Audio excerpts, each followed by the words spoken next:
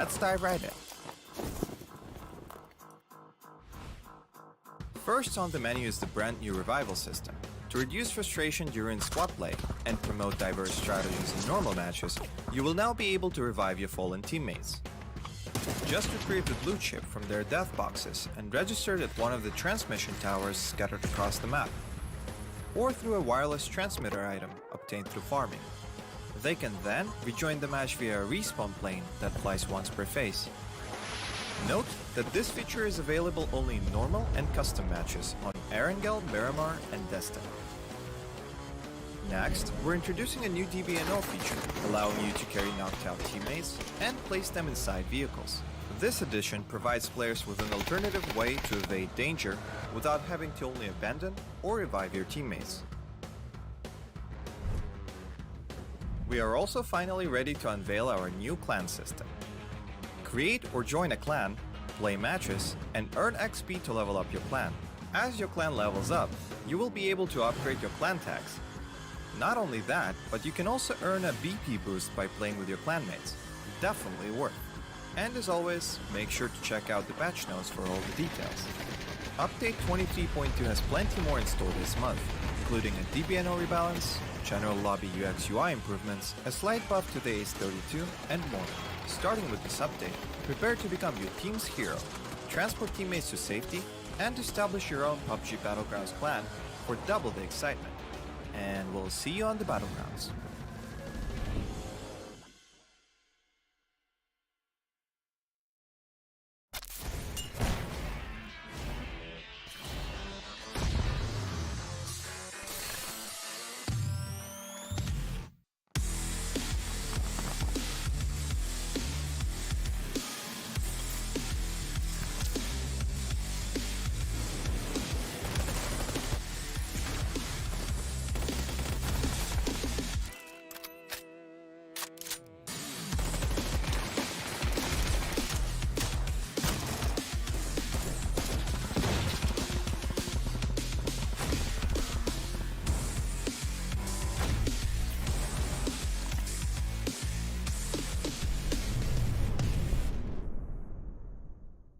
The latest game from Krafton and 5 Min Lab. Fast pace and full intense PvP action brawler game.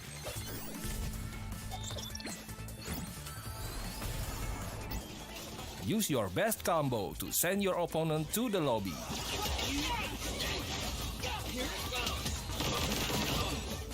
Select your legends and be the winner.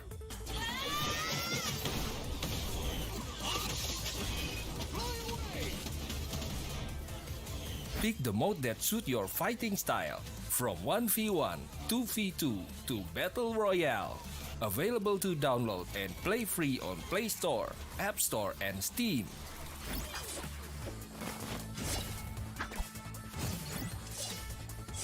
Let's be legends today!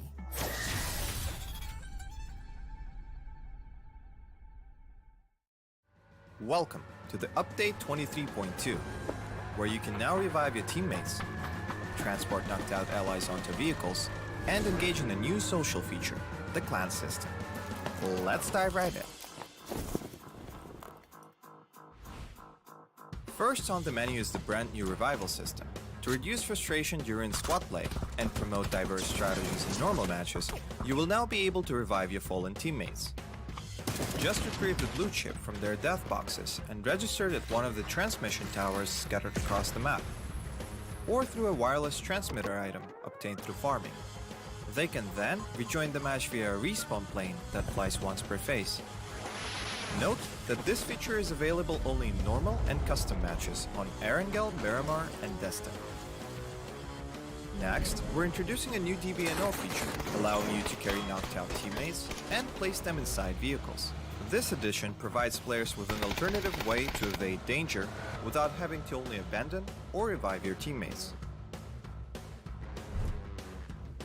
We are also finally ready to unveil our new clan system.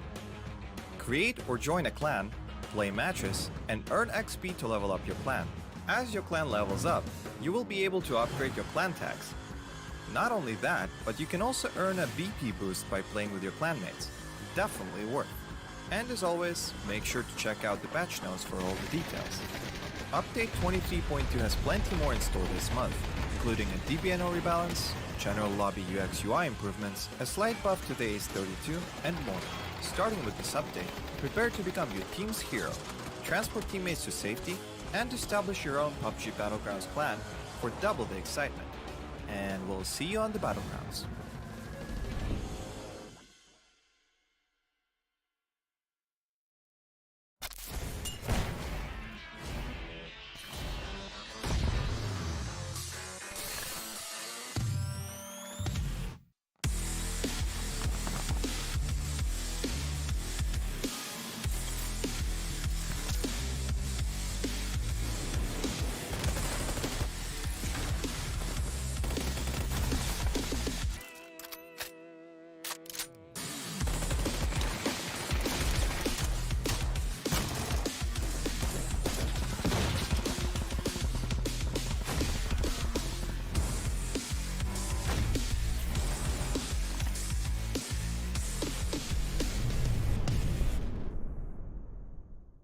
The latest game from Krafton and 5min Lab. Fast pace and full intense PvP action brawler game.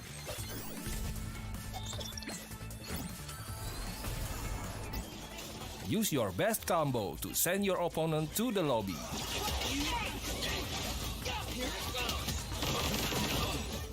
Select your legends and be the winner.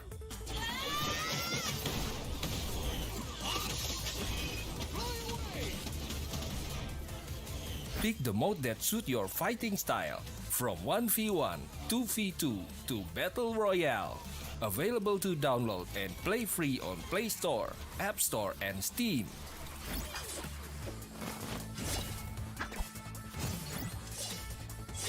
Let's be legends today!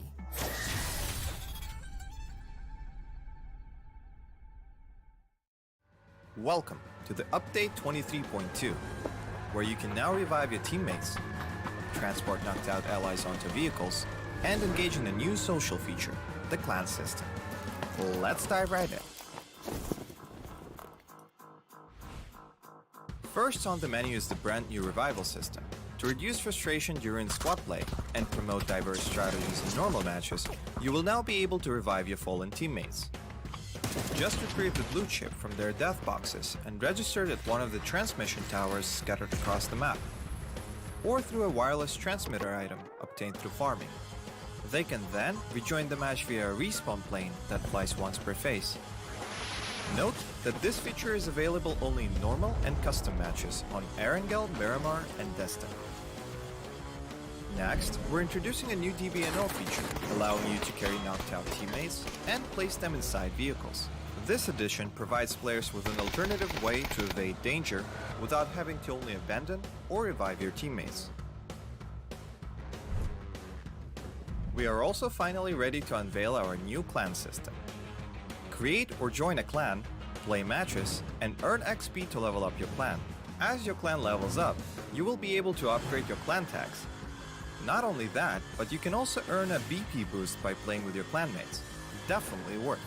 And as always, make sure to check out the patch notes for all the details.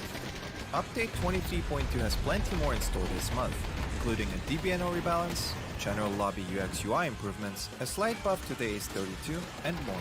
Starting with this update, prepare to become your team's hero, transport teammates to safety, and establish your own PUBG Battlegrounds clan for double the excitement.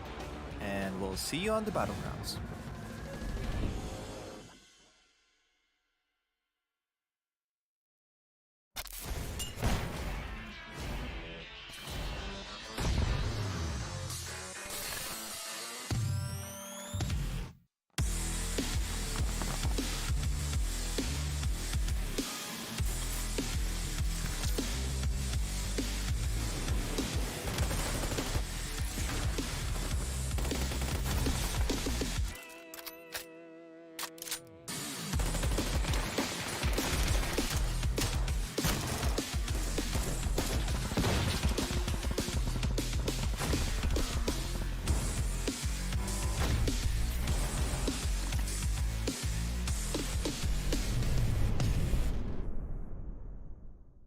The latest game from Krafton and 5 Min Lab. Fast pace and full intense PvP action brawler game.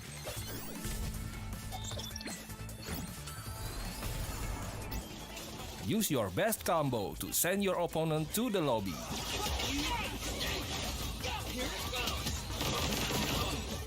Select your legends and be the winner.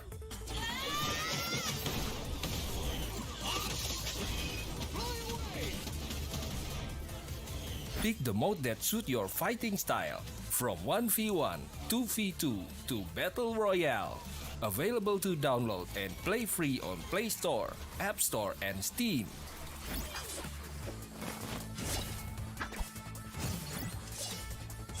Let's be legends today!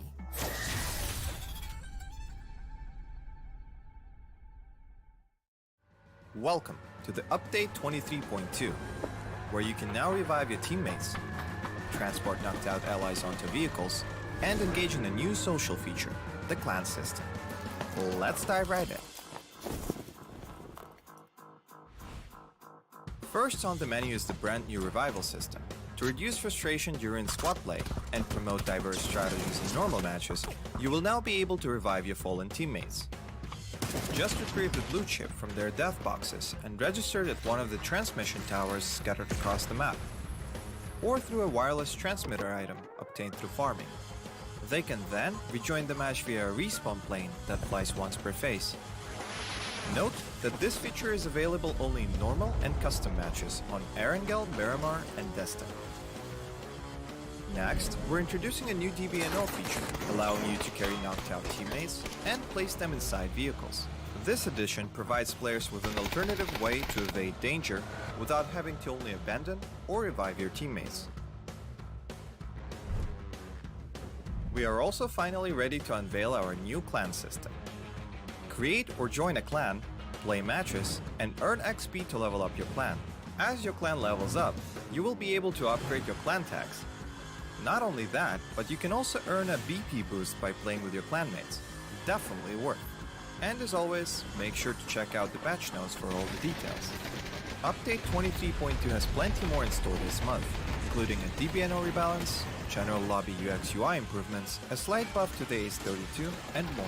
Starting with this update, prepare to become your team's hero, transport teammates to safety, and establish your own PUBG Battlegrounds clan for double the excitement. And we'll see you on the Battlegrounds.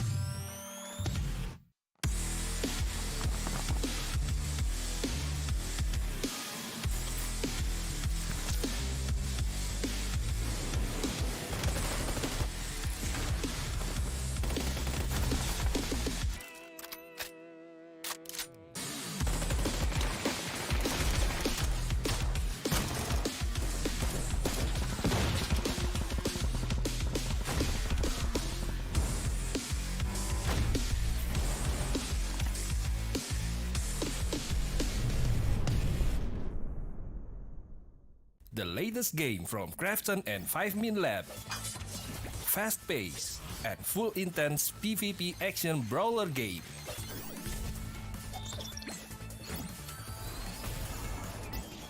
Use your best combo to send your opponent to the lobby.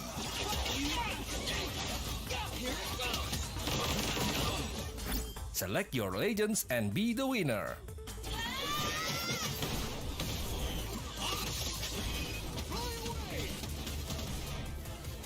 Pick the mode that suits your fighting style, from 1v1, 2v2 to Battle Royale. Available to download and play free on Play Store, App Store and Steam.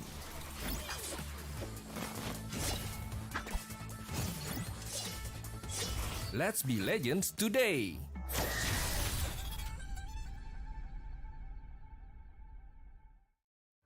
Welcome to the Update 23.2, where you can now revive your teammates, transport knocked out allies onto vehicles, and engage in a new social feature, the clan system.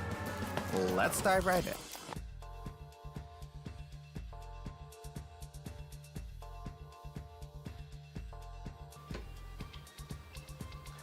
Welcome, ladies and gentlemen. We're back with the PUBG Asia Super Cup 2023 Summer Edition. My name is Victor Katz. Joining me here is Sir Cloud. We're going to be bringing you guys another jam-packed weekend of PUBG PC action because now that we've already finished with the group stage, you know what day it is today? Oh man, it is a Saturday. It is a Saturday.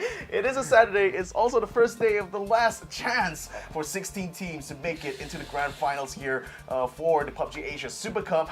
Are you excited, my man? Oh, I'm excited. I'm scary at the same time. I'm scared at the same time. I mean, this is the first time in this series that we'll see eliminations. But of course not today. It's going to be tomorrow. But who knows how far the gap will be today. Yeah, so as you guys know, after the end of day number 3 of the group stage, 8 teams have already secured their slot to the grand finals, and that means that there's still 8 more slots remaining, which means that the remaining 16 teams that did not quite qualify to the grand finals yet will still have yet another chance this weekend to fight it out for the remaining 8 slots. So as I said, only tomorrow we will see the eliminations happen, but I think today, it's going to be a full reset for everyone involved. The points are going to be back down to 0. I think it's going to be a brand new page here for all these PUBG teams. Yes, it will be. So even for like teams who didn't do well, like maybe they end up like at the far end of the overall charts for the past few days, it's their opportunity to reset themselves. And who knows, they might show up this time around. Maybe this is where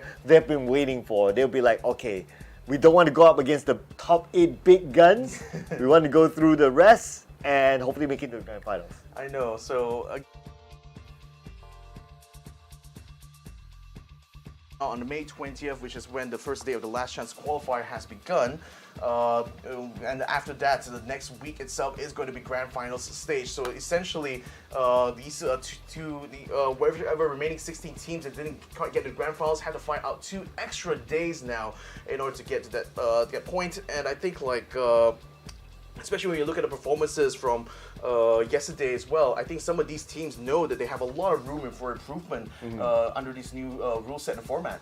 Yeah, speaking about improvement, they can improve as well by revisiting or reviewing back whatever happened over the past 3 days and learn from those teams, especially those teams who joined them in the last chance qualifier stage, and hopefully be able to come up with something big. Because it's only 2 days. 2 days equals to only 10 games. 10 games can run really, really fast, and they won't have any break time. It's going to be today, tomorrow, and we'll know who is going to join the top 8 into the grand finals. That will be happening next Wednesday. And next Wednesday, of course, it's going to be 5 days back to back. So all you guys, again, mark your calendars. It's the same time. It's going to be on the same channel, so you don't want to miss out on whatever that's going to happen on next week. But we're going to revisit again the format for you guys. Yeah, we alluded to this a little bit here. So remember, during the group stage, we had 24 teams at the start of this. We proceeded to split them up into groups A, B, and C of 8 teams each. And they fought it out over those 3 days of the group stage. And by the end of it, we tabulated the overall results of everyone involved. And only the top 8 in terms of points were the ones who made it to the grand finals first. So now we are at the last chance qualifier stage. So only 2 days of matches here. 16 teams are still going to be fighting it out. It's just a remainder of those who didn't qualify the grand finals, and out of those bottom 16, the top 8 will make it to the grand finals. So in a sense, you can kind of think of this format this way. There's an upper bracket of teams that have qualified directly to the grand finals, and now there's a lower bracket of teams who still have to fight out to earn their place in the main event. Yeah, so it's all about being in the main event. You want to end up there because that's where all the big cash prizes are at. And of course, our first place prize is going to take home the biggest prize of all. It's going to be $20,000. We're going to revisit that a little bit later, but this is going to be the challenge for all these teams here who are currently in the LCQ, because it's going to be elimination day tomorrow, so games will run out fast. But let's revisit again in case you just joined us for this season. This season we have the super rule, in fact, and looking over the graphics, the placement points, this time around, winner chicken dinner will only receive 10 points. It winds down to a 1 point if they're placed 7th or 8th, but if they are placed outside of it from 9 to 16, they will not get any placement points at all. And so far from what we have seen through the group stages is that the kill points are super important. Indeed, I think the vast majority of teams that actually qualified the grand finals had a significant amount of kill points involved in their part, and actually taken up a lot of those kill points compared to everyone else. So when it comes to this super rule here, it's the brand new format that Krafton has announced here that bridges the gap between the esports mode as well as the ranked mode and this competition here. Yep, and as we go along, we'll see more changes, more implementations into the esports. So I'm pretty sure about that. But of course, this is going to be it for now. So we're going to stick through this for maybe throughout this year even. So this allows players, since we have a standardization across the globe, now for these players, it will allow them to adapt as they prepare themselves for the next stage of this entire year-long series. But here it is, the prize pool that we talked about. The first place will receive $20,000 US. Second place will receive $15,000 US. Third place, $8,000 US. It winds down all the way to a 17 to 24 place that will only receive $1,000 US. But hey, everyone wants to get the prestigious $20,000 US. I mean, again, it's like $100,000 prize pool for this entire tournament here. So the lion's share of it will obviously be the one that all of these teams are aiming for. But it's good to see that even teams that may not be able to even make it, are still rewarded for their efforts as like a token of appreciation for their support of this event here. So at least they wouldn't be going home empty-handed. Not just in terms of prize money they will still earn, but I think it's also the experience here of competing under these new rules, especially being able to interact with a lot of other teams from other regions which they otherwise would have never encountered except in major international tournaments. I think it's a fantastic opportunity for all of these teams here. Yep, and speaking about the teams, here will be the teams competing in the last chance qualifier stage. We have Area 310, we have Attack All Around, Deadly Strike, Enter Force 36, EXO Clan, Global Esports, Xsset, New Generation Esports, New House Esports, Team Number 1 Call, Purple Moon Esports, PMA, Redsea Esports, SunSister, Theeerathon FIVE, as well as Unicorn Venom, who will be eyeing that top 8. But in case anyone falls out top 8, they will be eliminated and they will only be able to take home a prize money of $1,000 US. Indeed, they will. And out of these here, I mean, we got to talk about the teams that are on top when it comes to points here. New Generation Esports has so far been the best of the rest, being in 9th place overall by the end of the group stage here. One call as well. The International squad actually had a good bit of a comeback towards the end of the group stage there that allowed them to climb all the way up to 10th, and then you got positive mental attitude as well, showing that Taiwan is still able, still has a good chance here getting to the grand finals. These are going to be the match we're playing today. If you've been very familiar with this, if you've been following us since the group stage here, because it's literally the same rotation of maps. We're going to start off with 2 Miramas, and we have a Tego in the middle, which is currently my favorite map, and 2 Erangos to end the day. So it's going to be the same sequence, because it's put in a sequence whereby we're going to play 2 Miramas back-to-back and 2 Erangos back-to-back.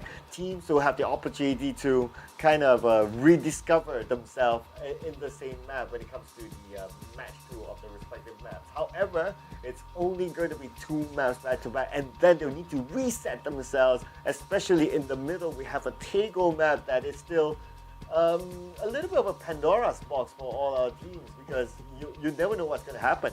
I think like the teams, over the last 3 days competition, at least had 2 runnings on Tego under the full set of rules. So I think they probably would have a bit of an idea from this point now about how to approach that map. But I think with the back-to-back format here for the maps, it allows them that space basically to improve themselves, iteratively as they play through. Let's talk about some of the teams here. This is actually one of the teams that's already qualified to the grand finals here, which is Archangel Predator.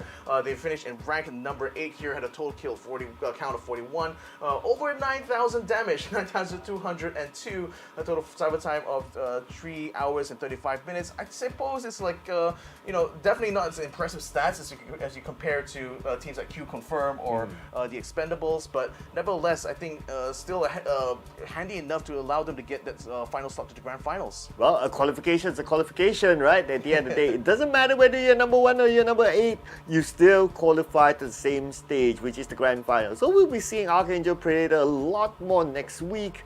And I must say as well, looking through their performance, they started on day number 2 and then they played day number 3. The first day when they played, wasn't that great for them. It wasn't the result that they wanted. But when they started their second day in the campaign, the first game they managed to get a chicken dinner. And from then onwards, they just remained fairly consistent, and that brought them up to a top 8 finish. So they'll be binge chilling for now. Yeah, they'll be binge chilling. They'll be watching the other teams play, and they'll be learning how the other teams play in preparation for next weekend or next week. Yeah, and I think crucially as well for Archangel is that the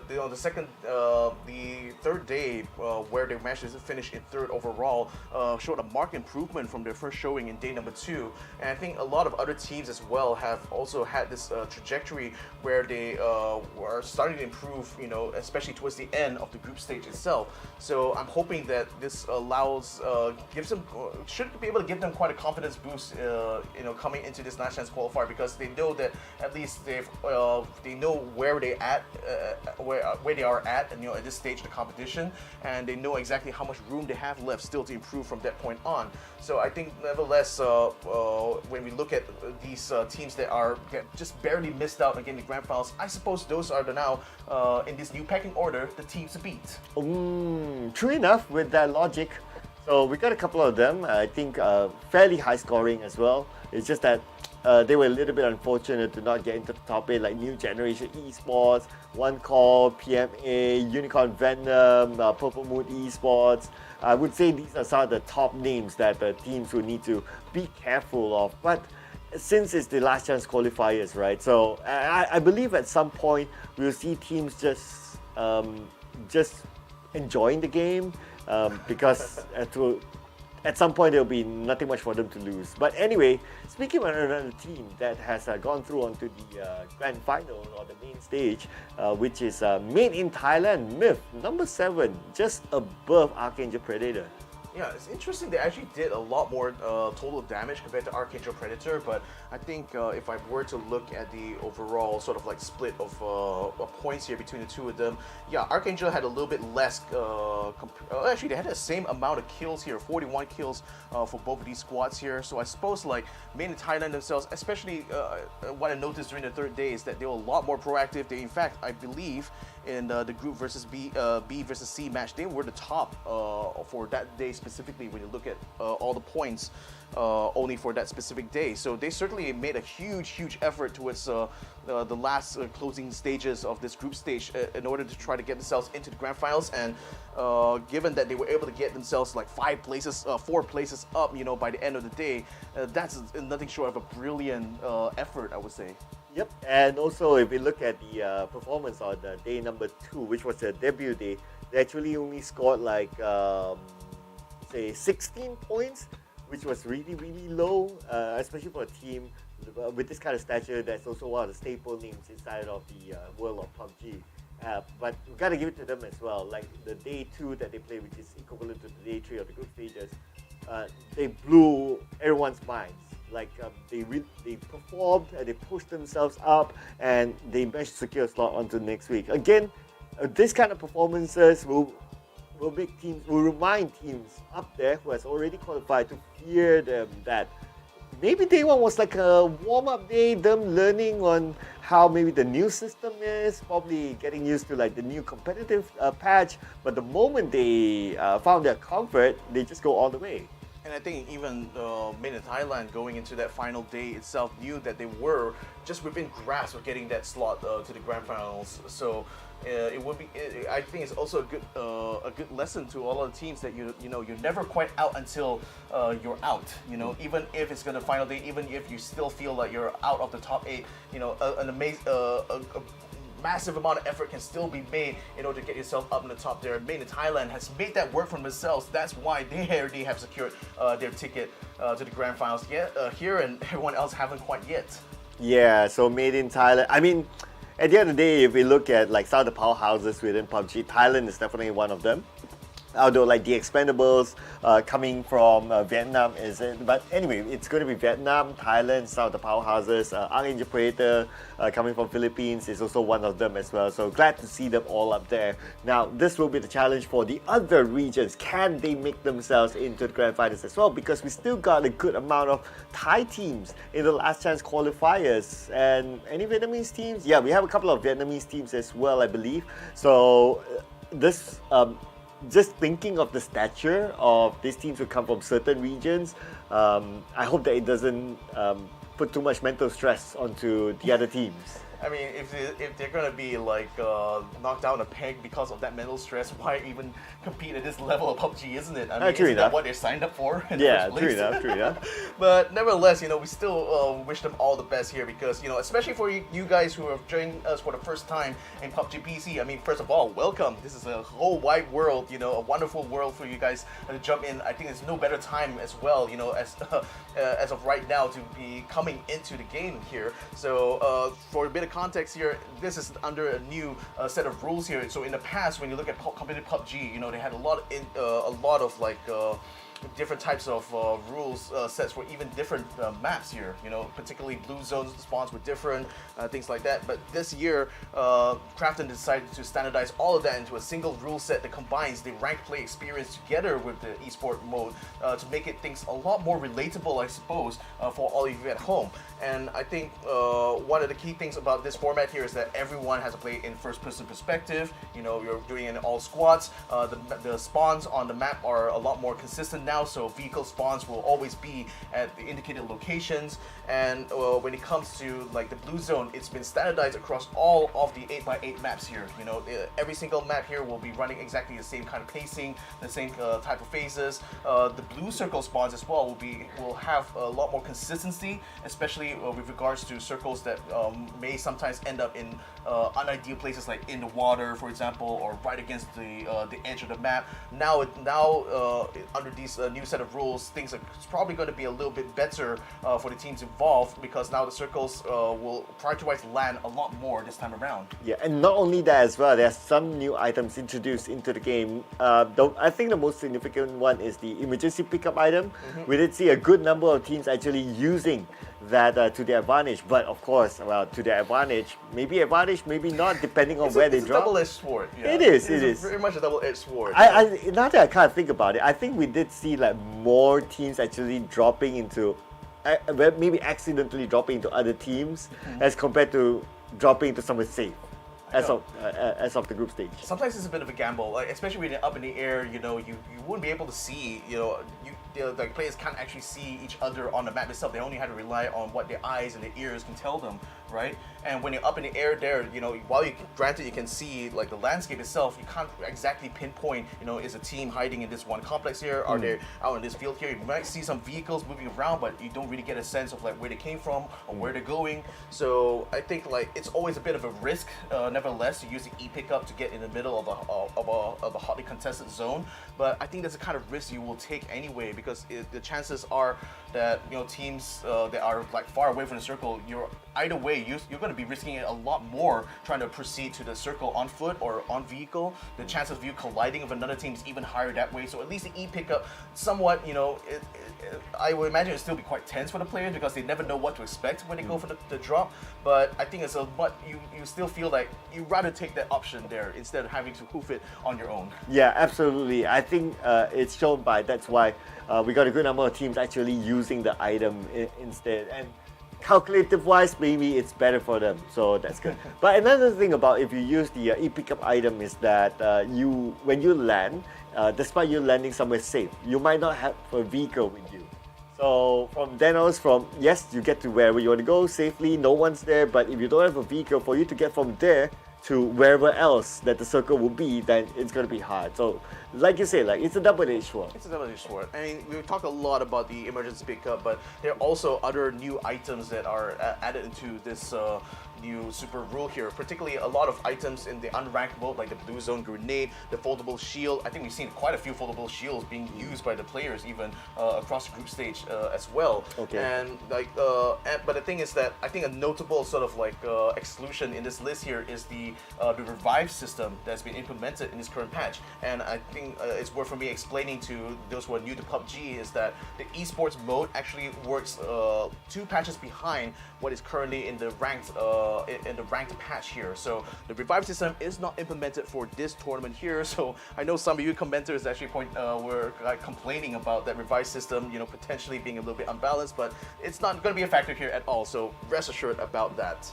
But you know what is going to be a factor here is that currently the clan mode inside of PUBG is already available. So with the clan mode inside of PUBG Battlegrounds available, you guys at home can actually band together with friends, whether they are newfound friends or whether they are your old friends. You can just you can band together, and by you collaborating with the clan mode, you're able to reap the benefits of getting rewards in game. So yep, do try it out and let us know in the comment section what do you think about it. Well, for me personally, I think this is a fantastic feature here. Again, you know, trying to find friends to play online can sometimes be a very daunting thing, and unless you're already in a really large Discord group or online group, it's sometimes very hard to find players, you know, they can gel with, that will be able to rank up together with. So I think having a clan system now makes it far more easier, you know, for PUBG players out there to find the right kind of team for themselves. And you know, who knows, you might even be able to make whole new friends now using this clan system here. So hope you guys really take advantage of this. This is an exciting new addition to PUBG here to go along with this new format here. I mean, I think I've been waxing on and off about this a lot throughout the group stage as well, but you know, the fact that a lot of these regions have combined now means that this is a new era of competitive PUBG now, isn't it? Yes, it is. It is. So that's why we see that throughout this year, there's like multiple official tournaments, and maybe you guys at home, who knows, you could be the next big star by qualifying from stage to stage and so on and so forth. Even like just before this, we just had the Challenger Rumble. I think that was like a month ago. So now we're here at the PUBG Asia Super Cup. We can see how much investment that the Krafton has for this league right now, and and this opportunity for you guys at the other day to show and be proud of your own achievements, especially if you're able to win. I mean, speaking with the people, you know, behind the scenes there, especially the representative from Krafton, you know, I get a sense that this is this era from 2023 onwards with the relaunching of the global series is kind of like a reset for them as well, because they've looked back at all the things they've done in PUBG over the last few years and realized there were a lot of things they could actually do to improve the experience, you know, especially for the players here who are, you know, very heavily invested. A lot of teams have been competing ever since the early days of PUBG in 2018 up till now, and have still remained strong in their support for the game and the scene in general. And I think this is now Krafton sort of like listening to the feedback from these teams, recognizing what sort of like challenges and struggles they may be facing here, and trying to find a way to, you know, streamline the circuit a little bit, you know, to let these teams have ample opportunities to express themselves, you know, to show that, you know, to represent their own individual regions, and just also be able to get good experience competitively as well. And with this new rule set, they also are re-looking into how they implement systems within ranked, you know, in comparison to the esport mode, trying to bridge the gap between the two of them to make things a lot more relatable. And I think that's a very important step here that PUBG has made so far. Absolutely, absolutely. And besides that as well, of course, there are some things that happen outside the game as well. Like there are some regions who have newly appointed partners as a sign of support for the game community as well. So yeah, I think Krafton is doing a really great job at this point. So shout out to the people behind the scenes for working this out. I know sometimes it takes it's not easy to get things It's not easy to just implement something like that because you have to take into consideration about the market and all that. But they still managed to do it. So it's great. It's a good celebration for the community. So for you guys out there, if you want to continue to support the game that we all love, that is PUBG, share out this stream and share it with your friends. Let them know that this is happening and maybe prepare yourself for the next series. Yeah, so as we are awaiting the start of the day here, we're a little bit delayed at the moment due to certain unforeseen issues here that we're certainly trying to sort out in the background. So I do apologize if this does seem a bit of a talk show right now because we're literally kind of buying a little bit of time now, just full disclosure. But then again, I'm still really excited to see how these 16 teams are going to try to fight it out here today in this last chance qualifier. But that will still have to wait for a little while because we're going to be taking a break while we sort out this internal issues. But when we come back, rest assured we'll be back with the action here at a last chance qualifier, so stick around.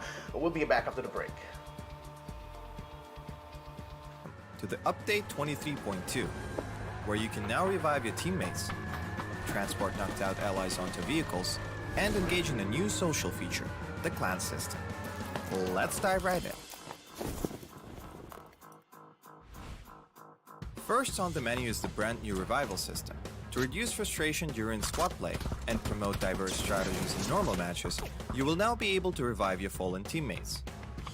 Just retrieve the blue chip from their death boxes and register it at one of the transmission towers scattered across the map, or through a wireless transmitter item obtained through farming. They can then rejoin the match via a respawn plane that flies once per phase. Note that this feature is available only in normal and custom matches on Erangel, Miramar, and Destin.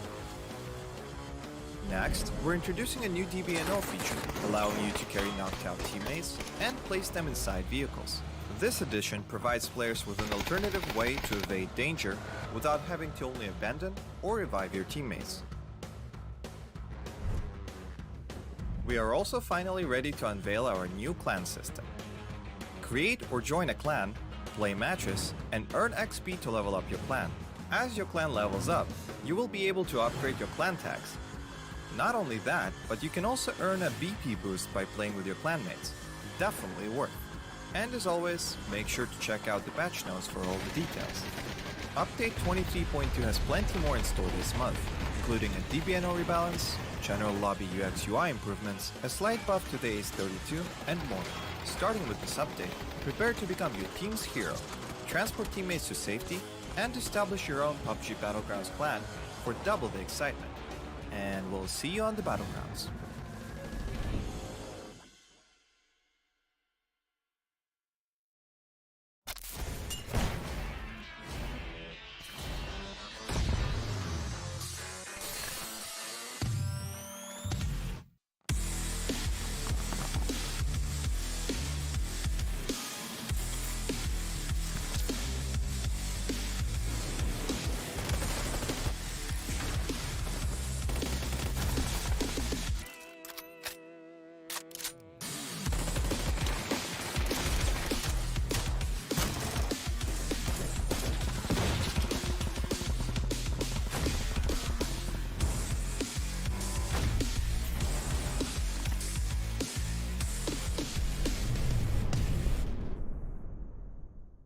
The latest game from Krafton and 5 Min Lab. Fast pace and full intense PvP action brawler game.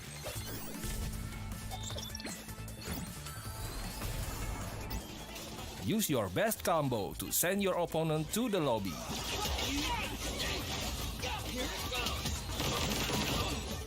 Select your legends and be the winner.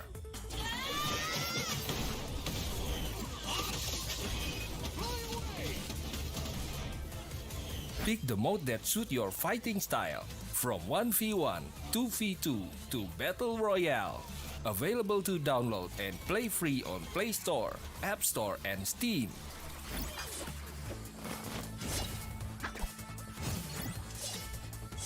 Let's be legends today!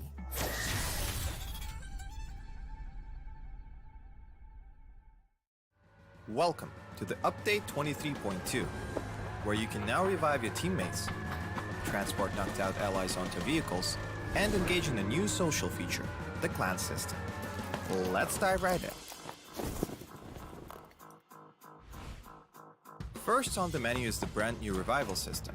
To reduce frustration during squad play and promote diverse strategies in normal matches, you will now be able to revive your fallen teammates. Just retrieve the blue chip from their death boxes and register it at one of the transmission towers scattered across the map, or through a wireless transmitter item obtained through farming. They can then rejoin the match via a respawn plane that flies once per phase. Note that this feature is available only in normal and custom matches on Erangel, Miramar, and Jester. Next, we're introducing a new DBNO feature, allowing you to carry knocked out teammates and place them inside vehicles. This addition provides players with an alternative way to evade danger without having to only abandon or revive your teammates. We are also finally ready to unveil our new clan system. Create or join a clan, play matches, and earn XP to level up your clan. As your clan levels up, you will be able to upgrade your clan tags. Not only that, but you can also earn a BP boost by playing with your clanmates. Definitely worth. And as always, make sure to check out the patch notes for all the details. Update 23.2 has plenty more in store this month, including a DBNO rebalance, general lobby UX UI improvements, a slight buff to the Ace32, and more. Starting with this update, prepare to become your team's hero, transport teammates to safety, and establish your own PUBG Battlegrounds clan for double the excitement. And we'll see you on the Battlegrounds.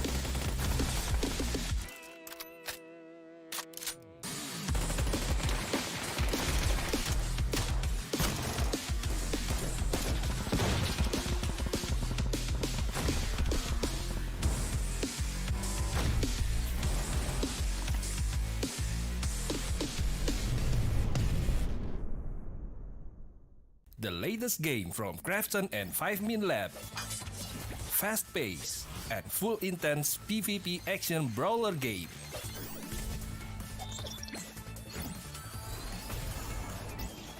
Use your best combo to send your opponent to the lobby.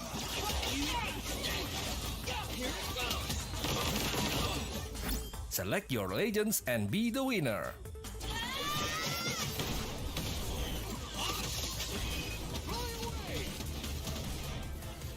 Pick the mode that suits your fighting style, from 1v1, 2v2 to Battle Royale. Available to download and play free on Play Store, App Store, and Steam.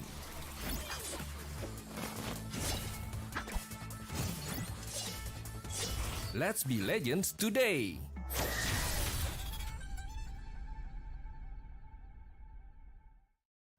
Welcome to the Update 23.2, where you can now revive your teammates, transport knocked out allies onto vehicles, and engage in a new social feature, the clan system.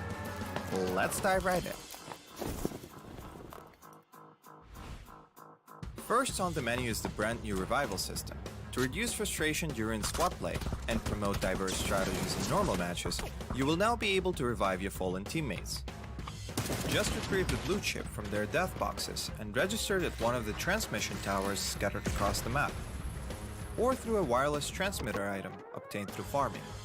They can then rejoin the match via a respawn plane that flies once per phase.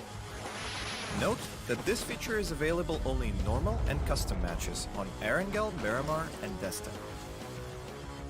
Next, we're introducing a new DBNO feature, allowing you to carry knocked out teammates and place them inside vehicles. This addition provides players with an alternative way to evade danger without having to only abandon or revive your teammates. We are also finally ready to unveil our new clan system. Create or join a clan, play matches, and earn XP to level up your clan. As your clan levels up, you will be able to upgrade your clan tags. Not only that, but you can also earn a BP boost by playing with your clanmates. Definitely worth. And as always, make sure to... Welcome to the Update 23.2, where you can now revive your teammates, transport knocked out allies onto vehicles, and engage in a new social feature, the clan system. Let's dive right in. First on the menu is the brand new revival system. To reduce frustration during squad play and promote diverse strategies in normal matches, you will now be able to revive your fallen teammates. Just retrieve the blue chip from their death boxes and register it at one of the transmission towers scattered across the map, or through a wireless transmitter item obtained through farming. They can then rejoin the match via a respawn plane that flies once per phase. Note that this feature is available only in normal and custom matches on Erangel, Miramar, and Destin. Next, we're introducing a new DBNO feature.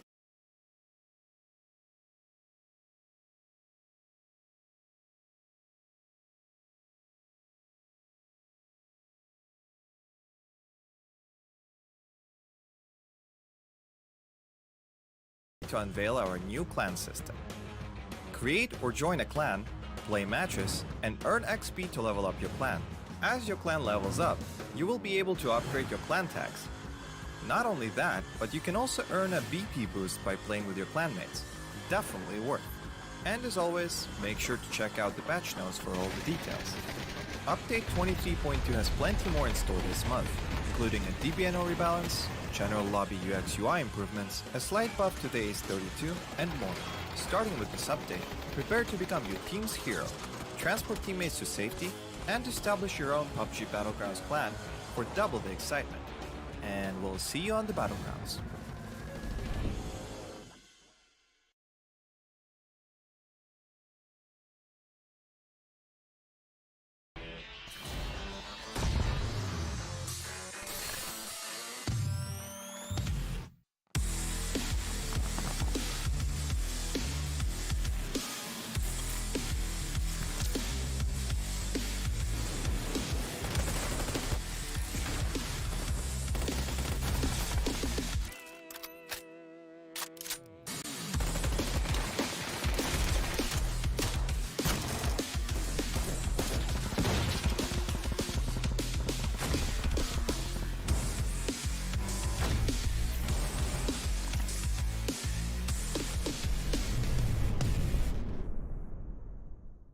The latest game from Krafton and 5 Min Lab. Fast pace and full intense PvP action brawler game.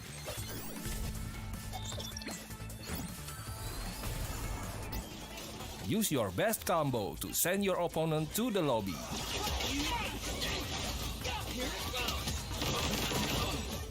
Select your legends and be the winner.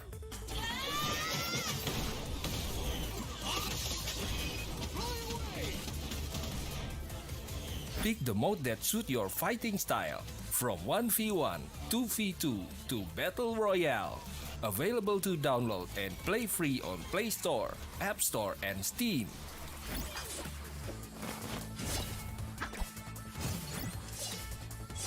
Let's be legends today!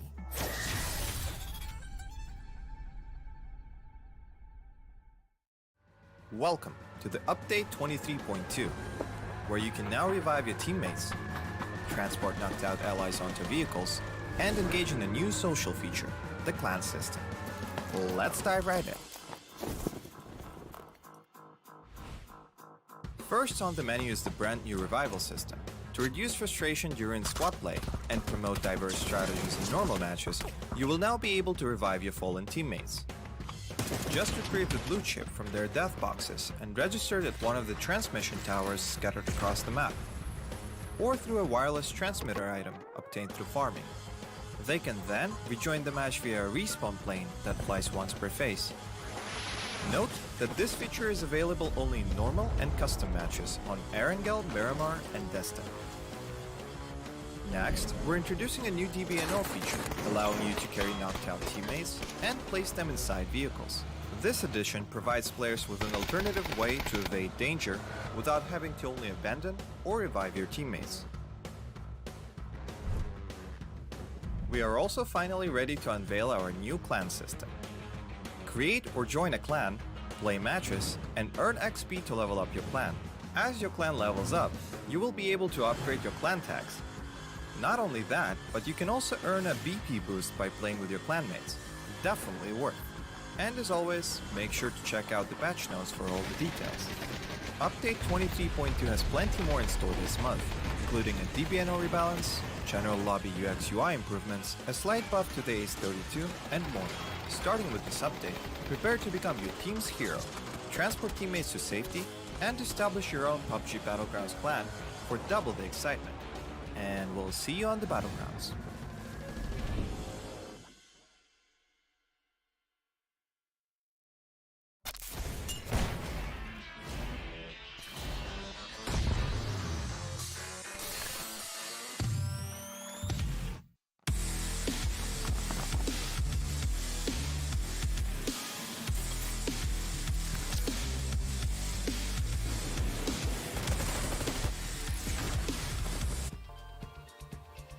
And welcome back, ladies and gentlemen. This is again the PUBG Asia Super Cup. We just had to take a little bit of a break there while we sort out some issues on the back end, but it looks like we should be able to get the match back up and running now, isn't it? Yes, we want to save the best for later. Not the last year, of course, but for later. Of course, this is the last year's qualifiers. But anyway, enter Force 36 gearing up for the last chance qualifier. It's going to be the first game, and it's always important for the first game for whichever team to set the tone because they can bring the momentum to the following games. We only got 10 games to play. It's going to be a very short last chance qualifier for it seems. I mean, it's even shorter than the group stage, considering all things here. You know, there's really only 2 days of chances here, 10 match in total that these teams will have to play. Now, granted, I think over the course of the 3 days group stage, you know, the teams effectively does play 10 rounds, but it'll spread out over those 3 days itself. This is a lot more intense, I think. There's less room for error here for sure. You know, make one mistake here today, you're going to be paying for it for the rest of this weekend here. But I still consider like the first match to be a bit of a toss-up, really, in the grand scheme of things. It does indeed, you know, set the tone for everyone involved, you know, and especially getting a good result here can certainly set you up a lot of momentum going for the rest of the weekend. With that all aside right now, ladies and gentlemen, looks like we are ready to take flight right now on Miramar. This is the first match of the last chance qualifiers here. Day number 1 is going to be a go. Yeah, here we go. Flight path from the left to the right, cutting across the middle of the map. So it's a fairly balanced kind of flight path. So far, from what we have seen, the hard drops from the group stage, Power Grid is one of the hard drops. Picado is one of the hard drops. I would say these will be the 2 main places. The rest of the other places, so far, we have not seen an early clash just yet. But, of course, this is a new set of teams that will be facing off against each other. So anything can happen. We might see a hard drop into somewhere else as well. Maybe even into like places like Chumasera will be very, very interesting as well. Los Leones, super huge town. Even if you see like 2 teams, 3 teams even dropping into Los Leones, well, there's still a lot of space for them to play. But anyway, here, early gunshots by MT, it did not connect. I'd say okay. It's just warning shots. I mean, it's just pistols anyway. EXO Clan right now getting the boots on the ground here. It's especially interesting to note that like teams like PMA and Redsea had kind of jumped out early here. It seems, but then like one call, Triple A as well jumped in quite. It's the flank! It's flank! Getting into a bump right now with New House Esports. He actually took out Ho-An in that. I think New House Esports is now coming around here to try to deal with the situation here, but Papa Zayed spots T1, actually T7, sorry, he's trying to run across with him on the motorcycle. Didn't get the knockdown though, so it looks like Redsea is now scrambling to try to get back to where Mr. Flank is, but I think they're a little bit spread out at the moment though. They did drop quite early on, as I mentioned, but it seems like they've dropped into quite a precarious situation here. Oh, Redsea Esports, a team that struggled last week, but this is a good start for them by Mr. Flank winning the fight with DBS, close quarters combat. That's going to be the first point of the LCQ given towards Redsea Esports. They'll be looking to revive their campaign here, and let's see if it can work out. But for New House Esports instead, unfortunately, they'll be the first team to lose a player. in match number 1. Well, anyway, they still have 3 players, so it's still possible for them to make that comeback. We've seen it time and time again. Even though a team that has 3 players, they are able to make that comeback. Yeah, so we'll have to give you guys an update later on about that situation. For now, let's see what Unicorn Venom is up to. Currently, they're held up near El Pozo. It is up in the northern side of the circle there. Not much resistance they'll be facing going on until that point. But then we'll see whether or not what sort of like movements they'll have to expect coming on here, because it's still a huge swath of area here in this next circle. But at least half of the teams are already in position there. EXO Clan, in the meantime, this is another team that has been relatively underperforming during this group stage here. There's been a lot of hope that the Australian squad here was going to be able to experience some success. That hasn't quite come to be yet in this tournament so far. But EXO Clan certainly will be trying their very best this weekend here, hopefully to get themselves a better target. Yeah, EXO Clan, I mean, a team that was the champions of the Rumble Challenger Series, unfortunately have to play the LCQ now. But now they have some action. MT versus Dap Blue. Looks like MT is doing a little bit of scouting work. Will he really crash into Dap Blue? Probably not. His teammates are nowhere near. So it's just more of information gathering for him. Looking at, but he's being forced to take this fight now because he's being shot at. I believe it was from behind or something. Might be behind, might be in front, but then regardless, the rest of EXO Clan will be joining him on here because NGE's Dap Blue is the furthest forward, I think, of the NGE clan right now. So we'll see whether or not EXO Clan will continue to try to take this fight. Looks like they will, going all 3 strong here. Actually, the whole squad is here literally to deal with this one man. So I think FIVE might not be in time to save his teammate here. That Blue, in the meantime, holding a shotgun, waiting for the door to open up. Oh, he's having a world hurt coming his way, though. Oh, runs straight. MT does get a knockdown on him, though. That Blue, double! And he does get the double onto them, but they do manage to mop it up there. Could have been a bad one here. And FIVE, of course, he was a little bit too late to the party. They're not able to support him in that regard, but That Blue only managed to get the knockdown, and that's the best he could do. Well, with that 2 knockdowns, probably the rest of NGE might want to crash in and take advantage of this. Don't allow time for EXO Clan to reset, but EXO Clan now managed to pick up 2 of their teammates, but will they have enough time to reset? Looks like it's going to be Cats with the knockdown to Fab. The rest of NGE, they are coming in.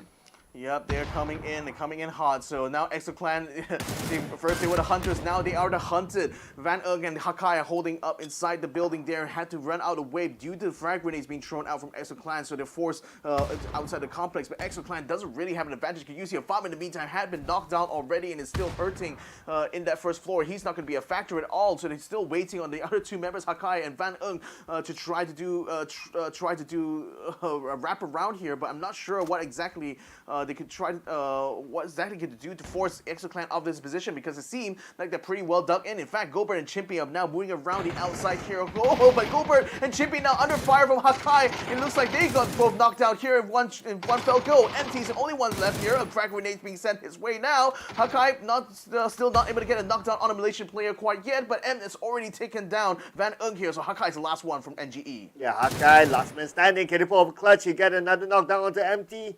Can he pull off a final one here? Can he do it? Oh no! It was so close! So close, yet so far. EXO Clan still stood their ground, and Cats clutches it for his team in that final fight there. Will be able to get the revive back into all of them and should be able to enjoy a healthy amount of loot, but that could have gone from a lot worse there for EXO Clan, got to say, but it looks like it's really great to see that Cats was able to get a good recovery just in the nick of time. It was a really close one. I was looking at his health. It's like he went down to 40%. I think maybe 1 or 2 bullets left onto him, and he'll be out. So that was a good shot there. But anyway, we saw the first team being eliminated, and it had to be EXO Clan, the team that I think before the start of this tournament had a lot of hope to at least get through onto the grand finals directly. But now it's only game 1. Not all hope is lost, but let's see if they can come back stronger. Yep, so Team No One and One Call actually almost getting to a bit of encounter, but it seems like No One, number one, has actually been able to peel away from this. It will be moving away from that position. Enter 436 as well. It's just arrived at this nice little complex here. Doesn't seem like there's going to be any resistance they will counter coming through this point here. Starlord though, he had quite the day of days really in the second day of the group stage. Hoping that he's going to continue to carry his team to victory here.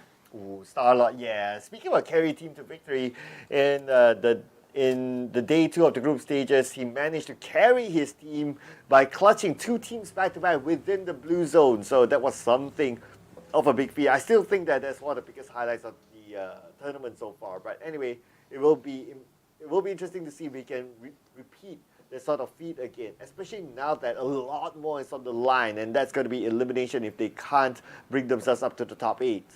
Now, Deadly Strike, another team that's going to be vying to show themselves here in this kind of competition, had a relative amount of success, but not quite enough to get themselves to grand finals, obviously.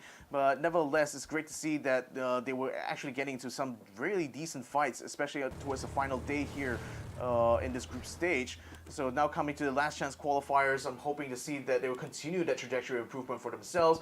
Global Esports Xsset now looks like they're getting a little bit too close for comfort for Dan Pablo, but Dan Pablo does have a bit of a high ground to use here.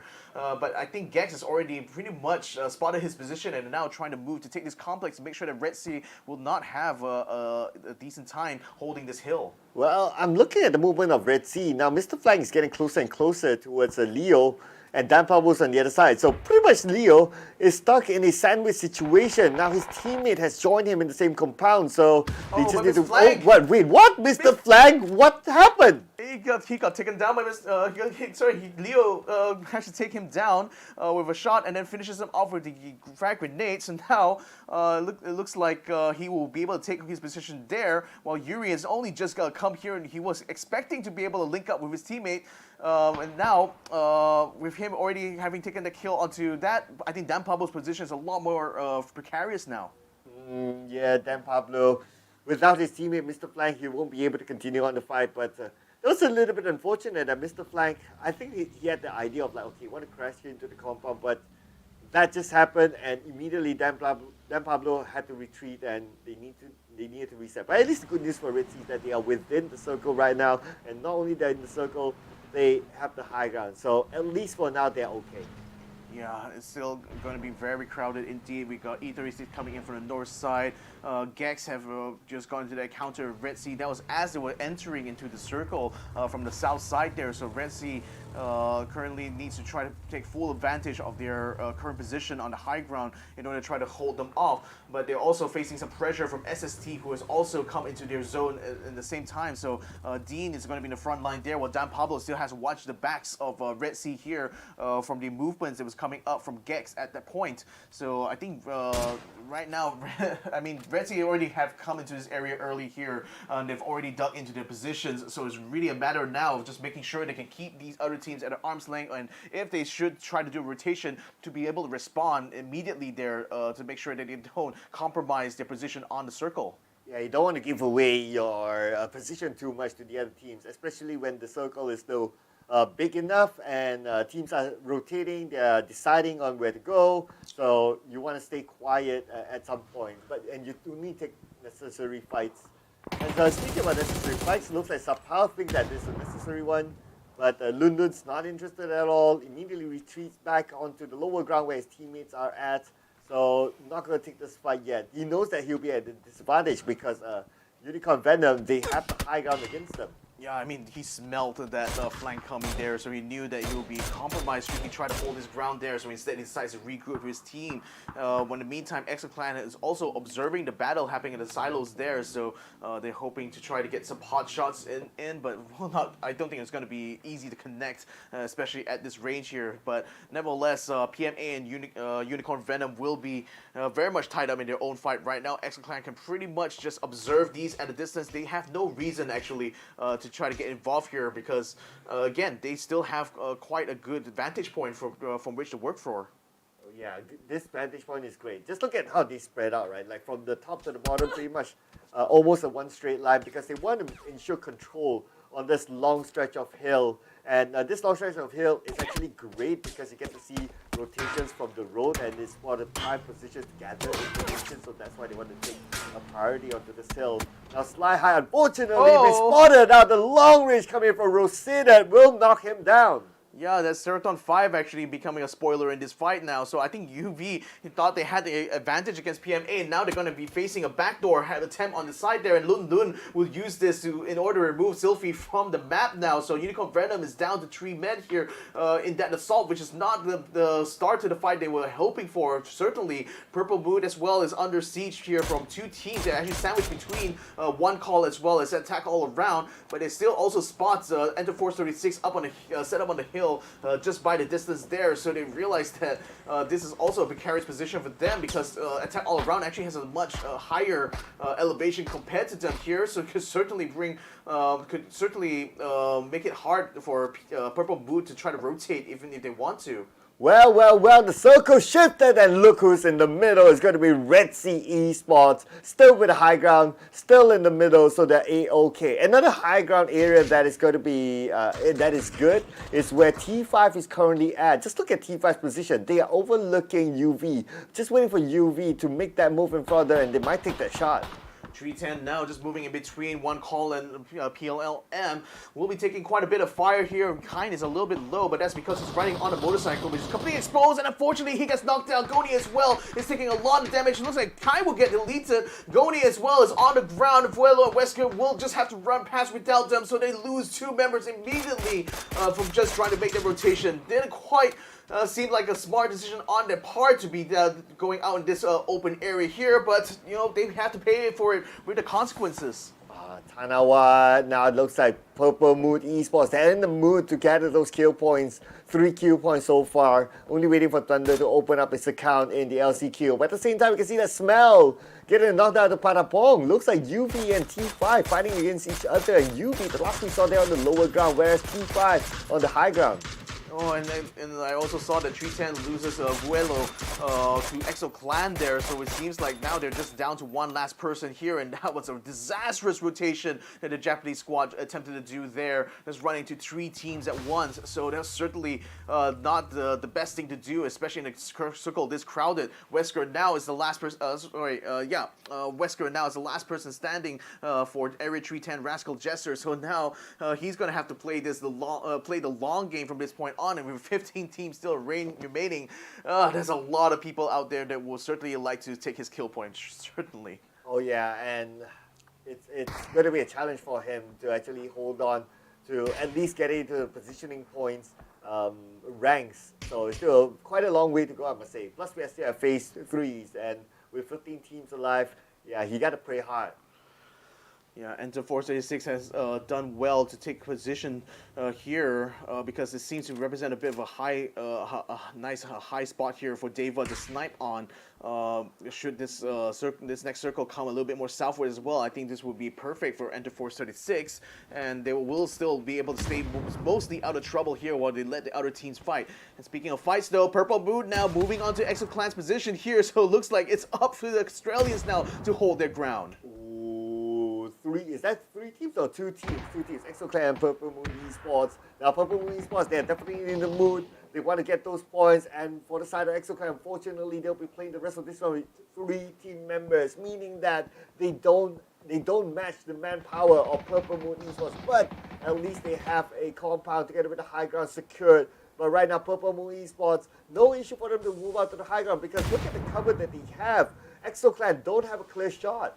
They don't, exactly. And Purple Boot has come up against them from an angle where they can't exactly pour some fire onto them. There's not a lot of windows that NT can use here in order to do that. Now he's going to be forced to try to take a revive on the back there while Purple Boot continues to rain down grenades. A frag and a flash has been sent in multiple rooms there. Fortunate that it hasn't quite connected on both MT as well as Gats, so it's still able to hold up in that building. But now Purple Boot is rapidly rotating here, going for the flank, trying to take control of the ground floor, which is Chimpy is the one who's going to have to fight them hand to hand right right now. Fluky is going to kind of run back Fluky. in. Oh! Down by Chimpy, who spots him through the gap in the door there. Now will be falling back up to the upstairs part. Purple Moon is now going to have to stop this rotation into the house now in order to get Fluky back up. Oh, Thunders. How are they going to do this right now? They need to really coordinate with each other. One person going in for the pickup, the rest of them giving cover. And yes, they have done it. Now the pickup will happen. But then again, look at the minimap. There's another team actually approaching. One call is coming in. They are observing the situation, waiting for the fight to start, waiting for the fight to end, and they'll come in. Yeah, and another fight as well. Okay, actually we're seeing the drone view on the other side there, so you can see that a lot of the members just are on the outside of this compound here, whereas PLM is still storming inside, trying to flush out EXO Clan from the first floor. Board boats and the rest of them now piling towards where the stairwell is. They're just keeping their eyes and ears peeled here, waiting for them to show their faces before pouring a whole hose of lead onto them. Empty's going to go to the door. Chimpy, unfortunately, is trying to gank all by 3 at once. Needs a knockdown has come out of that part. Purple Moon now trying to stabilize the situation here. They do eliminate Gas Empty, and Chimpy and EXO Clan will be out in 15th place. This could be the moment here for one call to receive the call to come into the compound. And there are 2 of them already here throwing the nades, putting pressure onto Purple Moon Esports, waiting for the rest of them to come. And now this could be the points that they want to steal away. For now, one call is coming in with a sort of, that's going to be Jaxi. Yep, Jackson now going for the entry here. He doesn't find anyone on the ground floor because everyone from Purple Moon has already gone upstairs. So he needs to, they need to all go up at once though, or at least be able to suppress them from getting up in the windows. Oh, Jackson getting close call there. It's Tanawan runs into him for the door. Oh, Jackson! Thunders goes for the drop from outside the window, takes him down to the garage door. Now Trick is still on the other side of the building. Here he comes through the doorway, only to meet Fluky with his shotgun, and will be taken down. Borbos finds Seymour around the outside, takes him out completely, and one calls Chibirit. He's gonna have to turn tail and run down because all of his team are now dead as a result of that failed assault. Oh yeah, Chibirit will say that, okay, nope, I'm not gonna have any of this. But the best part is, the interesting part is that if only one call, maybe you rush in like together with Chibirit at least, and maybe with one of the other player. Let's see. Okay, Chibrit. Maybe it could be a different result, but then again, Chibrit was playing support role. That's why he was covering on the outside. But Chibrit! Oh no, that was unfortunate. Fluky found him around the outside, and in fact, he would actually have bumped into Wesker if he wasn't careful. And I think Wesker might actually be thinking about looting him right now, but unfortunately, it's not a secure battlefield here because we got Global Esports Xsset actually making their way up the hill as well. So it seems like this has become quite a bloodbath there in this house. Which Purple Moon now is the one holding it at this point, but for how long can they hold on? Well, with all these teams just crowding around, trying to take them out of that hill. Oh yeah, number one, they want some of that as well.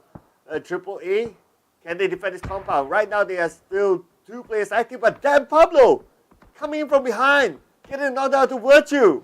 Oh man, and they got, remember, SST K9 as well, hanging by the cliffside, but it doesn't seem like you want to be involved in Triple A's little quandary here because they are surrounded inside the complex. They seem to be held down because of J-Dye being knocked down early on. Deadly Strike in the meantime doing a hurt onto Enter 436 as Deva has been taken out of the map there, so it seems like that battle is unfolding on the western side, while number one in the meantime still trying to hold their own here in this compound because even though they tried to assault on the Triple A by having Virtue 22222 taken out, now Mio is going to be alone here in his attempt to try to get onto Triple A. With SST now moving rapidly into the position, I think it's going to be really bad for Virtue. Molotov catches on the MIOU. Can he put out in time though?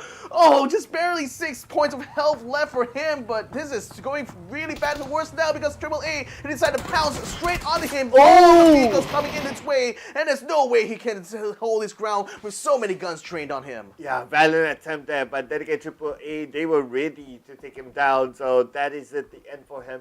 But we have now the top 10 teams. Only one more slot left for the team to not get a single placement point. That's going to be Deadly Strike. And now the placement points will start to accumulate over the time that the teams get eliminated. Yeah, they will. Up Chen, oh, just really running out the entire magazine, that mini 14 there, because he wants to finish off Imha should be able to do that. Don't know. Oh, let's see. Gets spotted by someone else and gets taken down. Runex actually saves his teammate there, Imha, from being able to be taken out. Now Global Esports is going to be forced to get a revive here, while Venom is going to try to catch Leo and actually does knock him down on the side there. So SST thought they were going to be able to get the jump on the Gex, but no. Look at how the turntables here. Global Esports Xsset now just putting SST under massive pressure. T9 will be taken down as well. I think SST's time is done. Yeah, and that's going to be coming in from Yuri with the AUG, getting knocked down. But for the side of GX, well, only one player left, I believe. Are they still in this? Yes, there's still one player left. Yeah, they're still in this. They still have one player here, but unfortunately, he may not be able to do much to try to revive them because they're all out in the open. There's no cover there, and you still have Feven running around that Jeep there, so he still represents a threat right now for Xsset. Yuri now under fire, now under pressure. He's going to try to pop a smoke, but it doesn't seem to be in the right position, though. It gets him under the car there. He sends a Molotov out to try to hold off Feven, but Imhak finds him for the side. Sweet, sweet revenge there onto Yuri as he eliminates Global Esports Xsset in 9th place. Okay, here we go. The fight's not over yet, though. We can see that SST still needs to get up onto the high ground, still needs to get into the circle, but T5 might be waiting for the only T5. Another team as well waiting in the shacks, but now moving over to PMA. Lun Lun spotted out his opponent there, tapped onto his opponent's Smell, and Smell still survives somehow. Yeah, I mean, he again still protected by that Jeep somewhat, even though his legs was a little bit exposed, but Lun Lun isn't able to connect too much with the vegetation, getting in the way of his crosshairs there. So I think Smell, though, he's still very much in trouble, though, because he can't quite maneuver out of area. That's why he has to pop the smoke now and hope to try to avoid PMA's assault from that point on. The Blue Zones continue to crowd around here as Wesker jumps in front of Triple A, gets two kills out there and gets elimination of Kaluza. What is this man made of? Oh, Wesker! My oh my, that was a compound fight. He managed to get 3. And here we go. Lun, beautiful shot as well to Smell. Yeah, Jankuwov will take out NHE, but I don't think they have actually found Wesker yet, even though he's already knocked out and eliminated one of their own. Rossetet also finds Dan Pablo and takes him out completely. Sao will get popped off there by Lun Lun as well, and now he's finding another member, Unicorn Venom, J-Ken, who is attempting to try to link up with them, and a headshot will come true for the Mini 14. Lun Lun eliminating the whole squad all by himself. 4 points for Lun Lun and his team. And now moving over to Redsea Esports, they do have the high ground still, and they have the circle. Look at this circle, it's pretty much on their side, but now the next challenge is to go up against the other teams who are currently on the lower ground. We got PMA at the closest at their side. Wesker, he's not done yet though. Runex will be knocked down. Runex will be knocked down, and Rosetet will actually steal the kill away from Wesker, while Feven actually picks off their fellow countryman there, and that will be 310 eliminated in 7th place. Attack all around, sending flashbangs of frag grenades into the building where SST is currently sold. And I mean, man, that's just a magnet right now for all these utilities coming in. Him hiding in the corner there, waiting for Janko up, but the smoke is making it hard for him to respond to whatever's inside the building right now. Can they actually find him in time though? Elsewhere, Scrut actually taking a lot of damage there thanks to the Molotov, as well as the shots coming from outside. Attack all around, very much finding themselves in a very tight situation here, with all of these teams just breathing down the necks. To make it even worse, there's a road in between all of these teams, and now it's a 50-50 in terms of road that they need to manage. But the next phase circle could change that. Let's see who's it favoring.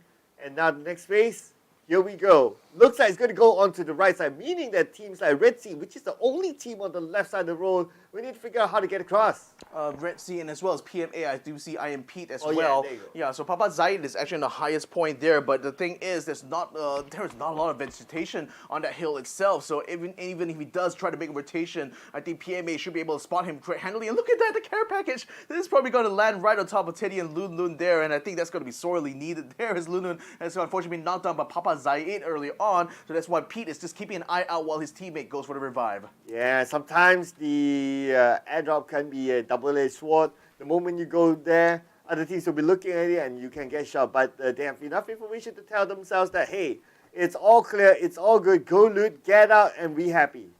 Yep, so Lundun now back up to speed, but he's still taking fire from SST from the distance. Probably will have to use the care package as a bit of cover right now. It sets up a smoke as well, so they can try to loot that under the fire from T5, who have meantime have been moving down from La Drillera and will be taking the northern side here, hoping to try to take a fight against PMA right now. It's Tanadol who is just running across the field here, trying to get to the tree as quickly as he can before getting his bandage up. So it's a bit of a brave maneuver here that T5 is going to try to do, and they're a little bit spread out as well on this side of the circle here. So they're hoping to try to take control of the northern side here to at least keep PMA suppressed and hopefully be able to take control of the complexes just down below. But NHE and AAA are already set up in those buildings positions there, so it's not going to be an easy fight here for T5. Oh, Papazae, look at this. He's just on top of the hill, just on top of PMA, but they're going to stop each other as Papazae wants to get across.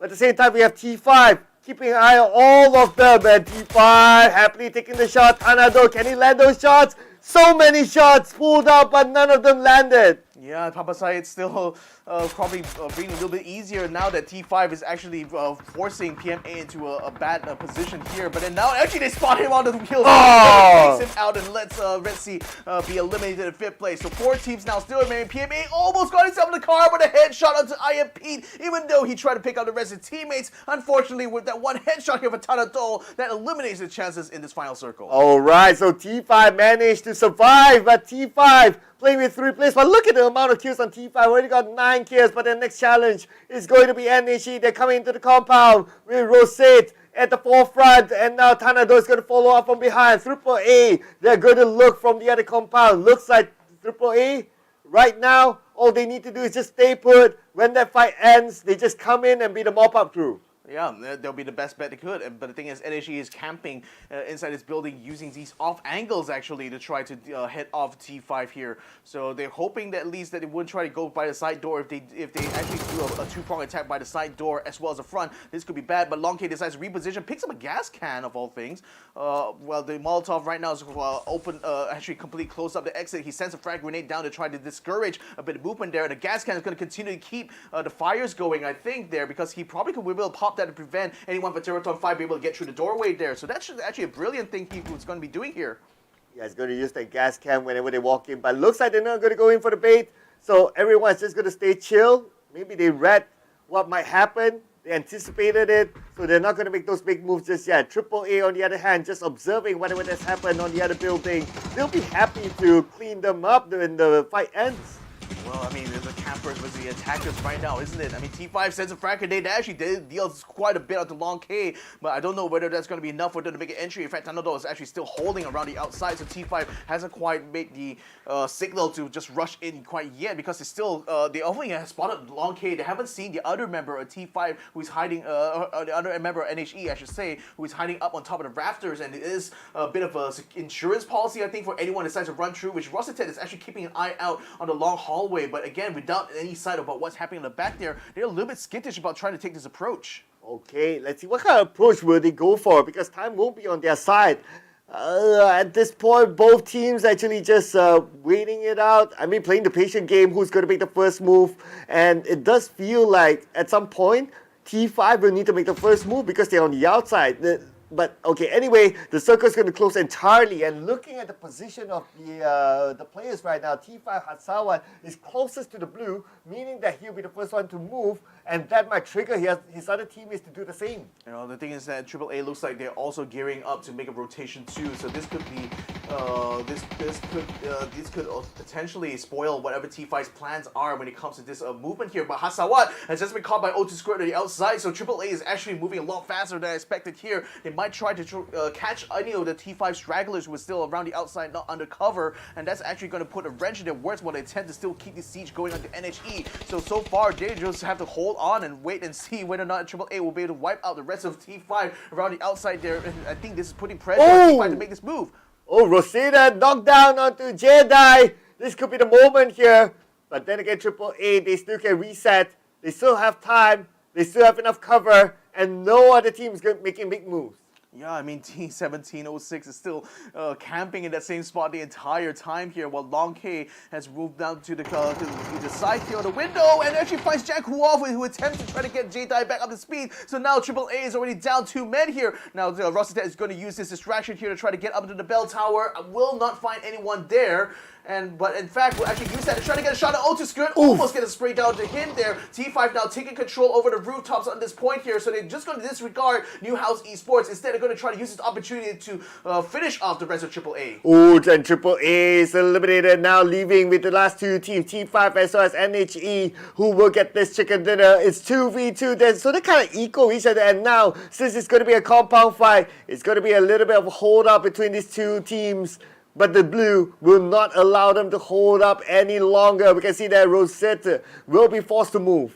Yeah, the thing is, it's still a 2v2 in this situation here. So whatever matters here, whoever gets that first pick off there is certainly going to get the advantage. But Long K, I think he might have spotted Rossetet. But at 17-07, he tried to move out in front and actually gets knocked down by Rossetet. The thing is that he's having help, but Long K doesn't have a shot onto him again. So Rossetet will be able to get himself up to speed now. He eliminates the last member there. Long K now has a hold up inside the building. I don't know, there's full frag grenades. Here we go! To pop inside, gets a knockdown onto Rossetet. Now leads Tanadol, who's still up on the rooftop there to see whether or not he can get a drop. But the circle, it's still going to be coming around the corner of the house there. I don't know how they're going to try to resolve this here. Either he's going to have to jump down from the roof, or Long K is probably going to have to huddle around the corner. The circle ever shrinking right now. Tanadol found the perfect position though to try to it's great for Tanadol. The blue zone is going to finish off Long K. Takes the wicket with a chicken dinner. Tanadol played it really, really smart. He went to the edge of the rooftop and he still has some room to play with. Whereas his opponent, no more space to run, had to tank out the blue. And obviously, during the ninth stage of this, ninth phase of the blue, it's untankable. Immediately be taken out by the blue. Tanadol, what a good calm move there.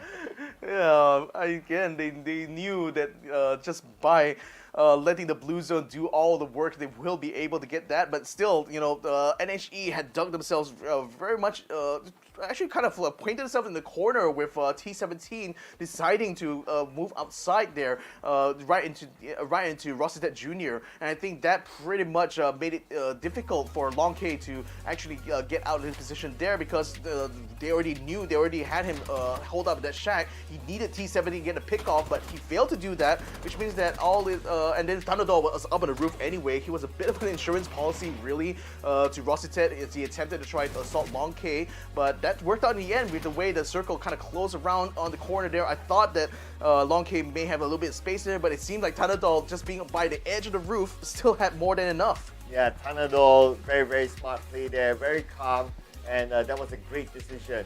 But other than that, I noticed that Purple Moon Esports, they managed to get a good number of elimination of kills overall as well.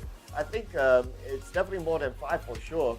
And despite them going out earlier than what we're seeing in the final stages of this game, they would have gotten in such a decent amount of points.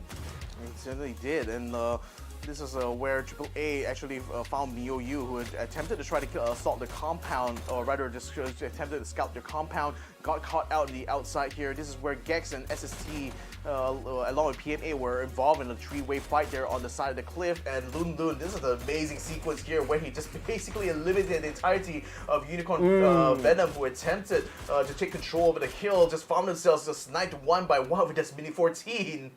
Oh man, that's devastating. I mean, it's just that one man eliminating your entire squad from a long range. They probably didn't know what hit them until, well, the feed came up. But this is T5 stopping PMA from moving, doing pretty much the same thing like how his opponent did earlier on. And during this final moment, it was a standoff. 3 teams standing off with each other, and finally AAA was the first team to make that move, and T5 took advantage of it, and leaving New House Esports and T5 to duke it out for this chicken dinner. And at the end, Tanadol smartly waited at the edge of this rooftop to get that chicken dinner. I cannot express how much of a big brain this is for Tanadol. I mean, to control the rooftop when he knew that NHE was camping inside of the building itself, and knew that, Long K was just holding to that little shed there, so that's why he took the rooftop. He could just just look down Yep. and basically spot him if he comes out the stairwell. So that was why T1706 was forced to come out there, because Rosstedt was already putting so much pressure on him. Rosstedt instead took him down, and that was where things, I think pretty much that fight effectively ended there for New Generation, because Long K couldn't move out of the shack there. Tanadol was up on the roof, so he knew that he could find at least the last bit of circle and stay out of the blue zone. And it was a blue zone in the end that finished off Long K, so much for the camp, I suppose. Yeah, well, I guess he was kind of deciding whether, okay, you want to go out and try to fight, but obviously if you jump out the window, then you'll be at a disadvantage. There won't be enough time for you to flick and go up, right? So he'll rather like, okay, let's just deny my point and get the chicken dinner and take the chicken dinner away. Yeah, well, big brains all around there for Theeerathon FIVE. And the first chicken dinner of the day is certainly going to be setting the mood for them now, because that's a massive, massive haul here for them, and certainly a good base for them to start with, you know, for the rest of today's matches here. So there'll still be another round of Miramar. Hopefully we'll be able to get you guys the updated scores when it's going to be live here. But for now, you know,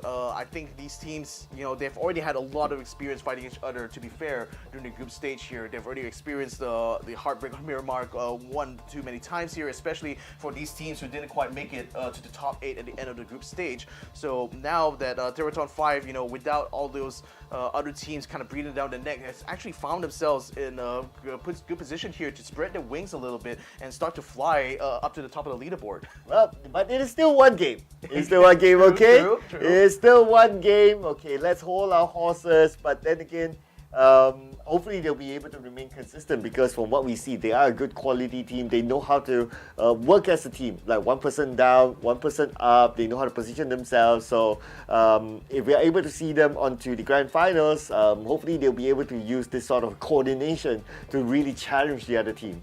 And just, I think just the instant kind of like, the instant it clicked, I suppose, for T5 was when they took control over the bell tower first, because they knew there was one location that is not being held that heavily by NGE, and that gave them the full access to the rooftop. So I cannot stress enough, like, just those kind of decision making is what you want to find in an in-game leader there. Just one who can read the situation perfectly and realize that, you know, okay, they knew that NGE was camping inside the house.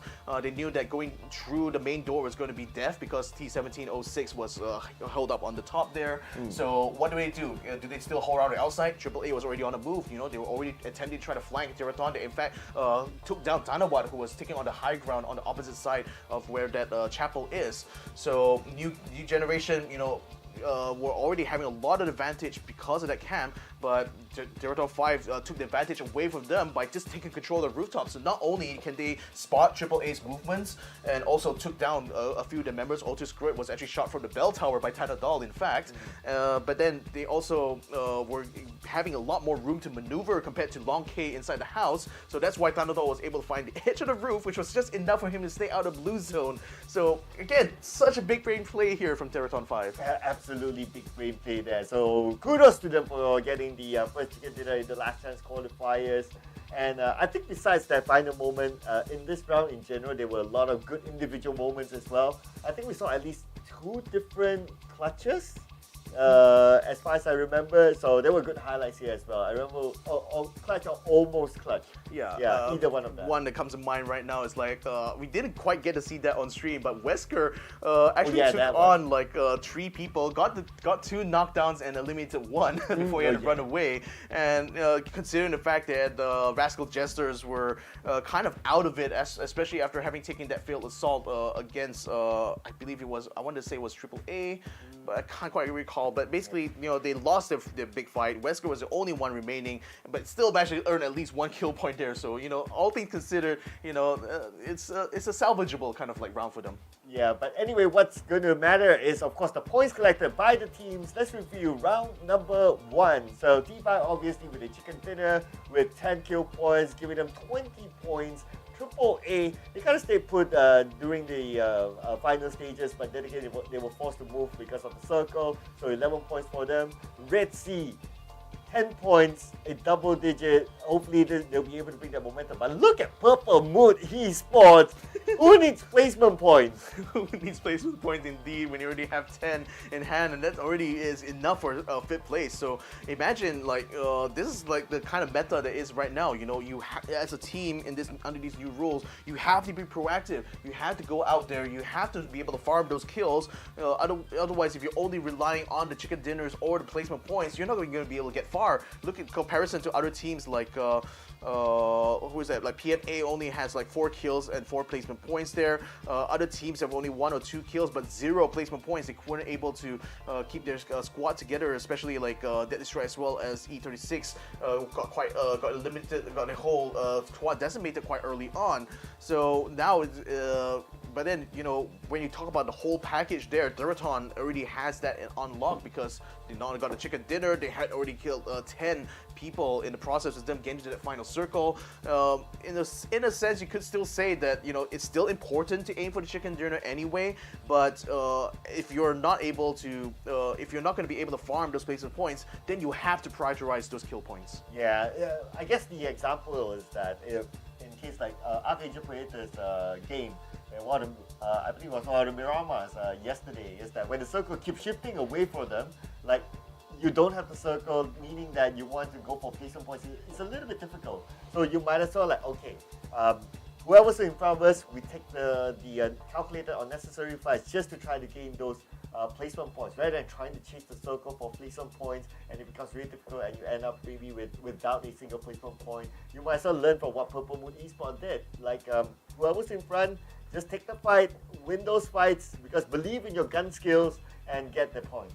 But even as teams like PMA and SST, and to a certain extent AAA had the experience as well here, was that you cannot afford to be bogged down too long by those fights, because the risk of having a third party enter is way too high. So in essence, like even if you want to try to camp certain complexes there, you know, is I guess like for the campers specifically, their goal is going to be try to delay the assault as much as possible. Whereas like if you're the assaulter, you need to be able to make the move quickly and wrap up the fight. Otherwise, you're just only going to attract more attention.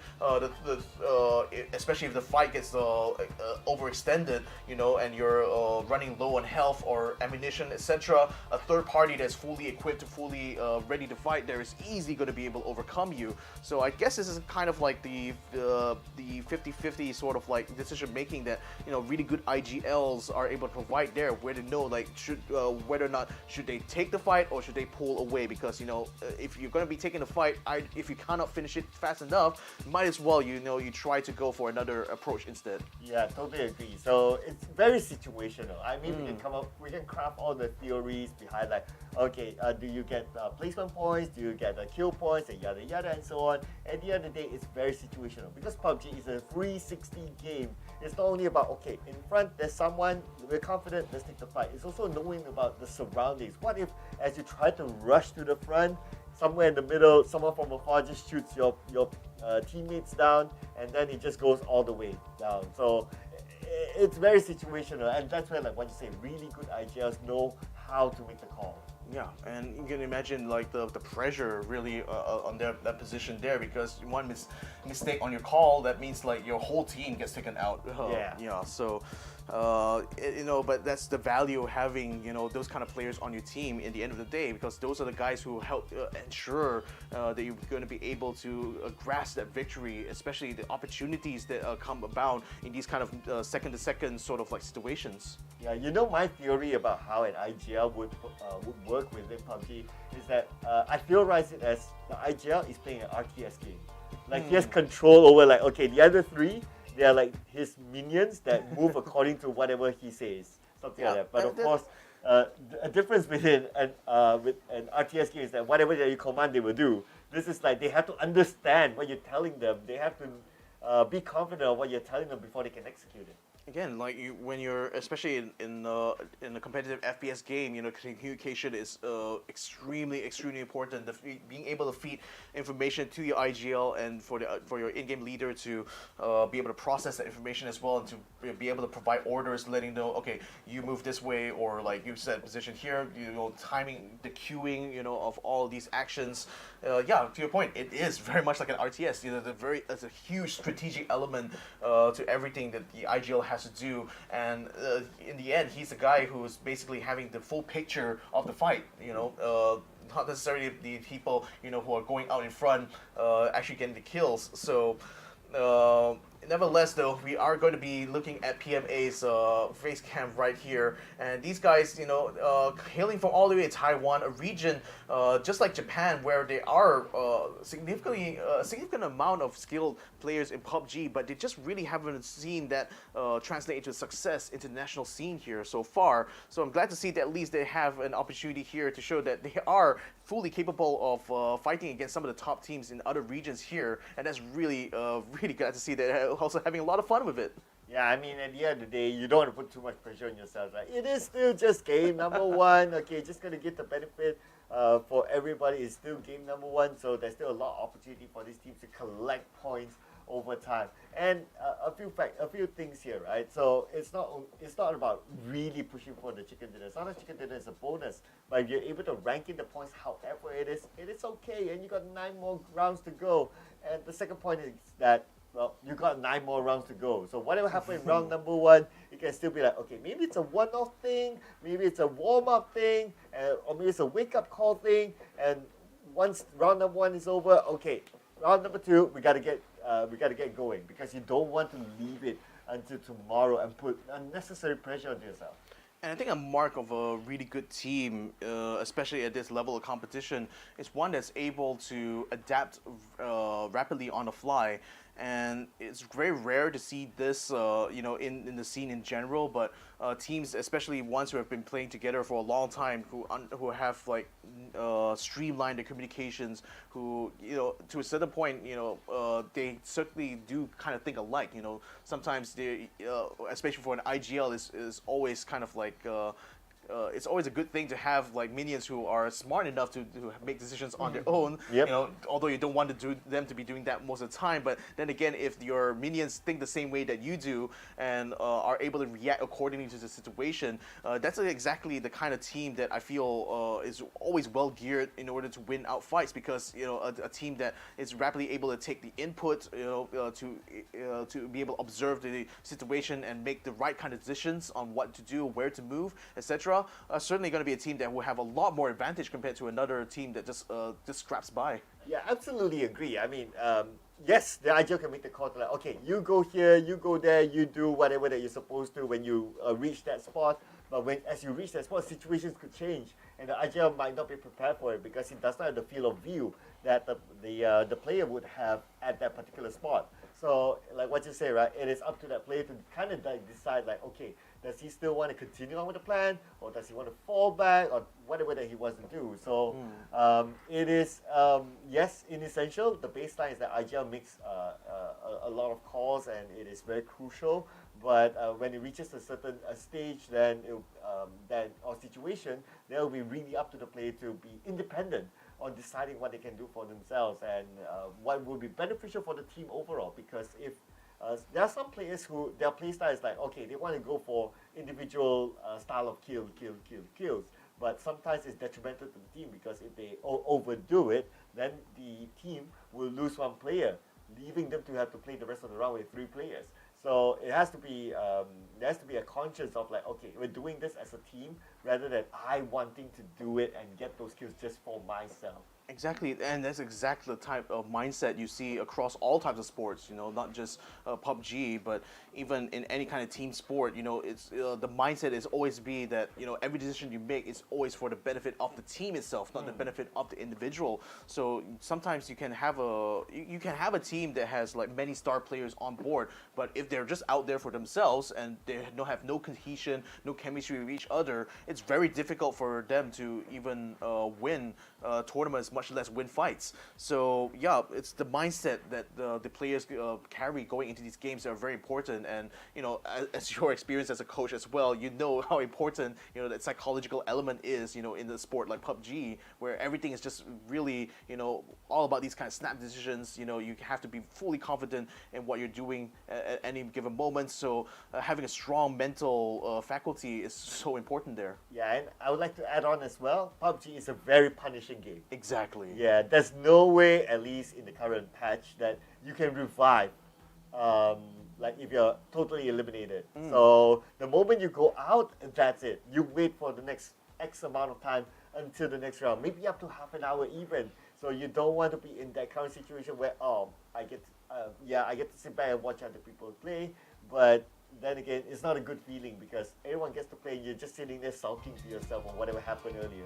I know. So we're still a little bit delayed in getting our next match up, but rest assured we still will be able to get things up to speed because I believe the teams are already inside the lobby. We're just waiting to be able to make sure everything is tip-top and ready for this next match to go. It's still going to be on Miramar once more, so I think having already seen what these teams have done in the first round here, expecting to see some adaptations to kind of happen here. But speaking of which, you know, are there certain teams you felt could have done things a little bit better from what you saw, what we've seen so far in this first match, or you know, even throughout the group stage so far? Is there anything kind of like stuck out to you in particular?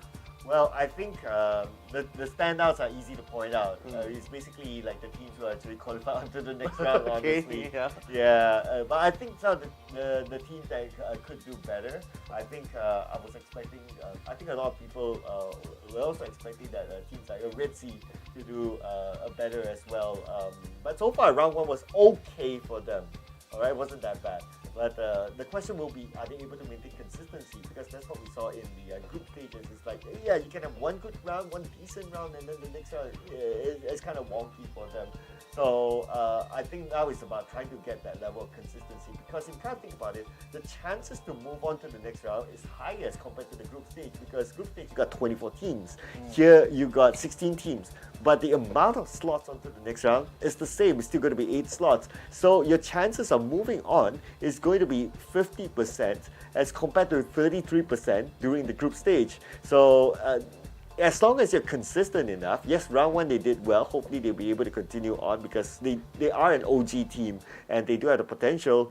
Would like to see them move on as well to the grand finals. Yeah, so we're having a look at SunSister here. Got themselves in quite a few good fights actually throughout the whole week.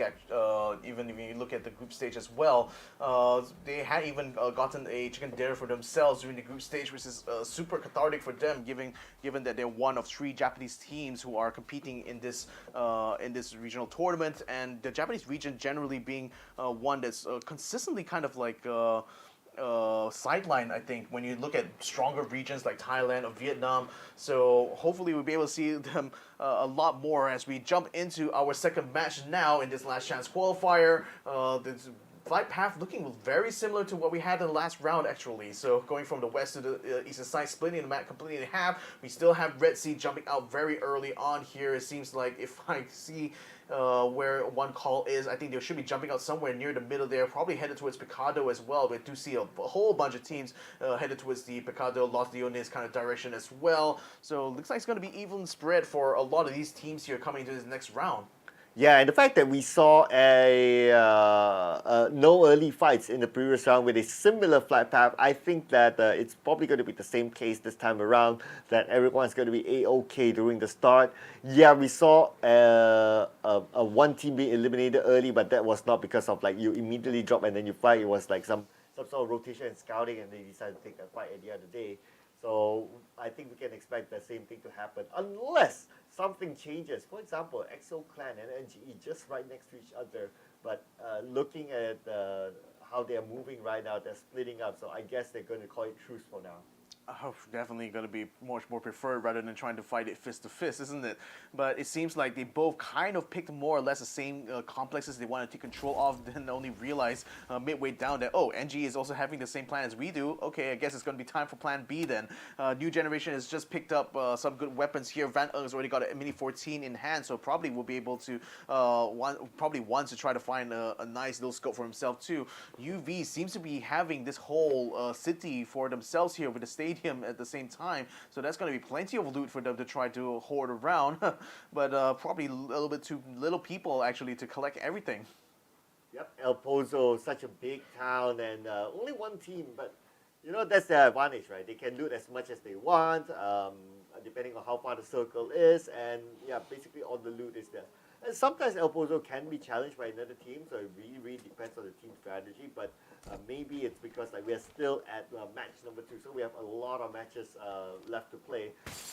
Probably some of the teams, or a lot of these teams, don't want to take that risk of really challenging other teams for now. And now we're able to get a good view of the circle. It's going to be a nice, kind circle in the middle of the map. Yeah, so no water to worry about. It's certainly going to be advantageous here for One Call and AAA because they haven't had to move too much. They can focus a lot more on farming and hopefully be able to keep some teams coming into this way. Redsea decided to take to the northern side. We got Dean all the way onto Alcantara, so they're going to have to make a long distance trip down to the center of the circle in order to do so. One Call in the meantime continuing to farm. PMA is right on the edge of this circle here. Right on the edge of the town, really, and spread out quite a fair bit as well. I don't think we've been having any hot drops quite at this point right now. I think teams are just taking the safer route, as it were.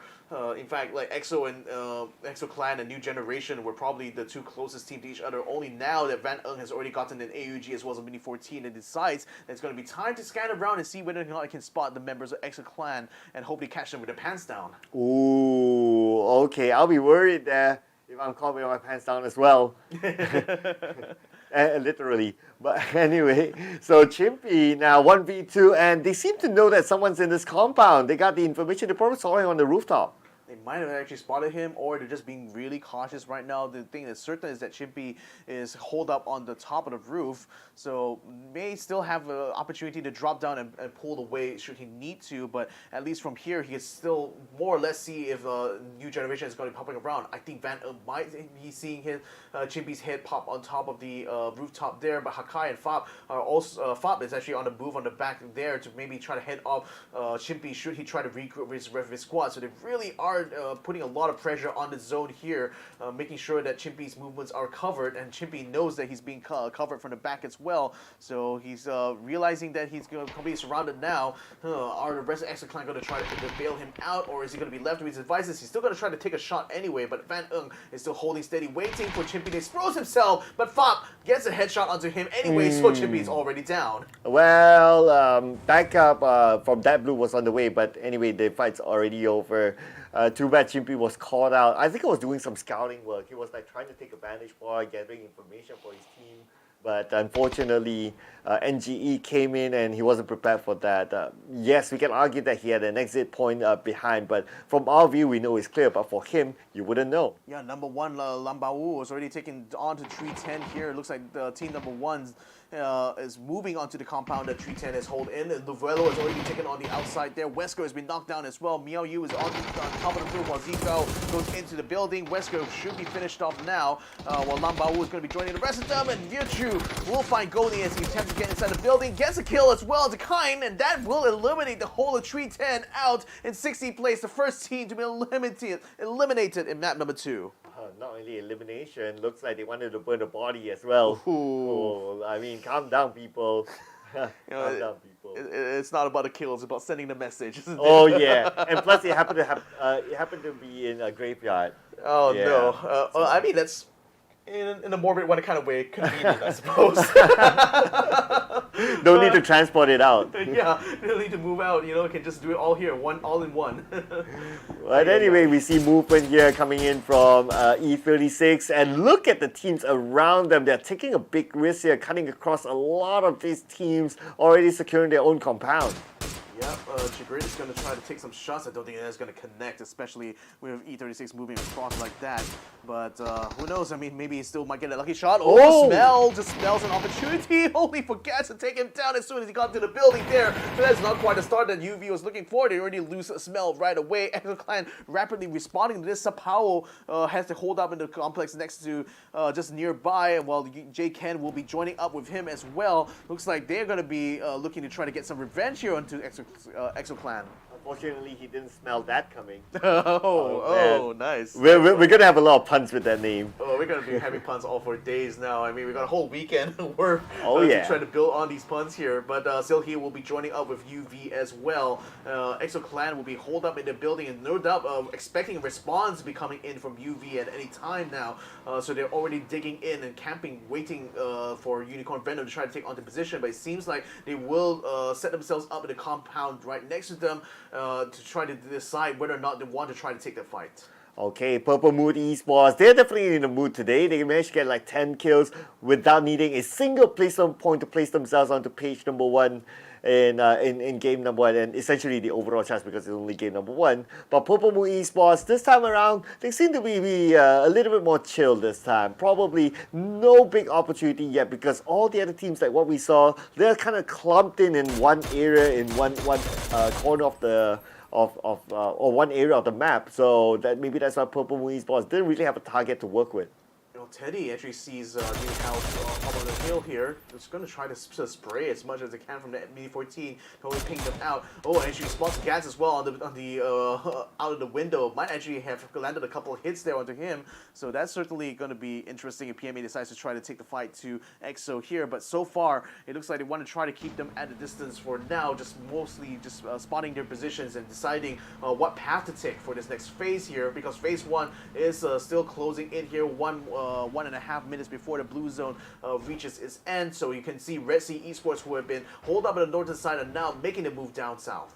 Redsea Esports still alive though. I believe they're currently in the circle, but maybe playing by the edge of it. Looks like they're going to play a little bit safer this time around as compared to yesterday. They like to go all the way into the middle of the circle, and that kind of didn't work out for them. I believe it was 2 days ago anyway. But it's nice to have a reset and a shift of strategy. If you tried something that didn't really work, it's always good to realize that and try something else this time around. Yeah, attack all around set up by Picado here is right next door to where UV is, and looks like they want to try to eliminate any possibility for them to use vehicles in the area, which is a good call on their part. So that means that they were going to be holed up in that complex a lot longer, a lot longer now. Purple Mood taking up on the hilltop here. Thunders has a good view over Picado from this position, so should be able to spot any movements coming from their side. Anyway, Fluky conversely is feeling the pressure coming from Theeerathon FIVE up on the hillside, so he's looking to try to reposition himself actually to try to meet that threat head on. Ho-An is already on the car right now, being spotted by New Generation's Van Ung, but he's not going to be taking any fire onto him. In fact, he just wants to kind of see where exactly New House is going to be moving themselves towards. This next circle here is going to be coming up soon. That moves right onto Picado Power Grid, it says Monte Nuevo, so that actually works out well for the teams we have just hold up here at the moment. Yeah, and I really like the position of Purple Moon Esports in this current circle because they're on the high ground just on the right side of Power Grid, and that's one of the highest peaks within this circle. Very, very strategic indeed. They can observe teams moving around, they can take shots if they want to, and they can decide on when to go down. They can decide a little bit later when to go down because they're in the circle, obviously. And coming down from a high ground is always easier as compared to like you going up to a high ground instead. So that's a good advantage that Purple Moon Esports has.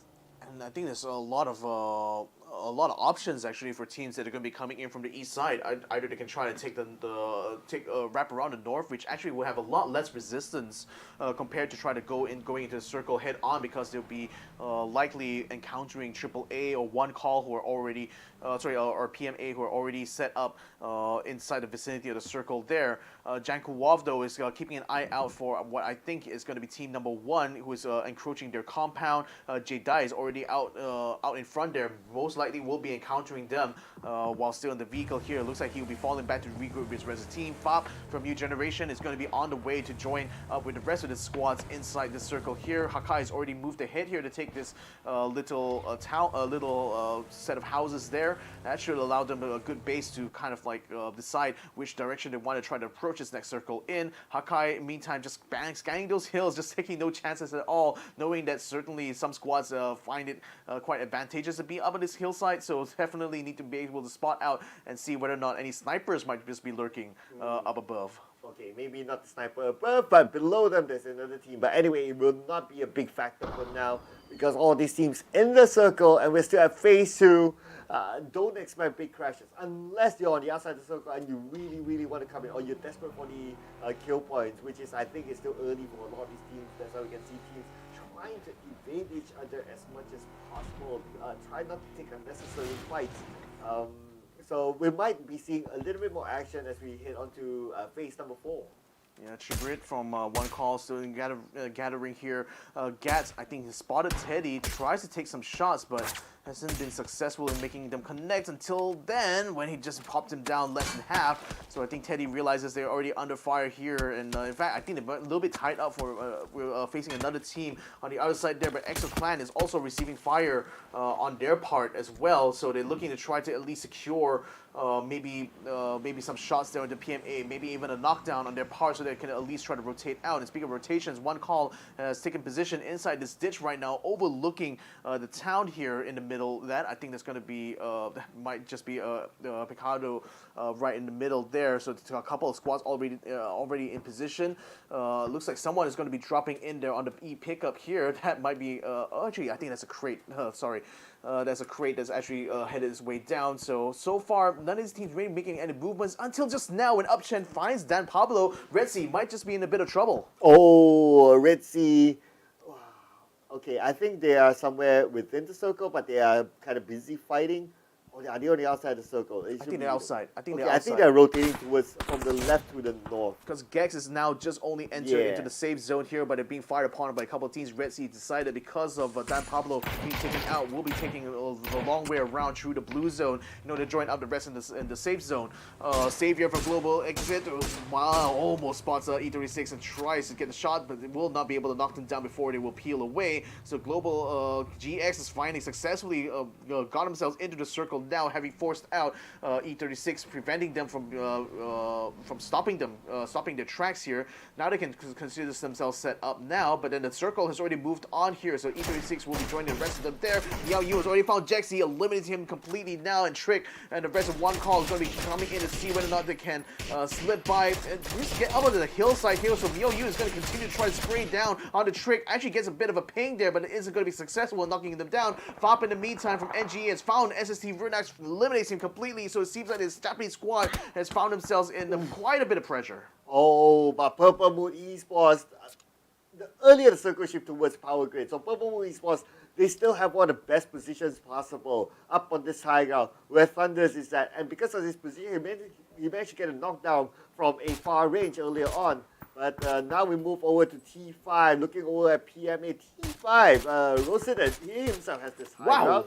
And that shot, almost getting it. Oh, that was like a series of shots that just landed there. So Rosited definitely knows how to do the bullet drop for sure, and he's certainly, I mean, again, one of the big star players here for Theeerathon FIVE. Certainly has his time right now. Team number 1. No. Okay, these were the guys who were using E pickup just now. I thought I saw a toe hook being sent up to the sky. So number 1 is going to try to use this hot drop on top PLM. They already took down Thunders now, trying to find the rest of them though, but they have lost Virtue on the ground right now. And still able to get revived, but they still need to stabilize the fight here on top. We can't think about it, even though you're within the circle, but tactically, if you want to go up to this kind of high grounds and you want to surprise your opponent, you can use the E pickup as well. So I think team number 1, used it really well. That was really smart. Well, we'll see whether or not it'll pay off though, so because they have taken control of this position here, but it still potentially can be sieged upon. Redsea in the meantime looking like they're taking a fight against AAA right now, while Zika is just overwatching them, but Sapao from UV is already spotting them as well on top of the hills, and number 1 can't quite just keep the sniper fire going onto Redsea. Eventually we'll have to peel back a little bit here and get their wounds bandaged at the moment. One Call is also still on the ground at the other side there where Zigao is, so they're not exactly in a secure spot, and I think the exits are very much cut off for them, so I don't know if they can maneuver or actually go and do any flanking maneuvers actually from their position. Yeah, it's going to be really interesting how they're going to manage this, because coming down from the hill is going to be another challenge. But looks like I was about to say that it won't be necessary if they got the circle, but they don't. And the one that has the circle and still has a power grid high ground, it's going to be Purple Moon Esports, despite them losing one player, but at least they still have one of the best positions in this circle. Well, they can still actually they still have a path to the circle. There's a complex between the hill and the edge of the circle there that can potentially pull back to, and then it's not being held by any other team right now. But for AAA and Redsea, they're still under pressure here. Virtue trying to finish off that one member, just one member down by the foot of the hill there. Boy is trying to run away on a motorcycle, and Lambao is doing everything he can to stop him in his tracks, but it doesn't seem to connect. He's way too far away in order for him to find a shot there. Number one is still attempting one call away from them. Jedi is finding a kill and an elimination onto Mr. Flank now. So Redsea is already down one. Dean and Papa Zayt is going to try their best to see whether they can peel out of this. They do have an exit path though, but they aren't able to move out because I don't know if they actually have vehicles available for them now. Yeah, I'm going to add on to the bad news for Redsea. Not only they are on the outside of the circle, they also have AAA just behind them, and if they exit through the back of this city, which is Picado, then it's going to be high ground, and we know who's winning on the high ground. It's going to be Purple Moon Esports. Yeah, UV now under fire from PMA. Ken is going to have to run very, very hard in order to get into cover now and regroup his team. But PMA has successfully held up Unicorn Venom in this spot here, which is a little bit precarious, but nevertheless still within the safe zone for the next phase here. So they're still going to have to see whether or not they can try to climb up. This is very, very steep though, so I think Pete is not going to be able to make the climb. Oh, He's going to get caught behind. Thanadol finds him from a distance there. Good sniping shot there from the player from T5. Oh, T5 looks like they are on the roll now. They already got themselves 3 kills. Probably going to add Pete into their charts. And now Pete's still yet to be picked up. And he's kind of far away from his teammates, so I doubt that he'll be able to be saved. Jedi is still here with a frag grenade, eliminates 2 members of EXO Clan right now. Ken. Robert is still trying to hold his own, but Unicorn Venom's Ken will take him down, taking them out in 14th place there. What a shame for this Australian squad, but the fight is still not quite over because Unicorn Venom is still under pressure from PMA, G36, and Gex are right now locked in a one-on-one battle here on this side of the circle. And with the terrain being as it were right now, there's not enough cover, so Deva and Xkey is going to try to flank around the right-hand side. Xavier and Leo are going to be, had already got eliminations onto Sylphia as well as Yuri. Yuri will be taken out completely. Deva sending grenades, but in the wrong direction though, because Gex is not set up in that position. Instead, now Leo will be able to watch them come over the hill. Oh yeah, but pressure is going to be on their opponents because when the circle closes, they'll be by the edge of the blue. They have 59 seconds to decide what to do next. Papa Zai at the other side. Looks like he's still alive for Redsea, managed to get a knockdown, but hasn't secured the kill yet. Not quite yet. This next circle still within the power grid relatively, but a lot of these teams are still taking scraps on the outside here, and they're not quite done. Leo watching. Oh, he sees actually calls off. He is not able to respond in time, and he will get taken down. In the meantime, I think Unicorn Venom has just been eliminated off screen. Global Esports Xsset has also been taken out as well, thanks to the efforts there from the team. So now, still 10 teams remain here. SunSister has been taken out in their fight as well. Enter Force 36's Starlord is looking for some vehicles here. The rest of his team has already moved up to try to secure the northern side of the circle. PMA in the meantime still held up here. Rossitet Jr. from T5 is still up on the high ground, as is the rest of T5, who have just been taking pot shots and just being vultures for all the other fights just breaking out around them. Oh, E36! Oh no, he didn't know what hit him. And Chimoy was there. Chimoy was prepared, and Chimoy defending his ground. The last man for one call.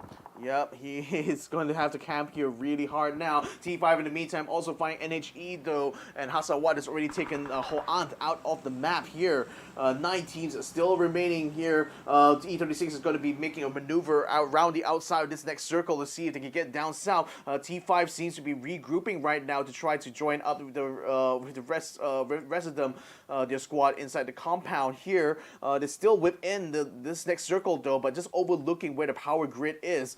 but they're also just watching out for these other fights that's still going on around the outside there. PMA still hold up on the outside, should be maneuvering in soon. Purple Moon Esports also on the move here, but PMA spots Rossington, actually gets a knockdown to him, should be able to eliminate him unless they are not going to be able to connect the shots. I think Rossington is going to be done. Yes, he is going to be done. So T5 is now down to 3. PMA is still on the move, as Snox9 comes over the crest now, seeing if he can spot any hits come out. Dynodog on the right hand side, but he has to go back off right now because Snox9 will get knocked down. Hasawan takes Dynodog takes down Teddy as well to eliminate the rest of PMA, and they're out in 8th place. And T5 just with 3 players, but they're able to get 8 kills for now. Looks like number of players is not going to be a big factor for them. But Purple Moon Esports lucky now in a bad position. He's on the lower ground, managed to get a knockdown. But then again, the second one is just too much for him to handle. Purple Moon Esports out at number 7.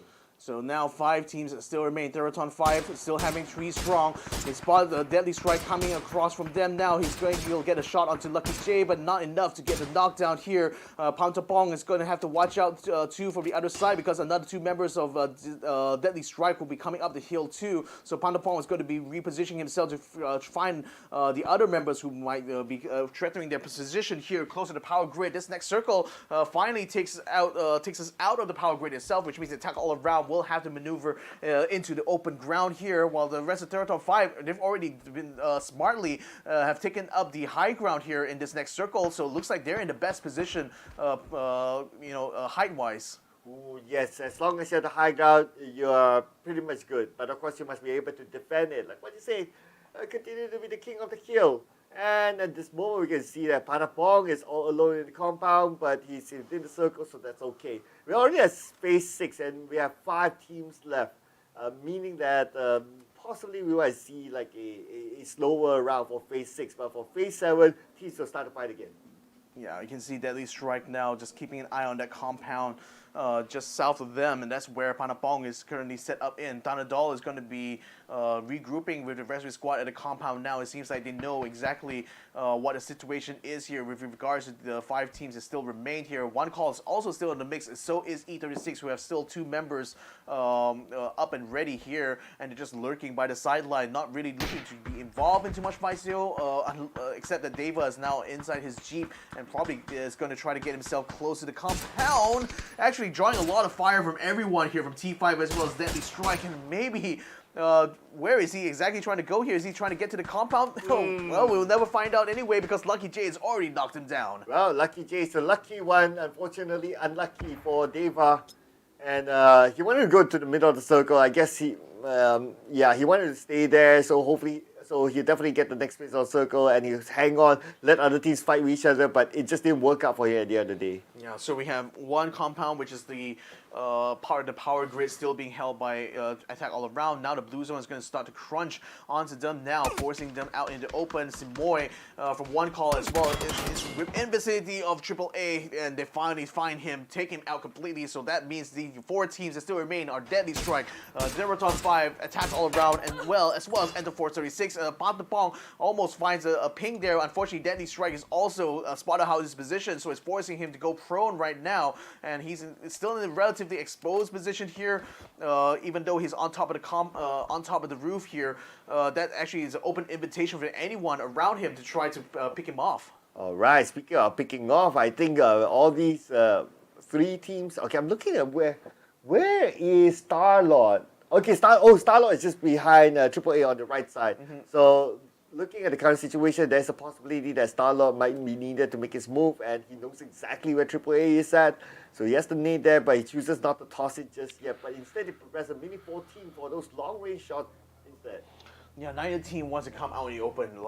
That's a crucial thing. The next circle here is going to determine a lot, and it still forces them indeed to come out into the open. So although they did their very best to hold these compounds here, it seems like now they're going to be forced to try to crawl it out on the outside. So one will hope they will have stocked up a lot on grenades. I can see Attack All Around have like 5 grenades, 7 grenades in their pack. smoke grenades, I should say. So that's going to become very, very critical at this stage of the circle here because I don't think there's a lot of vegetation down there. It is low ground anyway. Theeerathon FIVE still potentially could use a little bit of angle to do something here. Star-Lord has just been spotted by Equilusia, so that's going to be E36 taken out. It means that the only 3 teams remain. Thunderdome and Hasawat will be making a move now to bring the vehicles down to the center here. Looks like they want to try to secure this next spot as quickly as they can. Alright, so it's 4v3v3. Normally, my theory in this kind of situation is that which team makes the first move loses. Because the final team will make the move can actually come in when everybody is wounded just to wrap things up. And at the same time, T5 is still alive. The current #1 team with 9 kills in hand. They'll be looking to break that double-digit barrier again. Well, the thing is, the attack all around is wrapping around on the north side while Deadly Strike is moving towards T5's position here. So this is actually working out well for attack all around because now they have already laid out a path of smoke as well, covering their movements. So it's making it hard, make it less likely for Deadly Strike or T5 to actually spot them. But Jason, nevertheless, is still under fire here. Lots of grenades being thrown in the direction of Jankuwaf, who is still attempting to try to get the knockdowns onto T5 here. Equilusia actually finds a member of a T5 right side there. Panapong will be able to take out Jason as well, so they're not exactly going this unscathed. Jankuwaf goes tries to get a headshot, still isn't able to get it so far, but Tanadol has already eliminated a lot of members here from this Deadly Strike here, so it looks like their attempt to try to take on T5 has not worked out well because attack all around moves in at the same time. Looks like women eliminated. Oh, and a frag grenade comes in, gets a knockdown on one of the members of AAA. Jankuwaf still gets a kill anyway, but then T5 comes in to bop up the rest and take the chicken dinner. And it's 2 chicken dinners back to back for T5, ladies and gentlemen. And look at their reactions. Their reactions like, yeah, we got this all the time. We're okay. I don't know, judging from their faces though, it seems like there was an exciting final chicken dinner from them there because again they took a complex that's on the high ground there that prevented teams like Enter Force 36 or Deadly Strike from being able to take control of the middle ground, and then you also had Tanadol and Hasawat actually move to take a position there that kind of forced Deadly Strike's hand as well because it knew that without taking the center of the circle that could be left in a compromised position with T5 already having one Panapong, I believe he was still in the compound, still able to spot the movements. So that forced Deadly Strike to get into an open confrontation with them, but they probably also didn't realize the attack all around was wrapping around rapidly from the northern side, and that became a big factor in that fight, making it hard for, again, Deadly Strike had to fight a war on 2 fronts in that situation there, and it just turned out really bad for them. Yeah, true enough. They were kind of sandwiched at some point, right? So yeah, it was the best that they could do, but it's all about the timing as well for teams like T5 to kind of move in. But let's look at the highlights from the previous round, and this was one of my favorite moves so far. This is a good offensive move using the E pickup to just take over that high ground. I think also lucky there was only one member of PMA really who was there, and with all 3 of them kind of dropping at the same time, that allowed them to get the jump on the PMA quite early on. But I don't think they actually eliminated PMA by the end of it. In fact, I think #1 became very much a run factor by the late game stage here as other teams around the circle were just getting pickups left, right, and center. In fact, #1 actually, they actually did take out Fluky at the end there, so that did get elimination done nevertheless. But as we look on towards the rest of the circle here, I think it was quite crucial for these teams to still take compounds rather than just open air spaces on the hilltops, because I think just having that as a fallback base, as a fallback plan, is a lot more important really than just having the vantage point, as a sniper even.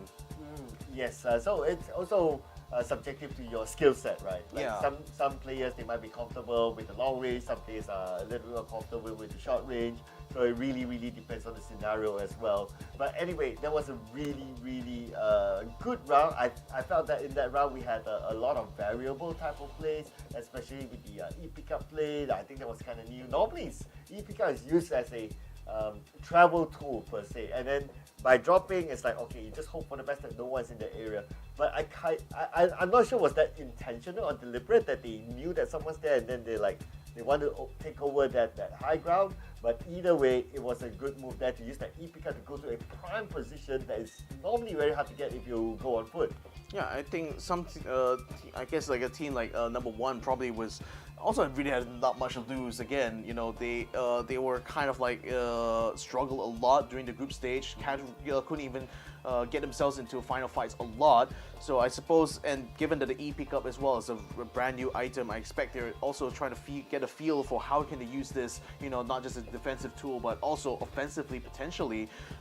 Did manage to get a bit of success to take control for the hilltop. We'll see whether or not other teams will be picking up on that kind of strat, but I just still feel that the risk factor of dropping in on parachute while in the middle of a hotly contested zone, I think is a little bit too high to consider it an effective tool for an offensive capability. But nevertheless, I think just from a strategic positional standpoint, certainly is another one of those tools that the team could use. Yeah, it reminds me of like an army's paratroopers. Yeah, pretty much. It's pretty much like that. Yeah. Yeah, you land and then you just shoot whoever there's it, and it will clear out the whole area. So, but anyway, it looked good. Yeah. Right? Whether it's intentional or not, I guess only the players can tell us. Yeah. But anyway, that was a really, really good round as well. So now we're done with Miramar. Yep, we'll be moving to Tego after this, which is one of my favorite maps. But of course, before that, we'll need to review the scores again. But Tego, it's my favorite map for now. I think it's still up for exploration on how teams will maximize the capability of that map. And as far as we've seen the Tegos for the past 3 days, it's like you don't know what to expect. Will there be like in one compound 3 teams drop and duke it out with each other? We don't know yet. But we'll leave that conversation for later. Let's check out the scores for now from that previous round. And I believe that T5 definitely, they're still on top.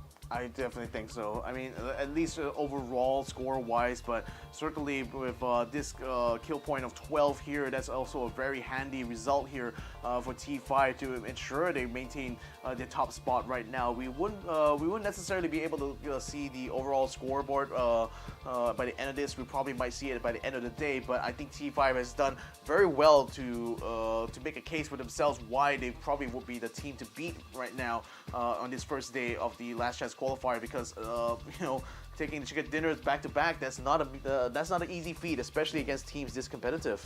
Yeah, absolutely. And not only competitive, these teams, they are fighting for their lives because it will be elimination by the end of tomorrow. So that's why I think some of these teams that they have it in their mind. So that's why getting the chicken dinner is harder than it looks essentially.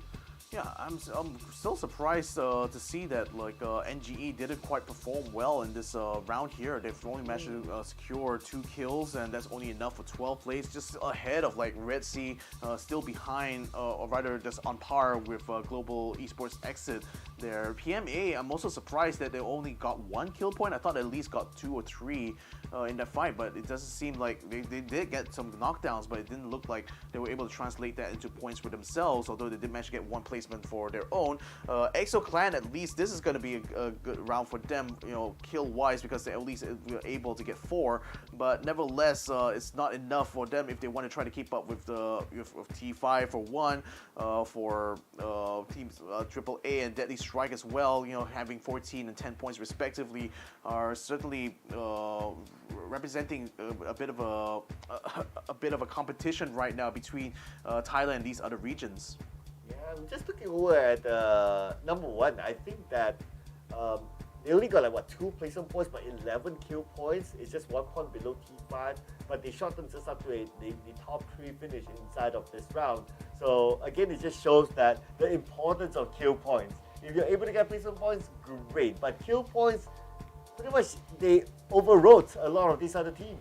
Yeah, I think maybe to your point, like they expect whatever they're trying to do with that e-pickup or whatever things that are just going towards this strategy of just basically go out and try to kill everybody, you know, that you encounter. So that seems to be paying off right now from number 1, who, you know, mind you, had struggled a lot during the group stage and couldn't even get up in the top 16, much less the grand finals. So great to see that it's starting to have a bit of resurgence now. I mean, better late than never, isn't it? You know, this is literally the last chance qualifier qualifier, so last opportunity for number one to just get some points in. Yeah, mathematically, they have a better chance as compared to the group stage, 50% versus 33. But this time around, looks like we're going to have a look at the overall results, ladies and gentlemen, before we head on to the break. So the overall results, I think number one is going to be pretty obvious by now. Yeah, I want to see who's number two, number three. So it looks like AAA and PLM. Purple Mood getting themselves up in the top three here. So it's an all Thailand top three, actually. I have to mention this here. Oh, yeah. Yeah, so with T5, AAA, as well as PLM taking the top spot. Number one from Vietnam is now the best Vietnam team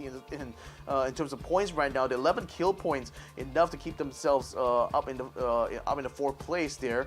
I'm also surprised to see that like Deadly Strike and E36 are not doing too bad either, getting themselves in the 5th and 6th spot respectively here with 11 and 12 points. So it's still relatively close, definitely up in the top three. It's getting quite far. And Theeerathon FIVE again with 2 chicken dinners. It's going to be quite the act to follow for everyone else now. Yeah, just looking at where EXO Clan, I think they have the least care of all this. Like, we just go and shoot whatever that we see in front of us. That's why no placement points so far, but their kill points.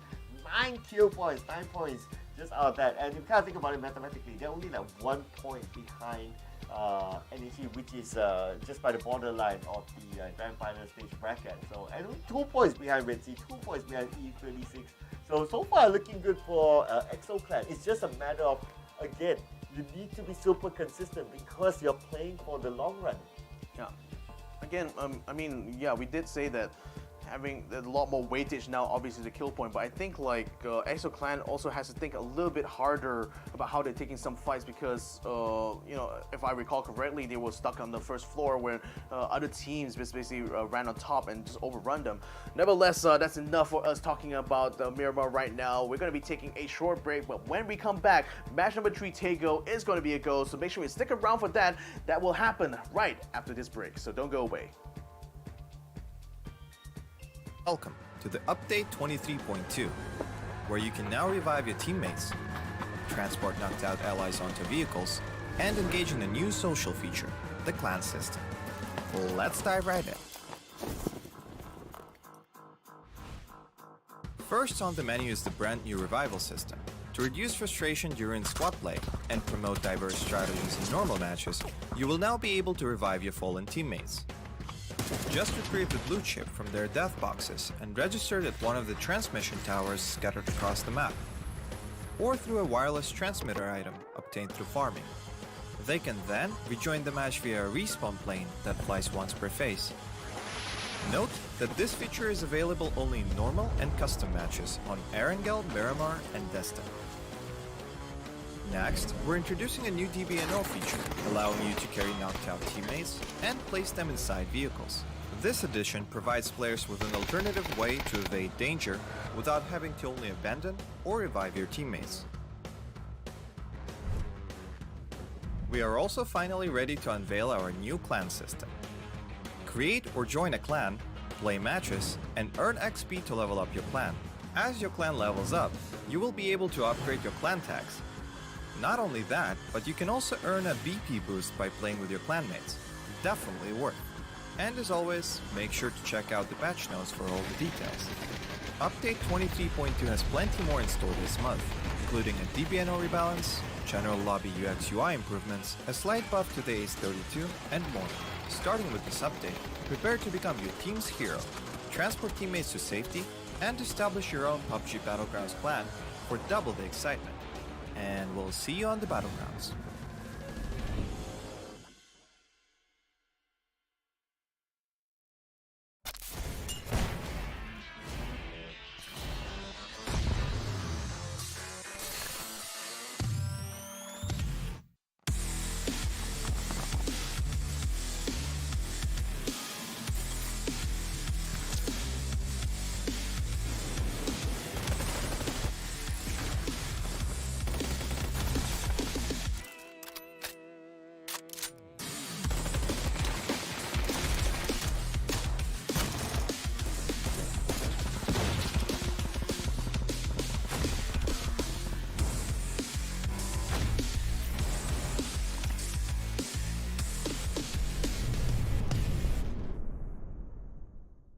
The latest game from Krafton and 5 Min Lab. Fast-paced and full intense PvP action brawler game.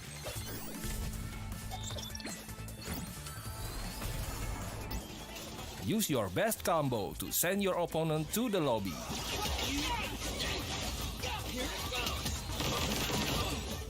Select your legends and be the winner.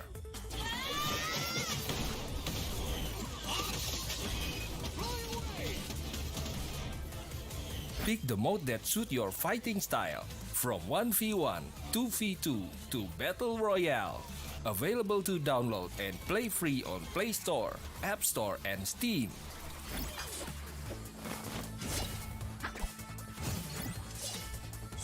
Let's be legends today!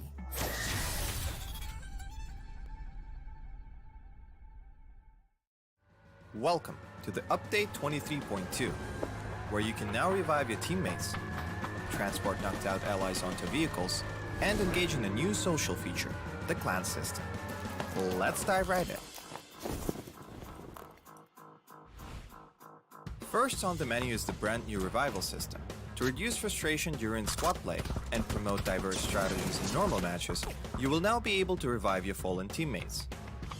Just retrieve the blue chip from their death boxes and register it at one of the transmission towers scattered across the map, or through a wireless transmitter item obtained through farming. They can then rejoin the match via a respawn plane that flies once per phase. Note that this feature is available only in normal and custom matches on Erangel, Miramar, and Desta. Next, we're introducing a new DBNO feature, allowing you to carry knocked out teammates and place them inside vehicles. This addition provides players with an alternative way to evade danger without having to only abandon or revive your teammates. We are also finally ready to unveil our new clan system. Create or join a clan, play matches, and earn XP to level up your clan. As your clan levels up, you will be able to upgrade your clan tags. Not only that, but you can also earn a BP boost by playing with your clanmates. Definitely worth. And as always, make sure to check out the patch notes for all the details. Update 23.2 has plenty more in store this month, including a DBNO rebalance, general lobby UX UI improvements, a slight buff to the Ace32, and more. Starting with this update, prepare to become your team's hero, transport teammates to safety, and establish your own PUBG Battlegrounds clan for double the excitement. And we'll see you on the Battlegrounds.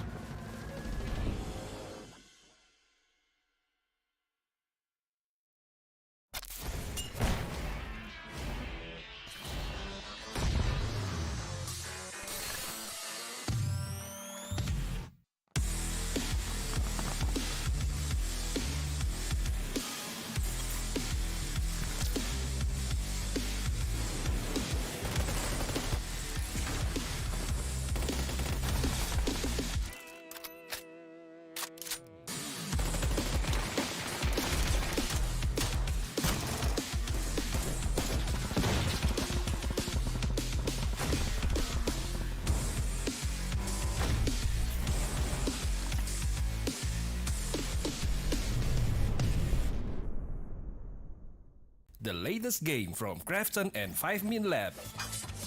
Fast-paced and full intense PvP action brawler game.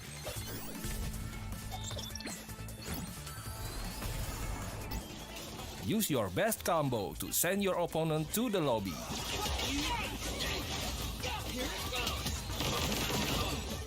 Select your legends and be the winner.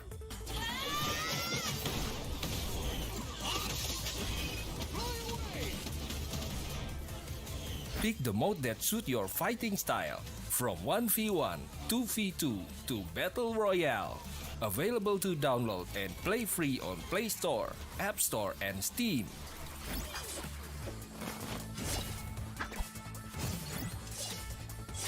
Let's be legends today!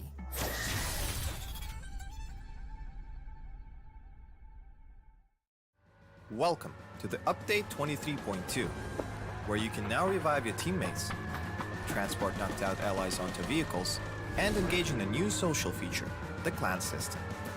Let's dive right in. First on the menu is the brand new revival system. To reduce frustration during squad play and promote diverse strategies in normal matches, you will now be able to revive your fallen teammates. Just retrieve the blue chip from their death boxes and register it at one of the transmission towers scattered across the map, or through a wireless transmitter item obtained through farming. They can then rejoin the match via a respawn plane that flies once per phase. Note that this feature is available only in normal and custom matches on Erangel, Miramar, and Destin. Next, we're introducing a new DBNO feature, allowing you to carry knocked out teammates and place them inside vehicles. This addition provides players with an alternative way to evade danger without having to only abandon or revive your teammates. We are also finally ready to unveil our new clan system. Create or join a clan, play matches, and earn XP to level up your clan. As your clan levels up, you will be able to upgrade your clan tags. Not only that, but you can also earn a BP boost by playing with your clanmates. Definitely worth. And as always, make sure to check out the patch notes for all the details. Update 23.2 has plenty more in store this month, including a DBNO rebalance, general lobby UX UI improvements, a slight buff to the Ace 32, and more. Starting with this update, prepare to become your team's hero, transport teammates to safety, and establish your own PUBG Battlegrounds clan for double the excitement. And we'll see you on the Battlegrounds.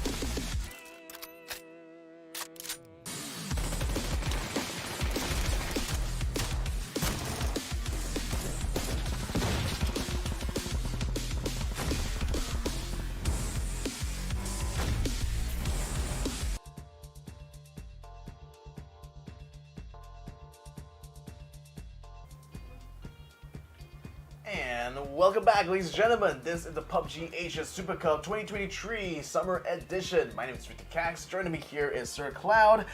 We've already witnessed 2 rounds on Miramar so far, so you know what that means. It's going to be up on your favorite map. Oh yeah, Tego! My goodness, it's going to be great after this because it's a smaller map and we don't really know what teams are going to do because we only played, what, 3 Tego so far? Even that, it's a shuffled group. So now with this new group of teams, we still wouldn't know what they might do. I know, so this is going to be interesting as well because this is the last chance qualifier. These teams, you know, they had a little bit of experience playing for it, but in this format,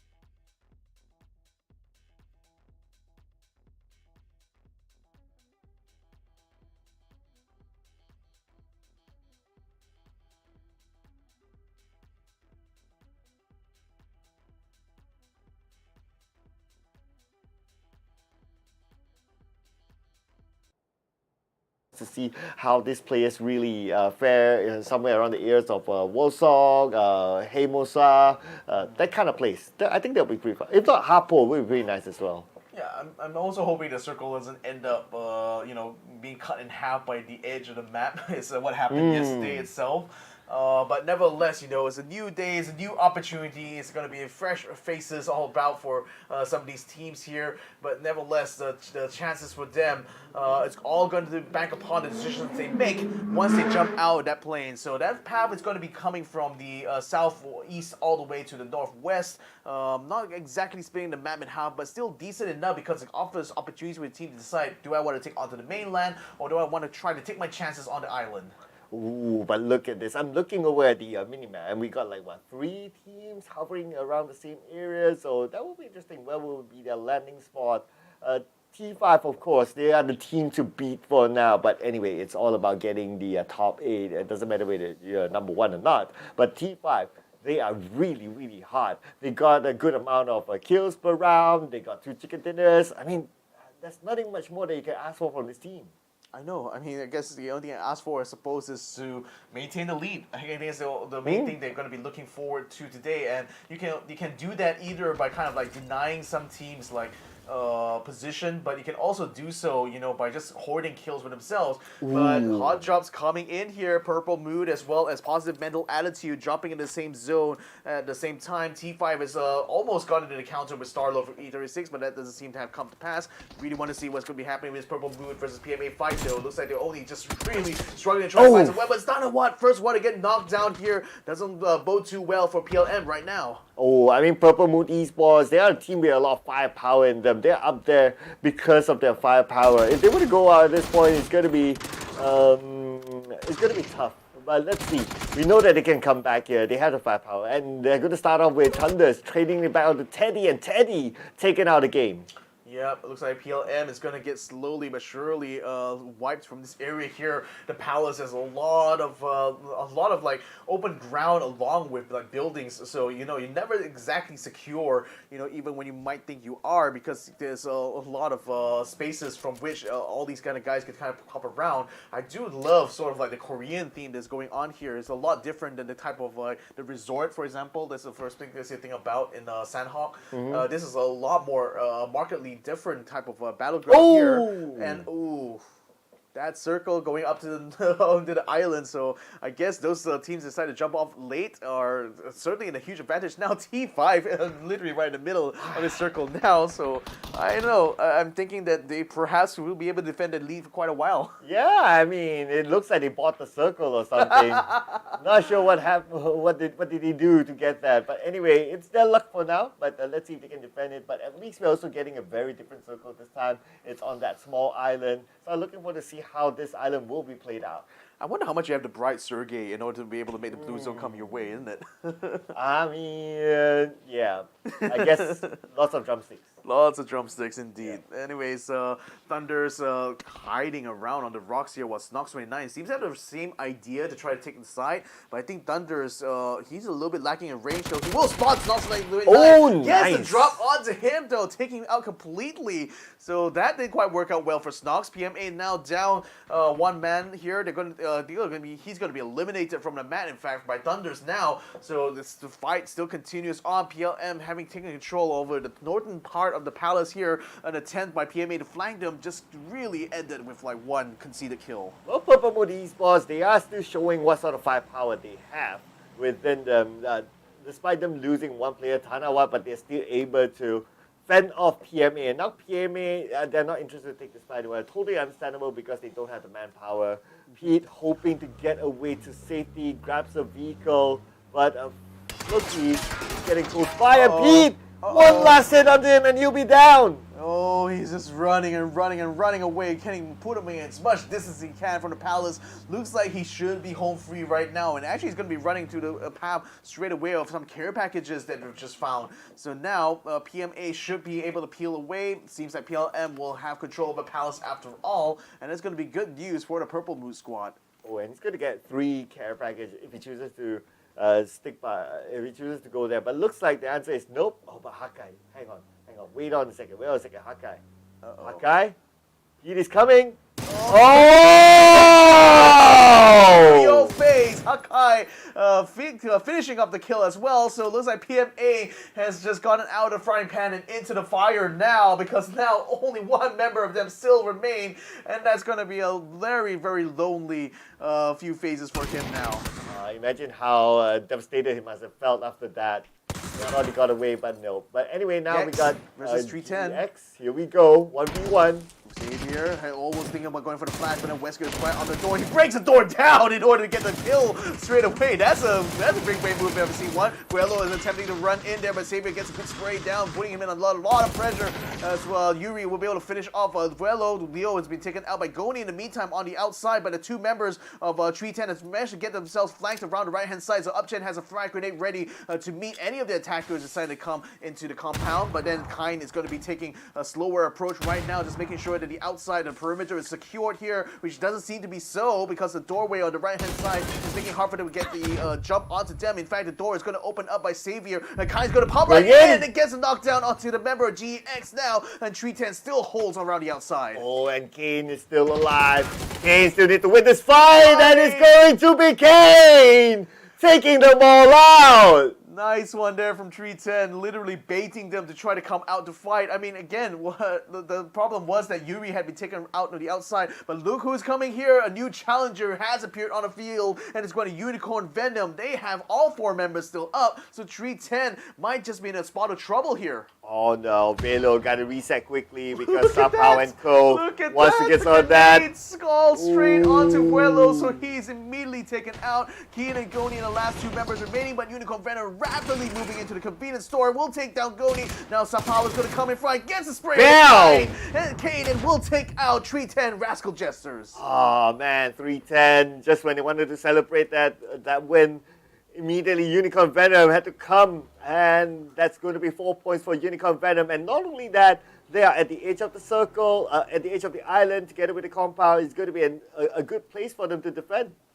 A good place indeed. Right now we're with New House Esports. Looks like Attack All Around has just given them the slip, so Hoan is going to go ahead and keep going towards the prison here to hopefully get some whatever loot was still left behind. I think they, along with number one, who was also just getting around to the bridge there, looking like might be gate kept by another team here. New House Esports' Sweet Joy, who was holed up by the bridge here, finds Neo and will be able to take him out. Virtue 22222 has already been taken out as well, so Lambao is going to try to use the Jeep to try to get out towards near where the water is, rather underneath the bridge. Seems like he's able to give New House Esports a slip, so at least Tina 1 has a member still alive. Oh, but Lambao has to leave his teammate behind. Zico, not too sure where he is, but maybe he had to bail him.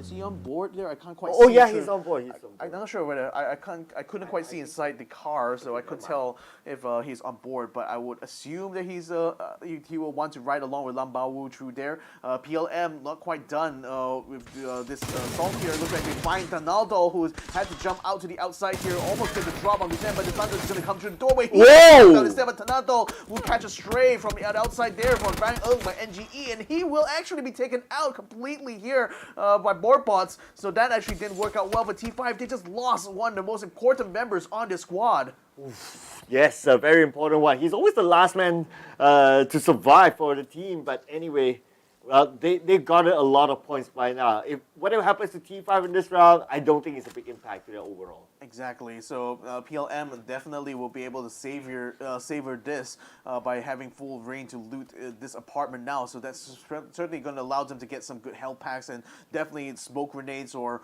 throwables, whatnot that could potentially use in the final phase here. The rest of Theeerathon FIVE though going to be holed up in this little village by the roadside, and that's going to allow them to basically stay out of trouble for the most part. One call in the meantime deciding to make the call to get up on the hill here. Plenty of vegetation because this is pretty much what the Korean landscape of Taego provides for them, and that's going to allow them to cover their movements for most people. Although now we're going to be on with Redsea Esports, who seem to spot EXO Clan doing the same thing on their side of the forest. Yeah, but Redsea Esports, Papa Sai probably got the outer queue, but he doesn't have a good vision. Like what you said, vegetation here is just lush, so it's hard for him to pinpoint exactly where his opponents are at. EXO Clan, they'll be happy on the other side. I mean, it's a significant gap between them and Redsea, so don't expect Redsea to really chase on. Yeah, and in fact, like EXO Clan has already, being across the street like that, I don't think it's going to be easy for Redsea to try to get a jump on them anyway. If anything, it's just most likely going to be who's going to get the pick off first.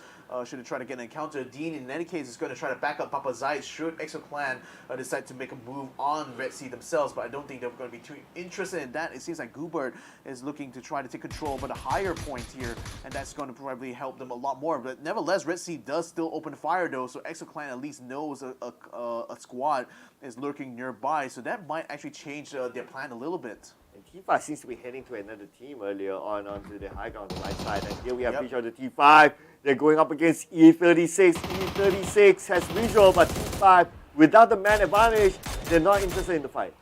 Maybe, or just rather they just wrecking around, just seeing what shots it can kind of like draw out from any other teams that hold up inside the forest. And that is going to be one way potentially to scout, actually, because by hearing those audio cues, you figuring where these gunshots come from, you have a rough idea of like where some squads might be holed up in.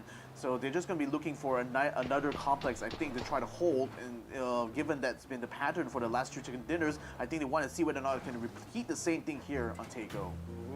Yeah, so far so good, whatever they're doing, and now they're kind of safe. It's just that unfortunately they'll be playing the rest of the round with 3 players, but that's okay.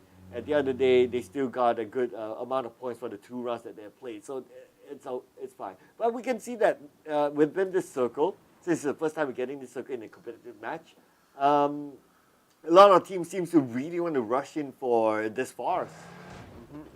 Hasawat and the rest of T5 still on the move though, and looks like it might be bumping into Redsea as SunSister Jr. is pops out of the window there to meet anyone who decides to pick any shots against them. And I think like Redsea definitely will be hearing the engine sounds coming their way as well, so maybe just might be lying in wait for ambush. Attack all around, picks up an E pickup here, and then using that to I think get to the coast, which I think I've seen them do that before in the last Takeover map here. So let's see whether or not this is going to work out well for them. Last time around, they were caught in the hot seat. So has Parker Paul because he's going to be knocked down here. Redsea already getting the jump on the T5 very early on. This is looking really bad for the Thai squad.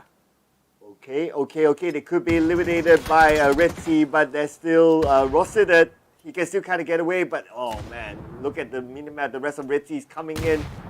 He might not have an exit route after this. He may not. In fact, with like Redsea circling around here, they sense the blood and the water right now, and Rossiter is just bleeding out along with the rest of his team. The last, he's just been spotted by Zayt, so now they know they've been locked inside the house here. So Redsea Esports, a fantastic opportunity for them to take out the team that's on top of the leaderboard here. A frag grenade is going to be sent out around here. Can't quite pop into where Rossiter Jr. is, but again, he's watching in the doorway. He sees Mr. Flang and sees Dean. He almost had an opportunity to get a pot shot, but didn't quite take the shot there, unfortunately. And Zayt is going to come around and flank the side. Mr. Flang in the meantime sends a frag grenade into the building, does do a little bit damage. Rossiter only comes out to be caught out by Dean, and that will be the end of T5's run here on Taeko. Well, that's going to be 3 points for Redsea. Defended their compound, but now they have one call coming in. Jaxi managed to get a knockdown to Papa Zayt, and with that knockdown, one call could make the call to rush in. I mean, it's effectively a 2v2, right? Unless they are, unless the revive does come true here from Mr. Fan with Dean, but they're still stuck in their respective parts of the building here. Nevertheless, for this next fight here, the circle still lands on top of them, so they can at least focus right now on trying to get the eliminations done here. One call will be sending whatever's left of the grenades now in order to try to obscure the area. Smoke grenades all abound here from Redsea to try to obscure where exactly Papa Zayt is, but Jaxi actually finds a shot from the side there and takes out Papa Zayt, so now Redsea is down to these two now, Mr. Flank as well as Dean, as now the rest of one call is joining them with the, joining them on the top of the hill. And speaking about joining, E36 wants to join in. They pull out a couple of shots onto Redsea, putting pressure onto them. And now one call's making the call. They're going to come in from the other side of the building, and they want to rush in. They want this compound. They want the point. Chibirit as well as Simoy now joining Trick as they assault the compound here. They still have plenty of troubles to go. Simoy still has three smoke grenades, a frag as well as a Molotov, so he can certainly try afford to spend quite a bit coming onto Redsea here. Dean still holding up, camping by the corner here, waiting for anyone from one call to decide to pop in there. Dean in the meantime is on the outside here, can't quite spot the rest of one call through the smoke at the moment. Mr. Flank still on the other building there. Number 1 is also joining into the fight here. Dean spots a chipper in, goes for the spray, but doesn't quite get a knockdown. Now has to run through the smoke now, putting himself in a precarious position here. But one call can't quite spot him yet, so Dean's a little bit safer now, but frag grenades are still coming through to try to flush him out. They flush him out, they did. Chipper in almost gets in trouble, but Dean down and takes him out completely. Dean, beautiful from Dean, but he's not out of it just yet. 10 health left for Dean. He needs to reset quickly. Now, tossing out the stun grenade just to buy time for himself. But no! Dean loses the fight, and it's going to be Chimoy that takes him out. Oh, Chipperid actually found his teammate Mr. Flank on the other side, and Jexy was providing a bit of a flanking maneuver as well, joining in with this assault on the compound. So now Redsea has been eliminated here. It seems like that's going to be the pattern here. While other teams are now crowding around this circle here, we're on board with Purple Moon Esports, who seem to have spotted SunSisters just opposite the road from them, busy looting, I expect. Number 1 and E36, you know, they were lurking close by to where one call was, but it seems like they may have encountered each other because Sylvia is just scanning the tree line right now, trying to see if he can spot anyone, either Scout or someone else. Oh. Frag grenade is going to come his way, but Lambao Wu was just in front of the tree, just in front of him, and then actually gets knocked out of the hit instead. Starlord will be able to come from the back there to keep Lambao Wu under pressure, but unfortunately, a duck off there with 1% of health left, but Lambao Wu will be caught out with XK1 from the flanking side, and that will be the end of team number 1. Well, E36 managed to win this fight, so they got 2 kills in the bag. E36 at this point, they're currently at number 5, are doing pretty okay, but they could use more points in order to secure their top 8 position. But here we have SST going up against Purple Moon Esports, a team that has a lot of firepower, and if they were to go up against them, it's going to be scary. But anyway, the both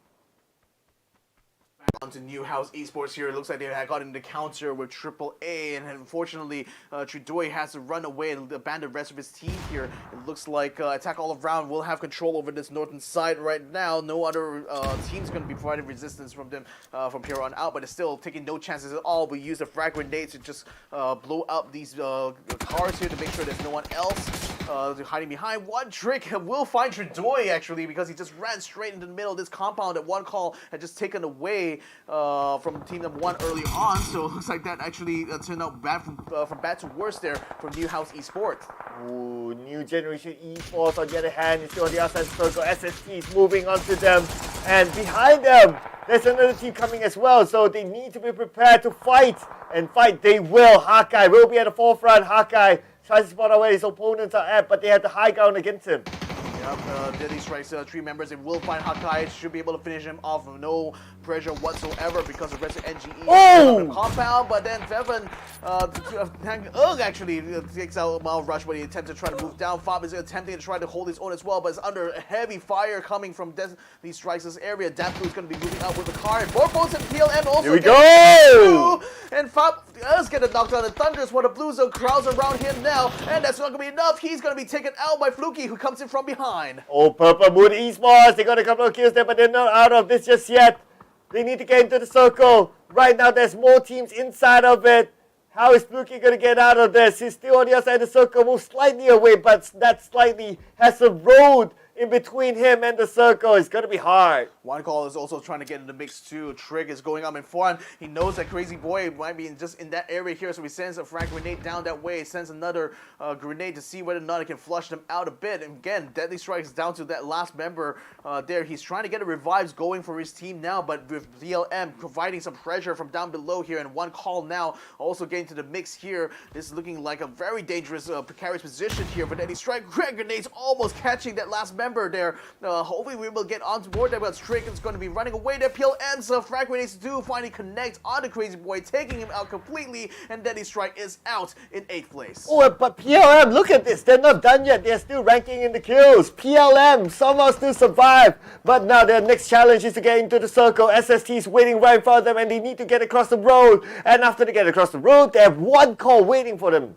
They have One Call waiting for them, and SST as well, holding the other side. So they have two teams to kind of deal with. And AAA as well is getting to a scrap with EXO Clan. Looks like Gobert is a little bit too low. Imhawk at the moment still providing some pressure onto Purple Moods' side. And looks like one of their K9 is actually caught on the outside. Will get eliminated. Imhawk is going to be forced to move away, but Thunder does pour some fire onto him, forcing him to take cover behind the trees. But with the blue zone now up against this side here, Thunder is going to try to surf around it to try to get the beat onto Imhawk. He's trying to force the issue. Whoa! In the meantime, eliminating AAA as they attempted to try to get an assault there down on EXO Clan. Instead, the tables got turned onto them. Okay, Purple Moon Esports now only has one more to deal with. Purple Moon Esports, however, doesn't have Flucky with them. I don't think there'll be enough time for them to pick up Flucky. Flucky's just too far away. The zone is going to put pressure. Chimo, on the other hand, going to put pressure on the PLM as well. PLM now forcing themselves into the zone with the vehicles.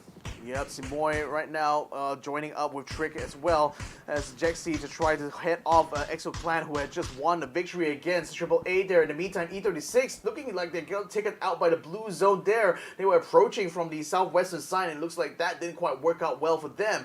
Imhawk in the meantime still alive, still kicking right now, continue to keep the pressure on the PLM. That's a few good shots there. He gets on the board boats. Not enough to get a knockdown yet. He's forced to get down on the road to get the first 8 kit out. But then again, SST, he's the last person standing here. He's attempting to try to finish off PLM, who did quite a number onto them as they get across the street. But will he be able to get the kills done though? Borbos is already getting some other speed. Wait, what?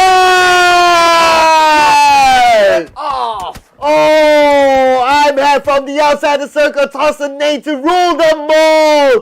That was kind of heartbreaking, but anyway, Purple Moon Esports still managed to get 10 kills. 10 kills in total. That's a handsome haul here for PMA, because like the only other team that's going to be close to them right now is Unicorn Venom, and so far they're still in the running though, but so there's still an opportunity for them. Perhaps there's still final circle. 4 teams that still remain. Unicorn Venom is one of them. E36, they lost one member to the blue zone, but still have 3 nevertheless. EXO Clan, the Australian squad, also coming in from the north side, while One Call also has 3 members. They have been holed up in the compound so far, and it's still within play, but then they've already moved on to the other side of the circle. E36, the only full squad within the circle at this moment. Unicorn Venom just making their way in. Same goes for EXO Clan as well, but E36, they're leaving the high ground. They're going down to the compound instead, because the high ground is going to get crowded. It's going to get very crowded indeed, and the thing is that the edge of the circle is going to be where the battle is going to be for UV and EXO Clan. Gobert and Gats and Chimpy now haven't quite got themselves in a good position, although they are a little bit spread out, so they're able to kind of give a bit of crossfire here to UV, who are just moving up single file line. Gubert now, he has a good position here to spot UV should they make positions, but he's only seeing smoke grenades being popped out on that side, so they know that that's going to be a huge amount of pressure that UV is putting onto them, forcing them now to just back themselves up into the northern side. That might actually run them into a path towards One Call's Jexy, but nevertheless, EXO Clan is trying to buy some time right now, because they need to see where exactly they want to try to maneuver next. And then again, every single decision is going to count. Oh yes, it's going to count, and plus count is going to be the time. Time is counting down for these teams. Some of them still on the outside of the circle. As we can see here, EXO Clan, we have got 1 player there, but it should be okay for him to get into the circle. He has his friends as a marker. I believe we should see Phase 7 will be really, really interesting, because we got still 4 teams and we got still a lot of players within it. Yeah, and like EXO Clan, he's still trying to spot out UV here, or rather trying to hold them back from being able to proceed any further. And Goobert is probably going to be in the front line of this right now. Smel's going to try to wrap around the side. There's a vehicle in position there. Perhaps Unicorn Venom might be thinking about going for a rapid reposition around the side of EXO Clan. There's still a little bit of safe zone left because this circle, this blue zone is not going to be coming in for another 40 seconds, but looks like they will not be taking that plan. Instead, they're just going to try to dig in here on the side of the hill, which is not exactly the best position to be in, but nevertheless, the terrain does allow them to avoid any fire that's going to be coming from one call or E36's side. Yeah, looking at the spread of all these teams, everyone pretty much have their own corner for now, except for UV and EXO Clan, they're closer to each other. Trading shots right now are between those two teams. They know the position of everyone. And now Chimpy putting a couple of shots on the side of UV, but no big moves just yet. Everyone's just pulling out warning shots. Everyone's playing this patiently because the next circle is about to reveal itself. But Goober putting pressure to Seymour. Seymour dancing around, but Seymour should be A-okay. He has quite a good distance. And now the circle moved to an open area. So that means E36 as well has to move out of their compound. One call certainly is in the best position to actually take whichever team that wins out this fight by the hillside here between EXO Clan or UV. Should be able to take them quite handily after they finish off this fight. But that means that for these two squads here, they have to wrap this up right now, because otherwise they're going to be conceding a lot of ground here to both E36 and one call. And the longer they drag this out, the worse off it's going to be. The blue zone grenade going to be set up on the side there, attracting everyone's attention now. Goobert's still going to be up on top. What? I'm looking at the airdrop on the northern side. Look at this. It's blessing one call at this point.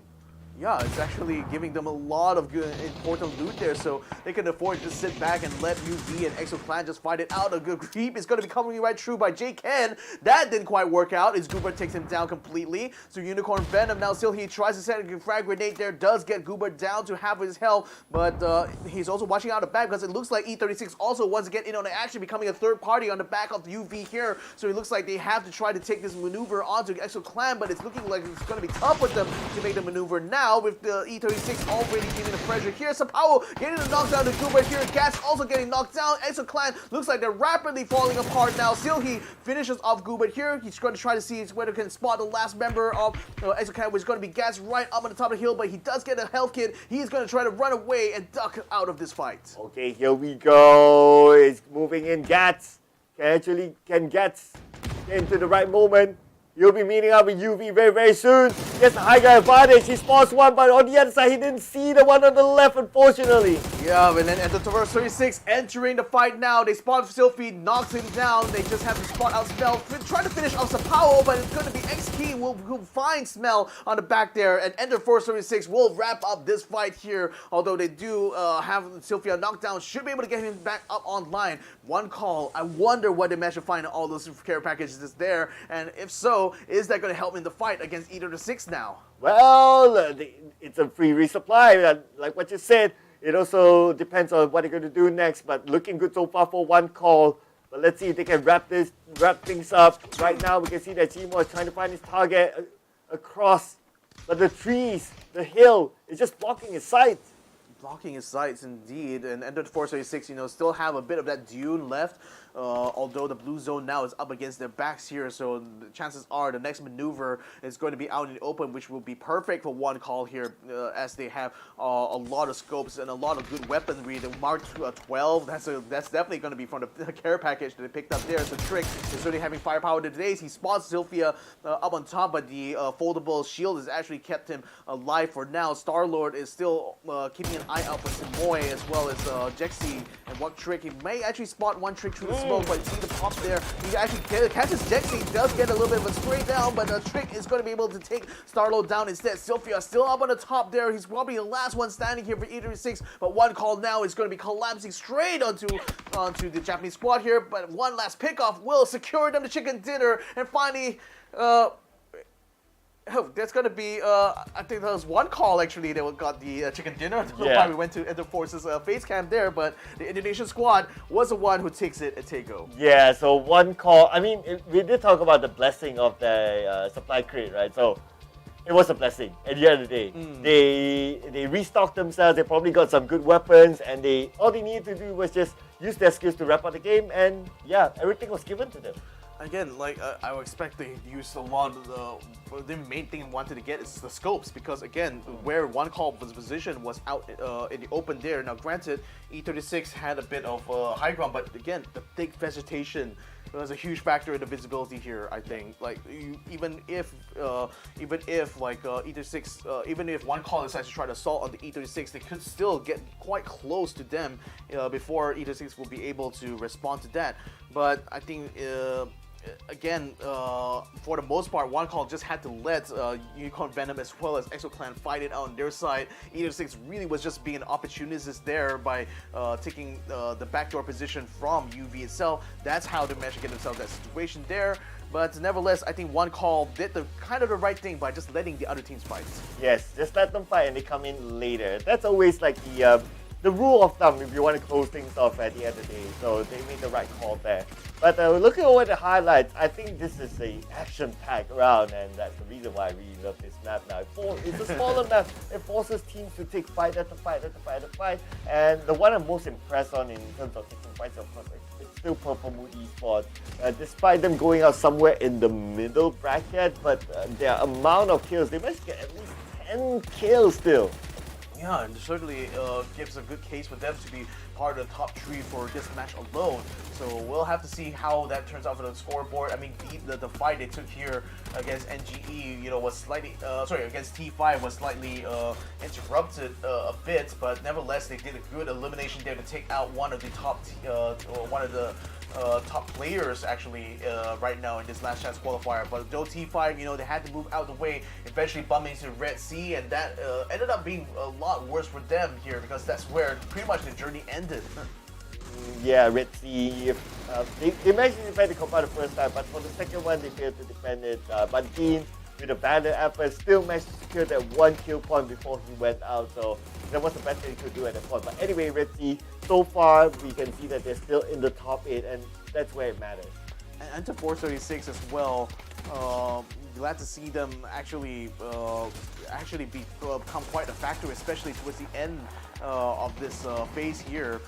Deadly Strike as well, getting a good jump onto NGE, kind of forced them into a bad position here, which allowed PLM actually to just creep up onto the back and just eliminate the rest of them. Then SS SunSisters here, Tay9, I didn't realize that until I saw the kill feed. Tay9 took himself out with his own frag grenade, so I guess that must have been a miss hit, and this frag grenade here from Imhawk was the one that finished off PLM. What a shame that would have been, because I think that PLM was kind of on track to get to the final circle and to join that fight. Yeah, they had a vehicle, they were in the circle, they were kind of okay until that one nade landed. And well, sometimes it's a little bit hard for you to anticipate whether someone's going to toss the nade onto you, right? It's like that one person cooked up the nade nicely, tossing it. By the time the nade lands onto you, you won't have time to react. So that just happened there. Yeah, well, what an action-packed takeover round that was, as we kind of come to expect now, having played 3 days of this during the group stage here. And I really want to see, like, with Purple Moon having been able to pick up 10 kills, but then they were bowed out quite early on, so I think they really may not have a lot of placement points for their own side. So we'll have to see, nevertheless, once the scoreboard comes up, where exactly they land. But I think this is still a good chance for them, being somewhere in the top 3 for this map. Certainly, one call is using this as an opportunity to get a bit of resurgence, because I think out of like a lot of the teams here coming this last chance qualifier, they are the top 4 companies in terms of points by the end of the group stage of the teams that are now in the last chance qualifier, to be fair. So it's good to see that they're at least able to get a chicken dinner on this first day itself. So that, I think, gives a really strong case for why Indonesia needs to be in the grand finals here, doesn't it? Well, yes, I totally agree. I mean, they play really, really smartly, but it's all about consistency, right? I hope that it's not a one-off thing whereby they got the chicken dinner and then after that we don't really see them. Hopefully they'll be able to continue on the consistency, because it will also be nice in the grand finals if we can have like a diverse amount of countries within the grand finals. So there'll be something for, I'm sure, the respective region fans will be watching, and they want to cheer on for their own countrymen. Yeah, and just for context as well for everyone here, One Call, after 2 matches has been in the 12th place. Let's see how far would they jump after we get to the score line, which should be coming up to your screens right about now.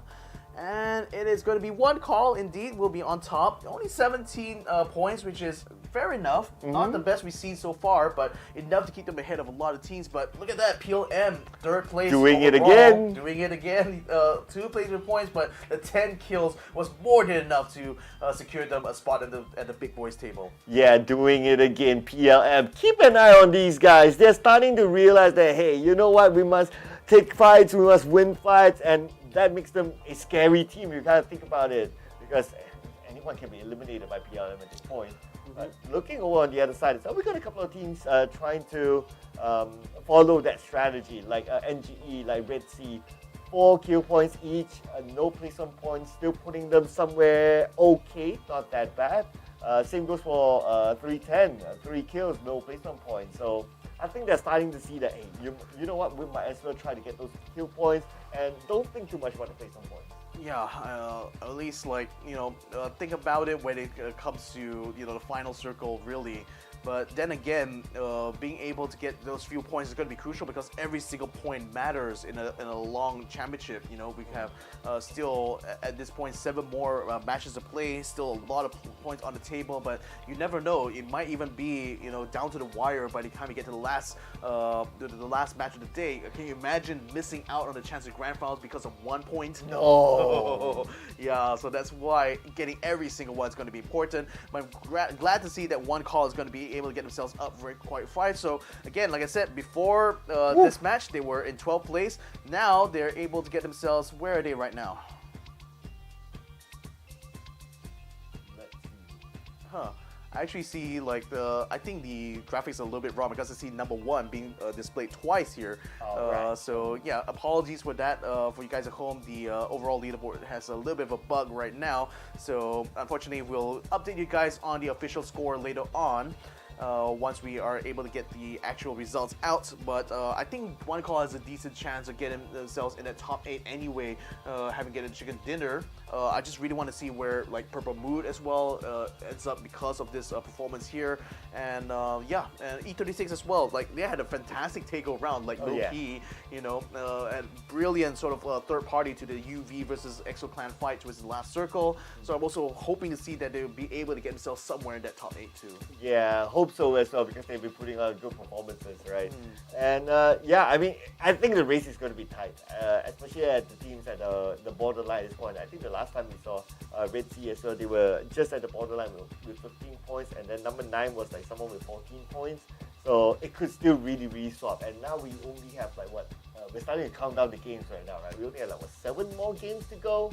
Yeah, 7 more games to go in total, including tomorrow. So teams really got to take every point seriously. Exactly, and to your point about the kill points being a lot more important, I also feel that if you are a team who are really aiming very high, especially if you're a team that wants to be amongst the top 8. It's got to be a lot of things, a lot of placement points as well. They need to prioritize at the same time. So this should be adjusted overall leaderboard now. So yeah, One Call has made themselves up into 4th place now off of this Tego chicken dinner. So a fantastic result for them for sure. Oh, we got 3 teams with 22 points tied in. So interestingly, I'm still impressed with the numbers of PLM. Only 3 placement points. That means 1 placement point per round on average, but they got 24 kill points, surpassing T5, who was the number 1 team. Exactly. I mean, if only PLM had more placement points, if only they got into the last circle fight near Tego, I think that could have easily overcome AAA there. But nevertheless, they're only 3 points behind their fellow countrymen here. So I think it's a perfect opportunity for them actually to continue to suppress everyone else. I'm also glad to see that E36 got themselves up in 5th place here. EXO Clan and Redsea as well, are still on the borderline, I would say, for this to get to the grand final stage, but nevertheless, having 19 and 15 points here should be quite competitive, especially against teams like Deadly Strike as well as number 1 here. Yeah, Deadly Strike only 40 points and number 1 13 points. You really have to think about it. Right? It's 1 point difference up until PMA, and then there's a slight gap, but the gap is not that big anyway. So I would say that there's still a lot of opportunity for these teams to really shuffle around, and teams even on the top 8 right now cannot be comfortable at all. Even, okay, T5, yeah, kind of okay, they can afford to drop a few rounds, but if they drop too many rounds, who knows, a surprise might happen. But I think the score line is still such that, even getting a chicken dinner in any one of these rounds here for the teams that haven't been able to get up into the top 8 yet, I think given how far that one call was able to jump, I think that still bodes well for their chances, to secure a grand final slot. They just need to try to find themselves that chicken dinner, I think, and also continue to remain consistent in kill points. Yeah, but what is for sure at this point is that tie dominance. Oh, 1, for 2, sure. 3. And this 1, 2, 3, they come with different strats. Like one has a balance strat, one has I would say more placement point strats, and one has a all the way kill point strats. And it still works out for them, however they play it. And Thailand, I mean, they're just a country that is dominating the PUBG scene.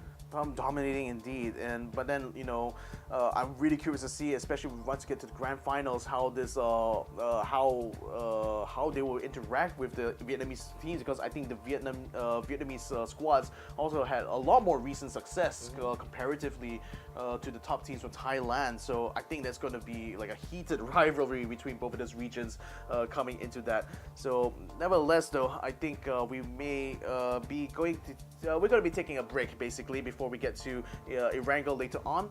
But nevertheless, I think there was still a fantastic round here on Tego. Yeah, Tego, great round. I wish we could have more rounds of Tego in the future. But anyway, I'm satisfied with the Tego rounds. All the Tego rounds so far in our tournament has been great.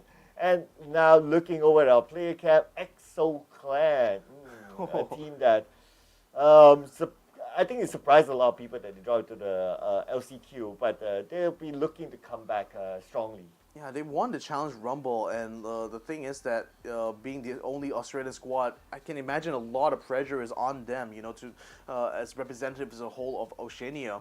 And with MT being like the only Malaysian player here, they are quite an interesting team actually to talk about when it comes to this tournament here. But I would say that so far so good for them. They are still in the running in the top 8. I think it's just a matter of being able to maintain that position. That means having to find a lot more good fights, especially against teams like Number One or Deadly Strike, or perhaps even try to steal some of these points away from the other top teams, especially from Thailand, Purple Mood, as well as T5. But these are going to be this is going to be kind of the challenge for EXO Clan now. They still have another chance in this fight here. Hopefully they don't. Hopefully they'll be able to make the full use of it. I'm not gonna lie, that mustache was luscious. Oh, the mustache, the hat, the hair coming out from EXO Clan. I guess yeah, that was absolutely glorious. I'll be waiting for you to reach that that level of lusciousness. Oh man, SunSister. In the meantime.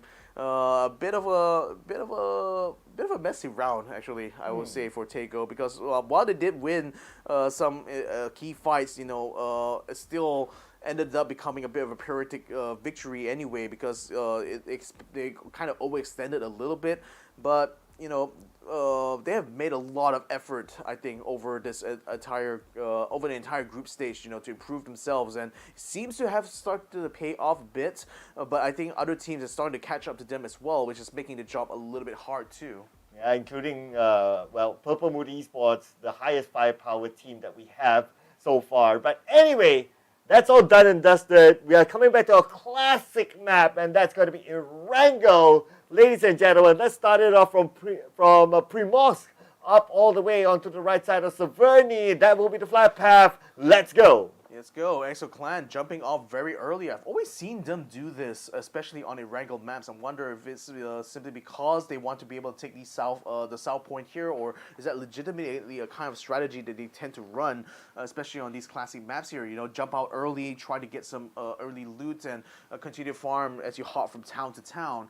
But looking at who else is also jumping out right now, Deadly Strike has decided to take in towards the school site area. One call has not quite made the call to jump out yet. In fact, it's still holding onto the plane, just I guess like wanting to get themselves as far north as possible. So we can see a huge variance in terms of where these teams decide to start with. So this could be a really interesting Erangel round here, actually, I have to say. Redsea just passing by one call, so looks like they're just going to like ignore the fact that they saw like Chibirit over there. So Redsea seems to be going towards perhaps the area of, okay, they're going towards the area of Kameshki. So that's going to be one of the edges there. Oh, okay, that's interesting. So the rest of one call actually jumped out quite early. It's just Chibirit who decided to jump out very, very, very late. So they're complete split out in the 3-1 formation there. I don't know what exactly the plan is. Well, I guess we have to wait and see. Leo spots Thunders and Fluky attempting to try to run away. It looks like they managed to only secure a bike. They don't have any weapons actually.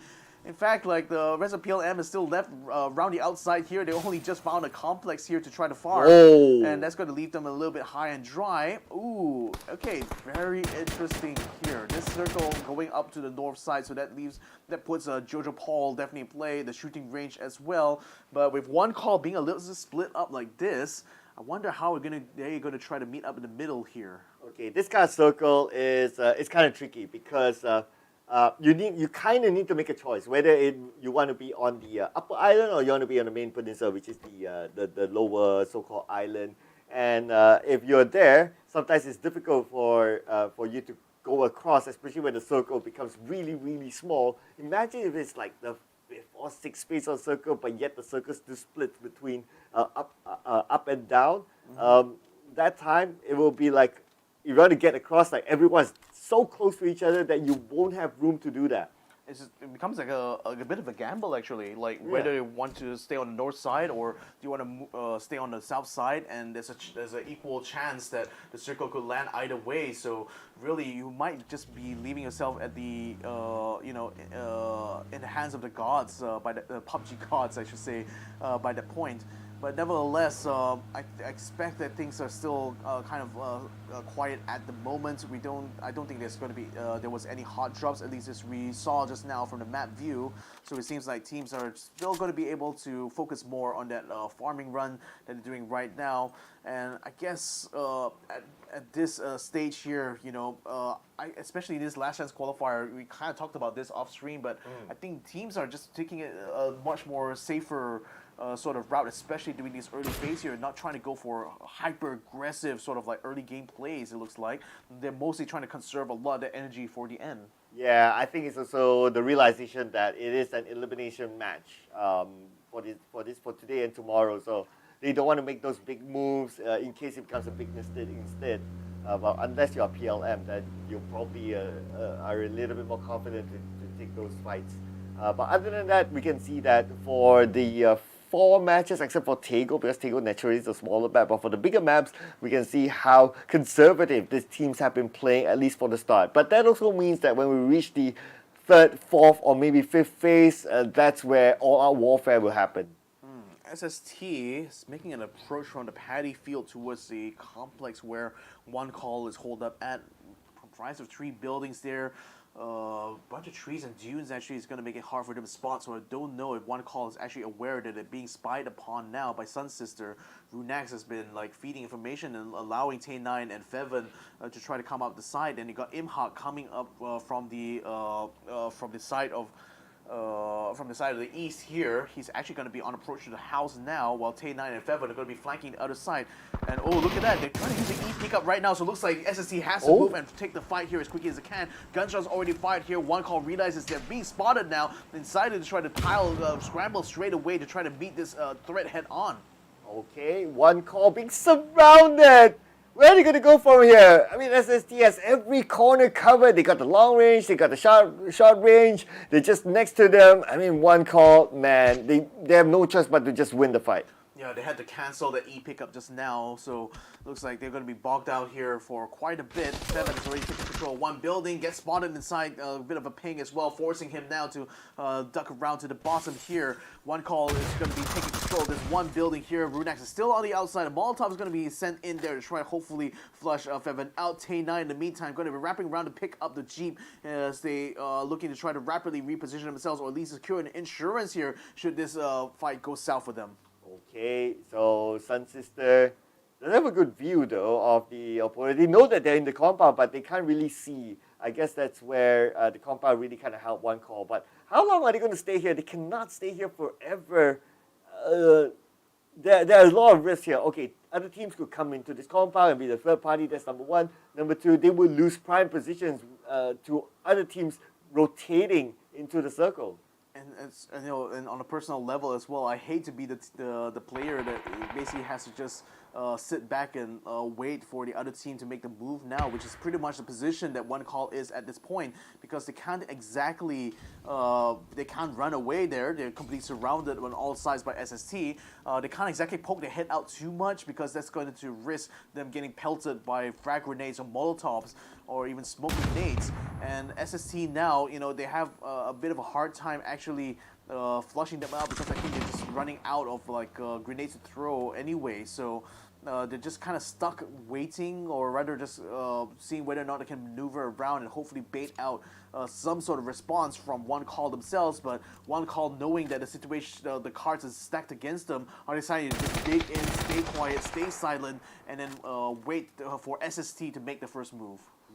Okay, this is a daunting feeling, right? Like, you don't know when will they make the first move, like how are they going to do it, what kind of entry points they're going to use. But SunSister, okay, are they leaving this compound?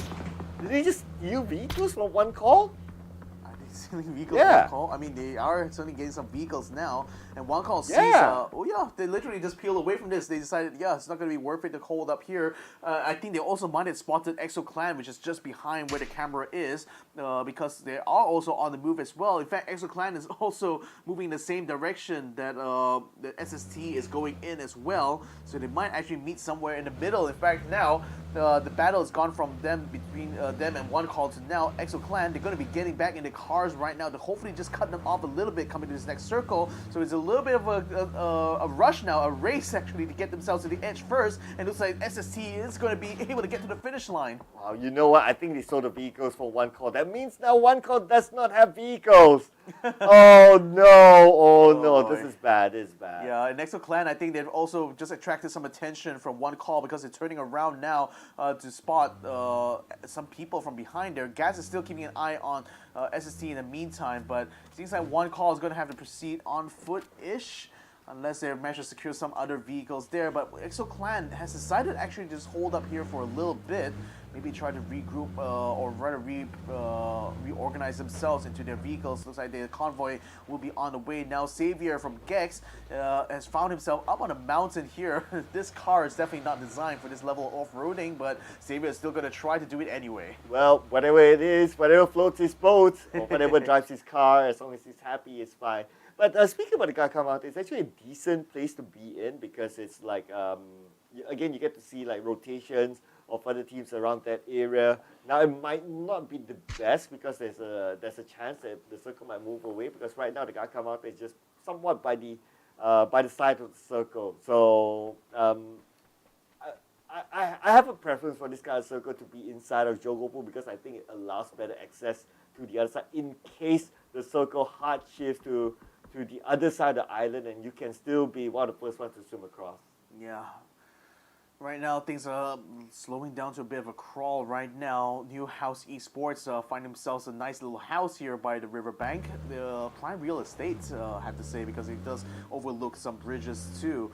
Redsea Esports also having a whale of a time going for their farming run. Have been just farming and farming constantly throughout this run, not really getting into any major engagements yet.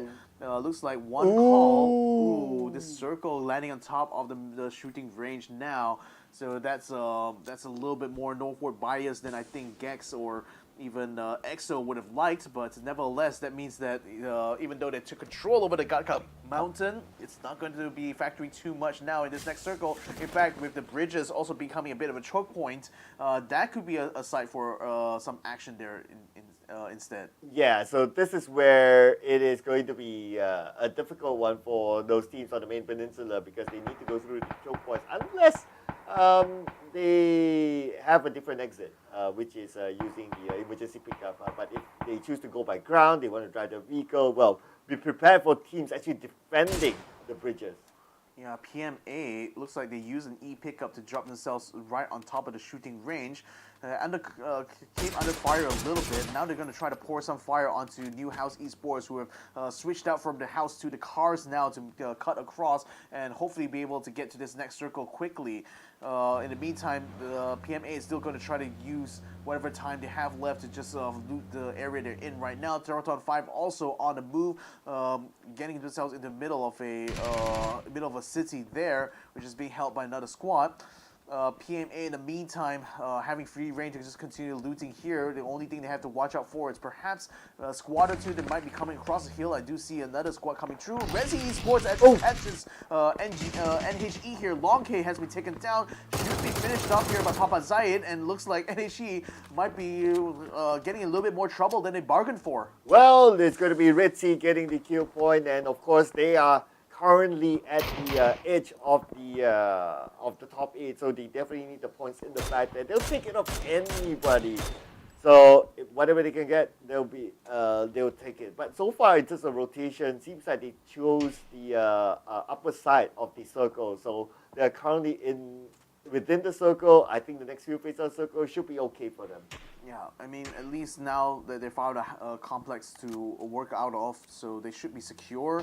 This position relatively. One calls Jexy just got a bit of an encounter now with EXO Clan. It looks like they actually picked up some vehicles themselves, and they're still out in a blue zone. Not a painful blue zone, to be fair, but nevertheless, not a good thing to actually bump into a squad right on the edge there. So one call is going to have to find another approach in. New House Esports still trying to keep Redsea at bay right now, but they also have Theeerathon FIVE coming in the other side. SSC having an peek up and dropping down close to where New Generation Esports is. They try to snipe them down. K9 actually takes a bit of a shot there, but I don't think that's going to be enough to knock them down or stop them even getting that away. Triple A in the meantime looks like he's getting into a counter now with Gex, because Savior has been taken out by a headshot there. So New Generation might have just gotten a drop there. Oh, look at the amount of teams starting to come in on the shooting range. On the minimap itself, we can see 3 teams, and there's more coming as well as EXO Clan takes the emergency pickup into the circle up onto the northern island. And this is where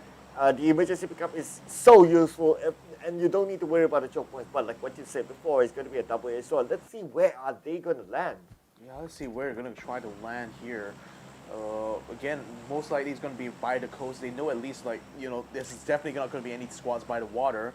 Although Chimbi is going to be backtracking a little bit here, so I think he's going to see whether or not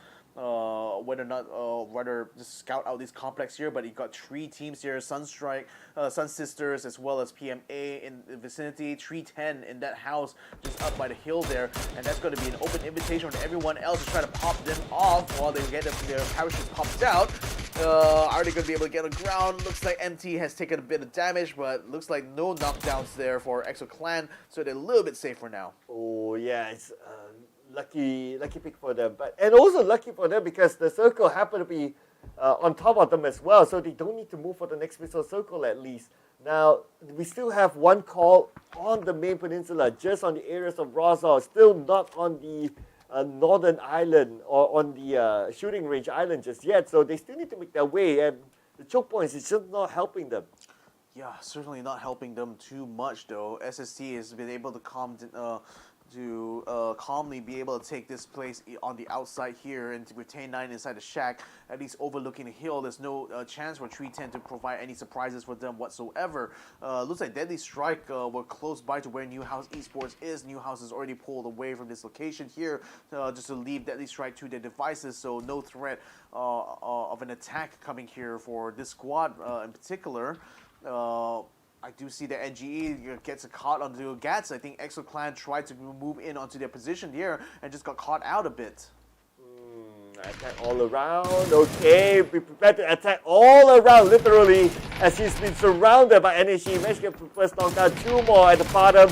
Can he get the second one at least? Yes, he can. What a nice peak shot from Skirt. Amazing gameplay. Yep, Triple A now getting themselves a nice, decent haul there, as NHE no doubt was like I saw them kind of like using the cars to go around, and that seemed to have caught them in a bad place. PMA has actually caught Imhop and taken them out of the map. New Generation's Hakai is moving in the same vicinity where Redsea Esports is. Papa Zayed has loaded up his teammates into the Jeep, but seems like shots are still coming through. Tanawad spawns empty, attempting to try to hide behind a tree. Now he's going to try to regroup with Goobert there, as EXO Clan, who has already lost one member, mind you, are now under fire from yet another team here in the forward Purple Mood. Well, Purple Mood Esports, so far this round, not really in the mood to find kills. 0 kills for now. Well, unless they want to show up later and just wipe out everyone, we'll need to wait and see. But so far, we're still 15 teams available in this round. And we'll see the next fatal circle in about 10 more seconds. So far, everyone seems to be settled down within the circle. Even like one call from Rosa managed to find their way up onto the shooting range island. They're A-OK for now. But the next circle will determine if they will still be okay. But keep your eye on the top left there. Yeah, the top left, number 1 is collapsing onto UV here. I don't think we've seen any knockdowns coming quite yet. Instead, the knockdowns on NGE, who are also fighting on the other side with Redsea here. Purple Mood Esports continue to keep EXO Clan completely suppressed there. Attack all around. Jack Wolf gets knocked down there by a shot from Yuri on the Mini 14. And that's even though they tried to get a jump onto him, looks like Yuri had a little bit of a last laugh. Ooh, yes, a beautiful one indeed. Let's see if Janku can be picked up there. But now looking at the circle shift, the ones that were fighting on the top left, well, they need to make this fast. Now look at this, the long range coming from Thunders. It does connect, but not enough to take anyone down just yet. At the same time, we can see that Blue together with Tanawad getting kills for himself. Yeah, I think NGE is sweeping up Redsea, but Papa Zai is still putting up a decent fight right now. But Hakai is coming up behind him, putting a lot of damage on the Papa Zai here. He's actually going to catch him up. He takes him out completely from the back, and Redsea is out in 15th place.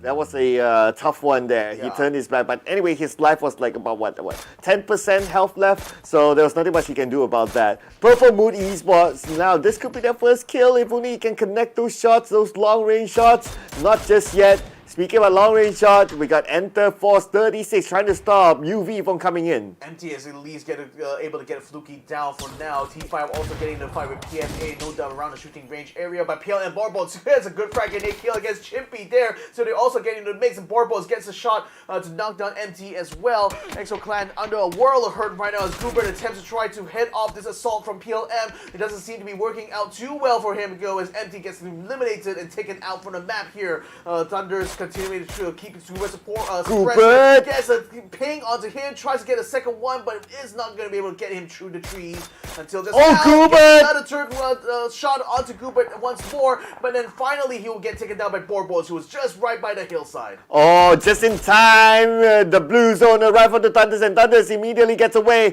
Hatsawa will be taken by the zone, and look at the amount of teams on the northern side, just below shooting range. There are like 4 teams just next to each other. Yeah, PMA were in a fight just now with T5. It looks like Rostetet has already been knocked down, and NGE quickly peeling away from this because realizing they're going to be set on the pawn by other teams here, and SST is moving up from the south side as well, fighting a lot of pressure. They got a knockdown on Hakai as well, so it looks like the NGE has to stand their ground and fight here. Thunderdol out in the blue zone will get eliminated out in 11th place, so Theeerathon FIVE not able to join the rest of them inside this final circle. NGE is still not out of the woods yet. They're still attempting to try to rescue Hakai, but SST continues to keep them under pressure. Oh, this is such a messy fight right now. You move and you shoot, you move and you shoot. A Favorite, can he get one for himself? At the same time, the blue is going to put pressure to all on the Favorite. Will be knocked down by Venom.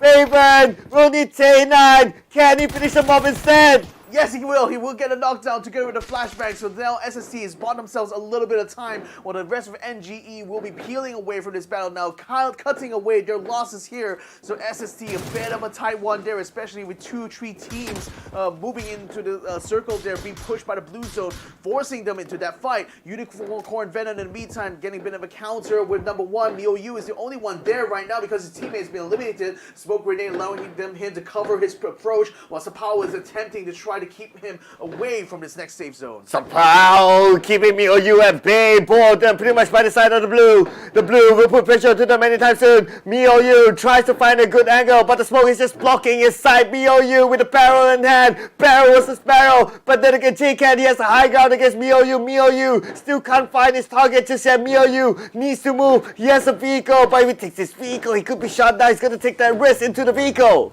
Yeah, he's going to try to risk it right now, just trying to run because the blue zone is already closing in. JCan goes for the spray, but that forces MiYoU on the outside, and he will get eliminated there. Team number 1 not able to proceed on here. 8 teams still remaining in this circle. Oh, there you go. K9 is not done yet. He's getting one for himself. Runex on the other side. Tries to get a good sight on the other target, but not able to do so. Runex right now still on the outside of the circle. 310, still stopping them from coming in, but the blue is coming from behind. Gonna put pressure on the Runex will do it! SST taking out 2 there from Runex will allow them to overcome 310. So that was a bit of a tight spot, but they still managed to make the most of it. So this next circle still out on the open here. Deadly Strike still on top, trying to gatekeep Unicorn Venom coming in. SST's 2 remaining members will be joining up onto a Jeep now, trying to make their way into this next safe zone. E36's Starlo and Sylvia have not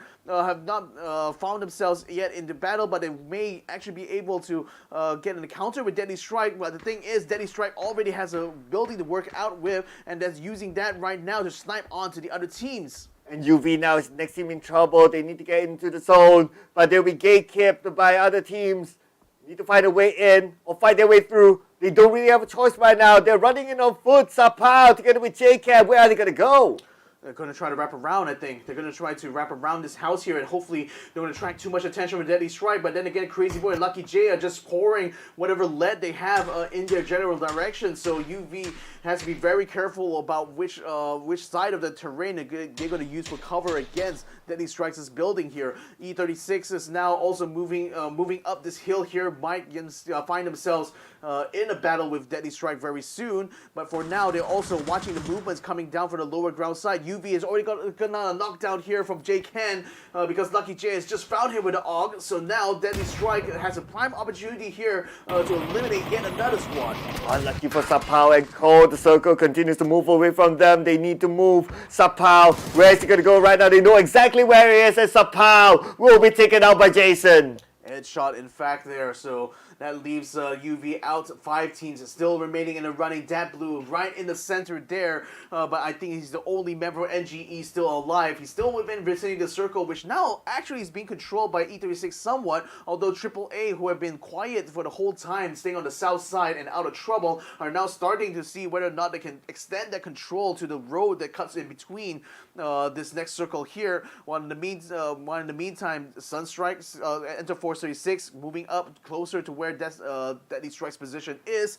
This is looking like Deadly Strike has a lot of advantage because of the complex they're in right now. As Enter Force 36 running very low in utilities here on Sylvia at least. So I don't know how much fight can they have here, especially against a full stack squad like Deadly Strike. Ooh, Deadly Strike, it's time to pick their poison. If they move to their left, it's going to be E36. If they move to their right, it's going to be NGE and one call. So where do they want to go right now? They need the information. If only they have sight over the other side of the hill, then they can decide better. But time's on their side. Now looks like Trick is moving, and look who's there. Yep, see Dat Blue, he's spying on the Trick here, but then Trick, I think, has been hearing all the gunshots coming on the north side, so he's looking to try to join in the fight with on the Deadly Strike here. But Lucky J and Jason are going to be caught out a little bit. Simoy is going to be coming around. Dat Blue is still hiding just in between the two of them and has not been spotted quite yet. But Deadly Strike is the deadlier team, no doubt, especially with this blue zone now crushing in here. That's going to force them out in the open. So one call is taking this opportunity now to get themselves set up to ambush whoever tried to come down into the circle. Oh, Sylvia spots one out, and Sylvia gets to know that the Crazy Boy, but Sylvia being kind of fired upon by the other side. No, Sylvia's still alive somehow. Lucky G will need to move in quickly, but Sylvia will be able to reset himself. But Lucky G comes in on time, and Lucky G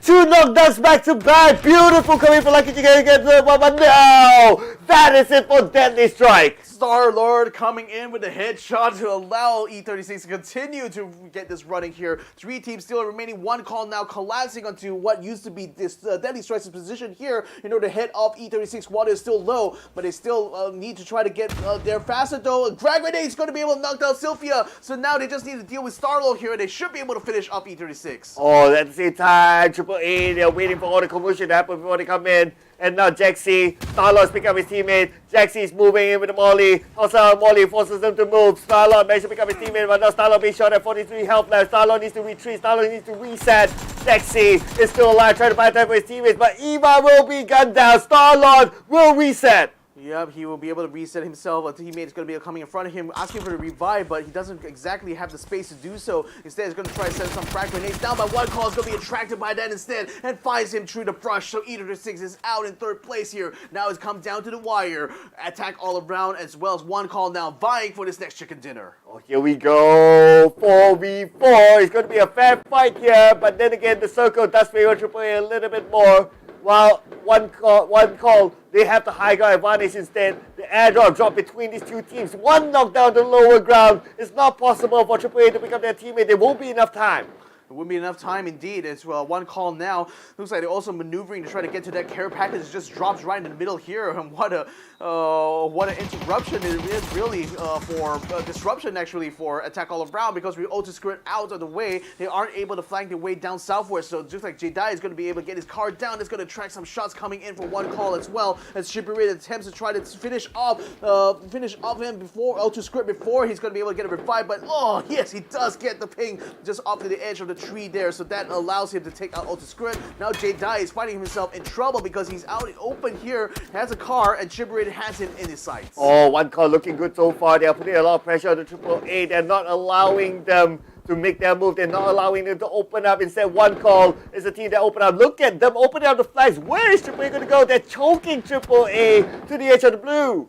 Yeah, it's choking them indeed. Trick is going to be getting in the car right now. No doubt to try to continue to flank Triple A right now. Equilucia is going to have to cut off Chipirit, who has already moved up quite far forward. They're going to try to keep the pressure going. Here we go. Get the knockdown onto Equilucia instead, though. So Simboy, Jaxi now moving up in front. Jakku 2 off is already down. They just need to find Jedi, who is all by his lonesome at the edge of the circle here. One call has this a lot. Simboy goes up in front. There you go. Takes the kill. Winner chicken dinner for Indonesia. Oh, one call! 2 chicken dinners back to back! Wow, oh my goodness, this is a great chicken dinner. I mean, just looking at their coordination, the moment they got the first knockdown, they open up and they secured the perimeter, not allowing their opponent to move at all. Triple A had nowhere to go. Yeah, wow, let's go ahead and have a look at the highlights here, but one call, very, very elated right now, because now with the 2 chicken dinners, they're certainly going to be able to bring themselves close to Theeerathon 5 when it comes to this fight here. But man, having a look at the highlights right now, I think like overall, you know, a very slow start to this Wrangle round, no doubt because teams are playing it a little bit safe. We saw plenty of maneuvering, plenty of the use of the E pickup here, and I think SST got themselves in a nice prime position here because it's in the middle of 3 different teams here. They managed to catch a little bit of EXO Clan, who also had the same idea, just having to drop off a little bit off to the side in order to avoid the field of fire that's coming out from the shooting range. Attack All Around were getting this encounter here with NHE. Oh, this nice. Yeah, this was a nice fight here for them, and a perfect one as well because they secured them nice haul of 4 kill points overall. Purple Moon Esports have been all over the place, really, but nevertheless, having based themselves close to that shooting range area, they've gone and described PMA. This was a fight between NGE and Redsea that happened a little bit off screen, but Redsea was the one who took the brunt of most of it. EXO Clan attempted to get a jump onto Purple Moon, but again, with Thunders being able to provide support from the building and the rest of his squad on the hillside, that was the easy pickings there for Purple Moon Esports. Yeah, but overall, Phase 4 onwards, we can see that it's really, really messy. A lot of teams are really close to each other, and so happened that those number of teams had to fight against the circle that kept moving away from them. That's why we saw a lot of action. Like Mioyo tried to get away with his vehicle, but J-Cam was ready. The moment he hopped into the vehicle, he knows he cannot shoot back, so that's where he just goes out, all out spraying onto him, and he managed to secure that kill. So that was a good one there as well. And Sylvia, my oh my, that one last tick lasted him for quite a while. Lasted him for quite a while, but Ender Force 86 was under a lot of pressure here from Deadly Strike, who have taken control over the north quite effectively by having the high ground here. And even though Ender Force 36 tried to keep them under pressure, Deadly Strike, managed to secure a compound for themselves, which meant they still had a fallback plan anyway, which actually emboldened them for the fight. And then one call, just perfectly dissected AAA here. It was at the 10-point AAA side to try to flank them, but that completely put J-Dye out of position and unfortunately caused a little bit of their downfall, basically, by the final circle. Yep, and what a good coordination. We saw great coordination. We saw great individual gunfights as well. I mean, Erangel, that's why it's the OG map. All these players, they know how to play this map like the back of their hand. That's why they're playing it to their best. And we saw a lot of great gameplays within it. Oh yeah, certainly. And with like another Erangel round to go, it's still not quite done. I think for these teams here, they're still continuing, they will still be able to continue to use a lot of information here going to this next round, and that being the last match of the day here. I mean, one call already securing 2 chicken dinners, I think, and Theeerathon actually having a bit of an underperformance since Tego. I think they're going to be raring to see whether or not they can try to secure another chicken dinner here on Erangel, or maybe, maybe their strongest map is Miramar. Just saying. Maybe, but they still managed to collect a good amount of points there to secure their place at least in the top 8 for now, right? I think the scarier ones would be those teams at the borderline of the top 8. Like, how are they faring? Because I think that there will be a lot of change there, considering that Redsea in this round was not a spectacular round for them. That's the thing. Yeah, so because they were at the borderline. Yeah, so again, when you're at that borderline, it's either you go broke, either you go for broke or you go home, basically. Oh yeah. Yeah, so it's really a really tough situation to be in for sure. But again, with a limited number of rounds to play for here in this last chance qualifier, you cannot afford even minor mistakes. Just putting yourself either in a bad position like what Attack All Around did in that final circle, or just kind of like making an open invitation for a lot of other teams to just basically gank onto you instead. So you always want to be able to have a fallback plan. You always want to be able to get the first pick off really against any other team when you fight. Here is the leaderboard right now for match number 4. One call, of course, taking the top spot right now with that chicken dinner and 11 kills for themselves, which is the most out of everyone here. AAA E36 as well as NGE, not too bad in this round here, earning 7 kills here, so allowing them to be 13, 12, and 10 points respectively. And this is the first time we see T5 and Purple Moon Esports on page number 2 in a match leaderboard. Only 3 points each, and they so happen to come for kill points. But anyway, it's still points, and I think these two teams, so far, they can afford to lose a few points. They're fine. Yeah, but it's just, Theeerathon FIVE as well were also this low when it came to the previous match itself of Dontego. So again, like a bit concerning here, but given that they still had like a huge lead here, I think they're still more or less secure in that top 8. Perhaps like it's perhaps like other teams now are starting to catch up to them somewhat. But with one call already getting themselves back to back here, I'm certain that T5 will be looking that a little bit nervously right now. Hopefully they'll be able to come back a lot stronger in the next Erangel round here. I'm also very surprised to see that Redsea and number 1 also underperformed massively here, even because they were still involved in a few fights, but I think Redsea themselves got completely wiped though in that encounter. So we'll see how they're going to try to continue on, because as of right now, Redsea has been pushed off of the top 8 here. EXO Clan also on that borderline a little bit. Deadly Strike has been able to upgrade themselves into a first class ticket here. So has Unicorn Venom as well. So joining still up, the one call has already reduced that gap between themselves and T5 down to 3 points. So like I said, if I was in T5's position, I would be a little bit worried. Okay, now that we get to look at the overall, it does make sense as well. If you, again, the number that interests me is that Purple Moon Esports, they are in the Grand Final stage bracket, but only 3 placement points. That is less than 1 point per round at this point. 27 kills. It is still the highest among everyone. I mean, EXO Clan also has like a similar sort of ratio going on, 4 placement points to 15 kill points. Now, it's still going to be on that borderline, but you know, the vast majority of other teams are still quite consistent in collecting both kill points as well as placement points as well. But for the most part, these are teams that were very much involved in late game fights, very much able to survive through the typically very chaotic mid phase. So I think it's more about being able to survive that middle portion of the map is a lot more important should they still want to be able to keep up with the top 8 teams. But you know who has to keep up? That's a break time for us, ladies and gentlemen. So we'll be taking a short break here, ladies and gentlemen. Don't go anywhere. We'll be seeing you for the last game of today in Irregular after this break. Welcome to the update 23.2, where you can now revive your teammates, transport knocked out allies onto vehicles, and engage in a new social feature, the clan system. Let's dive right in. First on the menu is the brand new revival system. To reduce frustration during squad play and promote diverse strategies in normal matches, you will now be able to revive your fallen teammates. Just retrieve the blue chip from their death boxes and register it at one of the transmission towers scattered across the map, or through a wireless transmitter item obtained through farming. They can then rejoin the match via a respawn plane that flies once per phase. Note that this feature is available only in normal and custom matches on Erangel, Miramar, and Destin. Next, we're introducing a new DBNO feature, allowing you to carry knocked out teammates and place them inside vehicles.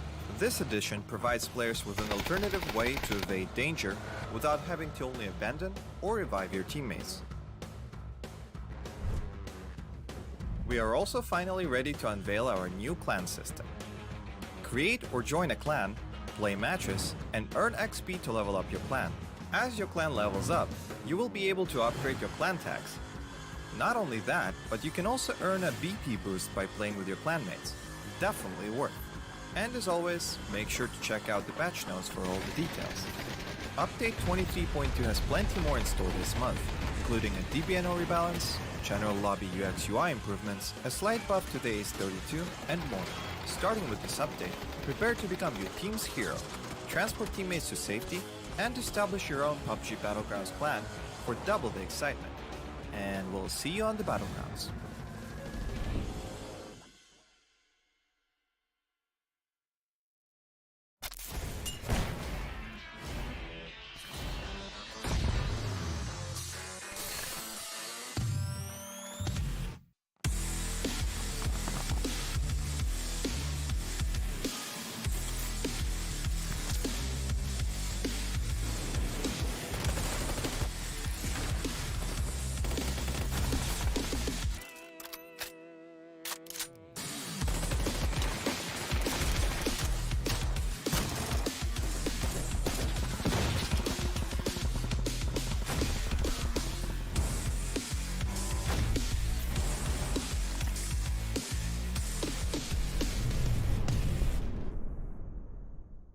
The latest game from Krafton and 5 Min Lab. Fast pace and full intense PvP action brawler game.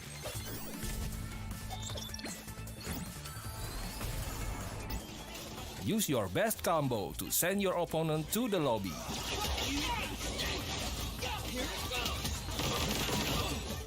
Select your legends and be the winner.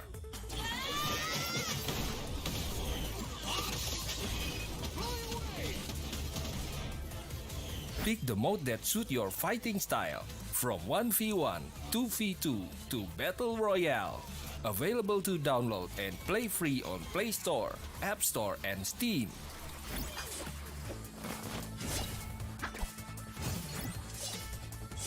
Let's be legends today!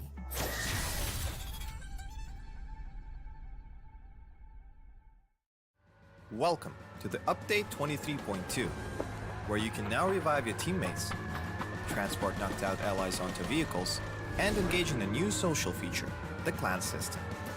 Let's dive right in. First on the menu is the brand new revival system.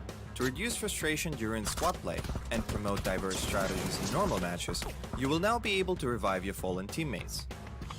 Just retrieve the blue chip from their death boxes and register it at one of the transmission towers scattered across the map, or through a wireless transmitter item obtained through farming.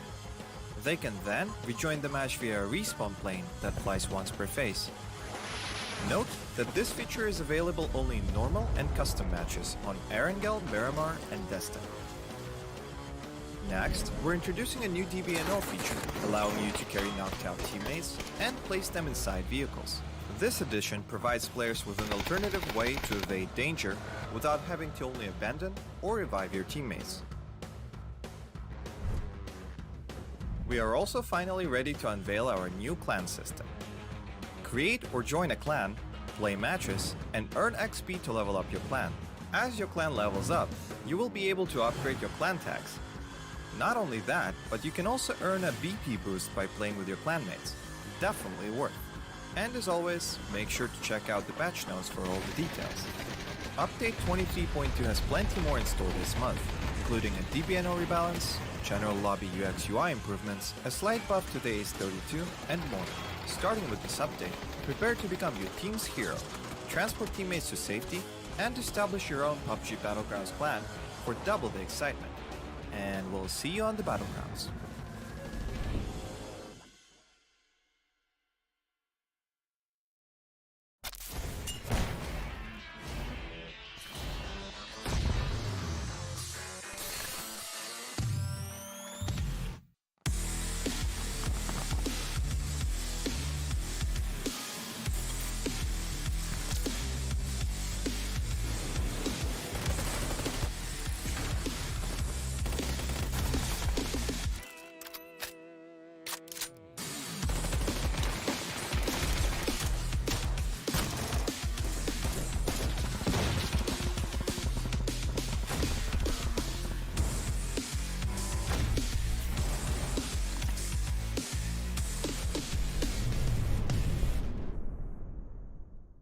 The latest game from Krafton and 5min Lab. Fast pace and full intense PvP action brawler game.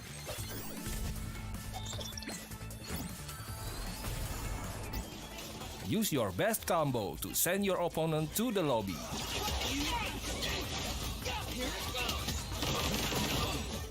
Select your legends and be the winner.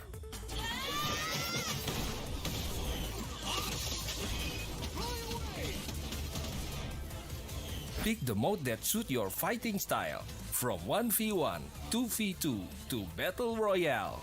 Available to download and play free on Play Store, App Store, and Steam.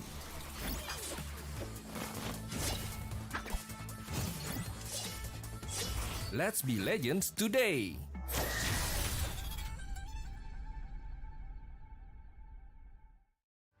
Welcome to the Update 23.2, where you can now revive your teammates, transport knocked out allies onto vehicles, and engage in a new social feature, the clan system.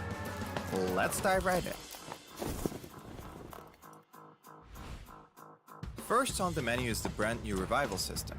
To reduce frustration during squad play and promote diverse strategies in normal matches, you will now be able to revive your fallen teammates. Just retrieve the blue chip from their death boxes and register it at one of the transmission towers scattered across the map, or through a wireless transmitter item obtained through farming. They can then rejoin the match via a respawn plane that flies once per phase. Note that this feature is available only in normal and custom matches on Erangel, Miramar, and Jester. Next, we're introducing a new DBNO feature, allowing you to carry knocked out teammates and place them inside vehicles. This addition provides players with an alternative way to evade danger without having to only abandon or revive your teammates. We are also finally ready to unveil our new clan system. Create or join a clan, play matches, and earn XP to level up your clan. As your clan levels up, you will be able to upgrade your clan tags. Not only that, but you can also earn a BP boost by playing with your clanmates. Definitely worth. And as always, make sure to check out the patch notes for all the details. Update 23.2 has plenty more in store this month, including a DBNO rebalance, general lobby UX UI improvements, a slight buff to the Ace 32, and more. Starting with this update, prepare to become your team's hero, transport teammates to safety, and establish your own PUBG Battlegrounds clan for double the excitement. And we'll see you on the Battlegrounds.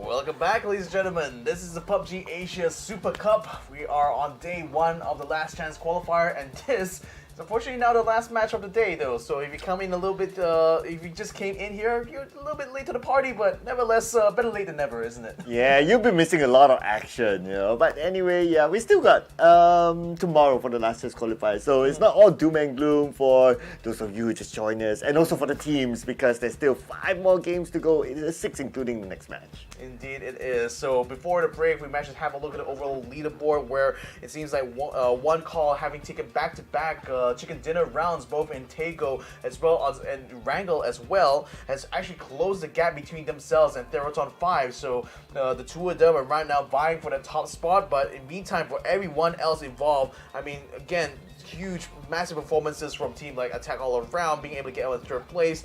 Enter Force 36 managed to boost themselves up a couple of places now, so they are currently sitting in 4th overall. Then you got, but then you look at the further down there, you got Redsea Esports dropped out of that top 8 for now. EXO Clan also a little bit on that borderline. Deadly Strike actually had a brilliant run in that last Wrangle round, so they're now up in the top 8 as well, to be able to mix it up with the rest here. And you know, with this final Wrangle match going to be coming up soon here, I think there's going to be a lot of things to keep track of, you know. Yeah, it's going to be a lot, because we're still at the first 5 games, so a lot of shuffling will happen. Maybe some of the teams up there would have sealed it in the top 8 by the end of today at least, but because of like the past 2 games, some of the top teams start to drop a little bit. Well, the position could be in taking flight now in our final match of today here. The path is going to be taken from northwest all the way to southeast, so that will cut towards Koznovka Island, but it also offers plenty of opportunities for teams to jump out early to take control over the northern side of this map here. But what do you think? Would you rather take the jump early? Would you rather take it a little bit late? Or would you just be right around the middle where it's just nice? Well, my favorite drop slot is school, like personally. So I would jump to somewhere in the middle, and with this kind of flat path, you can reach onto school directly. So yeah, I have a liking for that.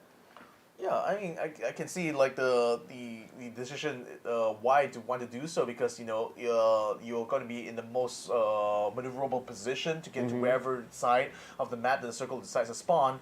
But then again, like some teams, you know, they knowing that you know the center tends to be a lot hotter compared to the edges, will try to use the coastline actually as a way to prevent themselves from getting backdoored, especially during the early phase where it comes to doing farms, or you know the only kind of encounters you usually get during the first phase anyway will be hot drops. So you know, by taking quite early to the coast as well, not only you maximize your potential to be able to grab some loot early on, but you also get a much better much better view of what happens around your immediate vicinity. Whereas like in the center, you know, you could basically have like enemies coming from any direction whatsoever, and you're kind of not in control in that situation. But speaking of control, though, circle going down the northern side here, so mostly it's going to be still around Yasuna Poliana.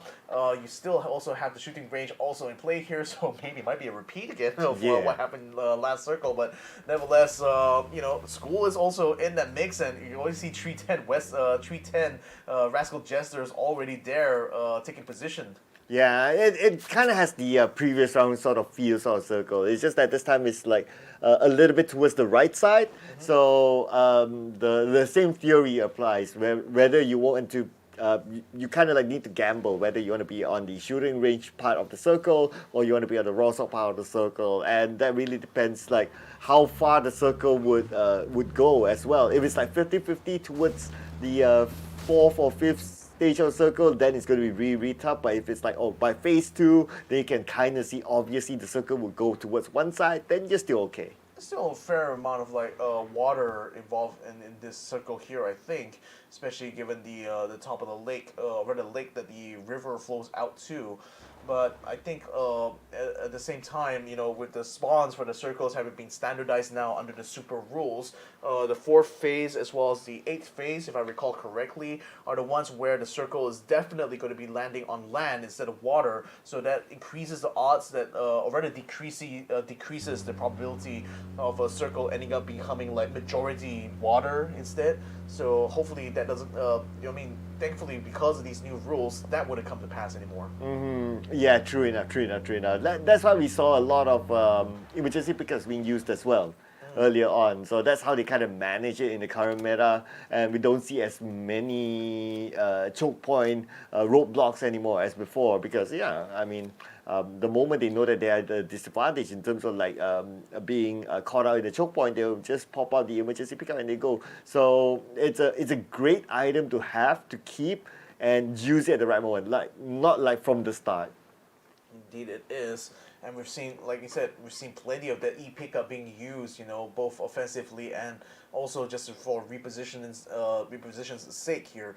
EXO Clan going to be taking control of the factory area here. Seems like they will have a decent time to farm here. Again, they're the team that's currently sitting in 8th place right now. Not the most secure spot to be in, and most of those points they managed to rack up is mostly from kills, actually. It's kind of like a similar kind of story when you look at Purple Moon Esports, right? Where like, they have prioritized a lot of those kill points. It seems to have been enough to keep them somewhere in the top 8, at least for the start of the day.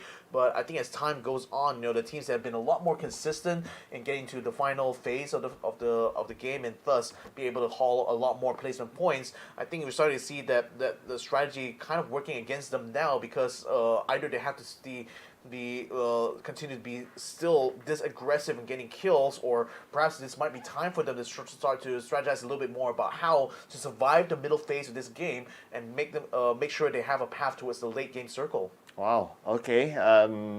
That's interesting. I think, is that a blown up vehicle? That's pretty early. All right, restricting their own mobility, or maybe it's not a vehicle that they want to use. And sometimes that's a strategy, you know. So there could be this strategy whereby, okay, while you travel, you blow up vehicles on your way, so that you cut the mobility out of other teams. But if there's just too much bullets to expand, then you can just puncture the back tires, and it works in the same concept as well. I mean, that's a fair point as well, because, you know, under the new rule set, vehicle spawns are a lot more like consistent now. They will be definitely at very specific points on the map, and will always spawn the same type of vehicles. So perhaps that's like it makes me think of like the World War II strategy. Oh my god! Wow. A war is just broken out. As XT1 finds me some flying finishes off very quickly. Redsea Esports were still on the move that time, so they're not going to be able to respond to this at all. Oh, very unfortunate there for the Malaysian squad. It's going to be Mr. Flank again. Man, I remember watching him in the last PUBG tournament that I casted as well, and he was an amazing player. He was pretty much like a clutch god level. Like, he would be able to take on 1 versus 2, 1 versus 3 during that moment. But it's just unfortunate that in this tournament so far we don't get to see the best of him. Looks like Papa Zayed might be in a little bit of a hot seat as well. It smells an opportunity to try to pop things off here to Redsea, but Zayed is able to give him the slip though, so no knockdowns this time around. The M16A4, to be fair, doesn't have a lot of armor penetration though. Papa Zayed seems to have his tire popped off though, so it did have a bit of effect, but not enough to stop this Big Daddy though.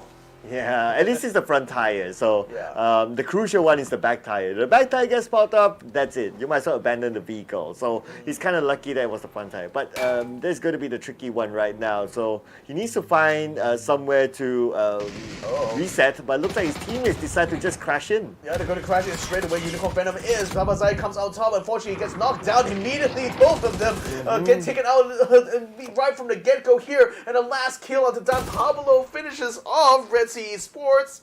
They tried to take a fight here, but it seems like they're bitten off a lot more than could chew. Okay. I mean, that crash was a little bit concerning, I must say, because they knew that they don't have Mr. Plank, so they were already at a disadvantage the moment they crash in, and I don't know, it's just heartbreaking because they looked like they had some hope to be in the top 8 during the start of the day, but as the day tends to close off, it seems like their performance as well. Yeah, I mean, just dropping like a stone, actually, when you look at a leaderboard perspective. So, a sad day, really, for Redsea Esports. They will be bowing out for now. Hopefully will be seeing a lot more of them tomorrow. EXO Clan, having found an E pickup, has got themselves from the island now down to the ground, hoping to try to get themselves up into the northern side here. Might actually land themselves close to where T5, as I see Danadol on the mini-map there. So, again, it's always a double-edged sword, like I said, with this E pickup. You know, either you're going to be jumping into the fire, or perhaps you'll be able to reposition yourself in a much better place compared to before. But nevertheless, Goobert lands on top of a Jeep, picks it up immediately, and just turns tails and run, while Hatsawat comes under fire from Empty, who is able to spot them from inside the building. Well, Hatsawat immediately retreats back to safety. Luckily, he wasn't knocked down. If not, it would take a little bit more work for his teammates to pick him up. But anyway, T5 right now, yes, they are at the top of the leaderboard, but they got to be careful, because there's still enough games for them to be caught onto, so they cannot be complacent with where they are. Indeed, they can't. EXO Clan, though, they have managed to secure a building here, so at least they have a base now, should they decide to try to continue to receive fire from Theeerathon FIVE. But it seems like Theeerathon is also a bit on the move. I see Hawat already getting himself on a car, attack all around on a convoy as well, moving up into the island now. So they've just joined in with the rest of the squad on this northern side, just follow along where this river is flowing at the moment. Jankuwov just scanning around the side, I suppose. I don't know if they actually have picked up any strays on their side here. Equilucia is going to pop up a little bit here. I'm not sure exactly towards whom, though. Can't quite see anyone on distance there. There's certainly Purple Mood being on the other side, though, so that's something they have to watch out for sure. PMA, gotta watch out as well, because like what you always say, this is a double-edged sword depending on where they land. So far, based on the minimap, okay, we can see that there's one team, but we're unsure yet where they drop.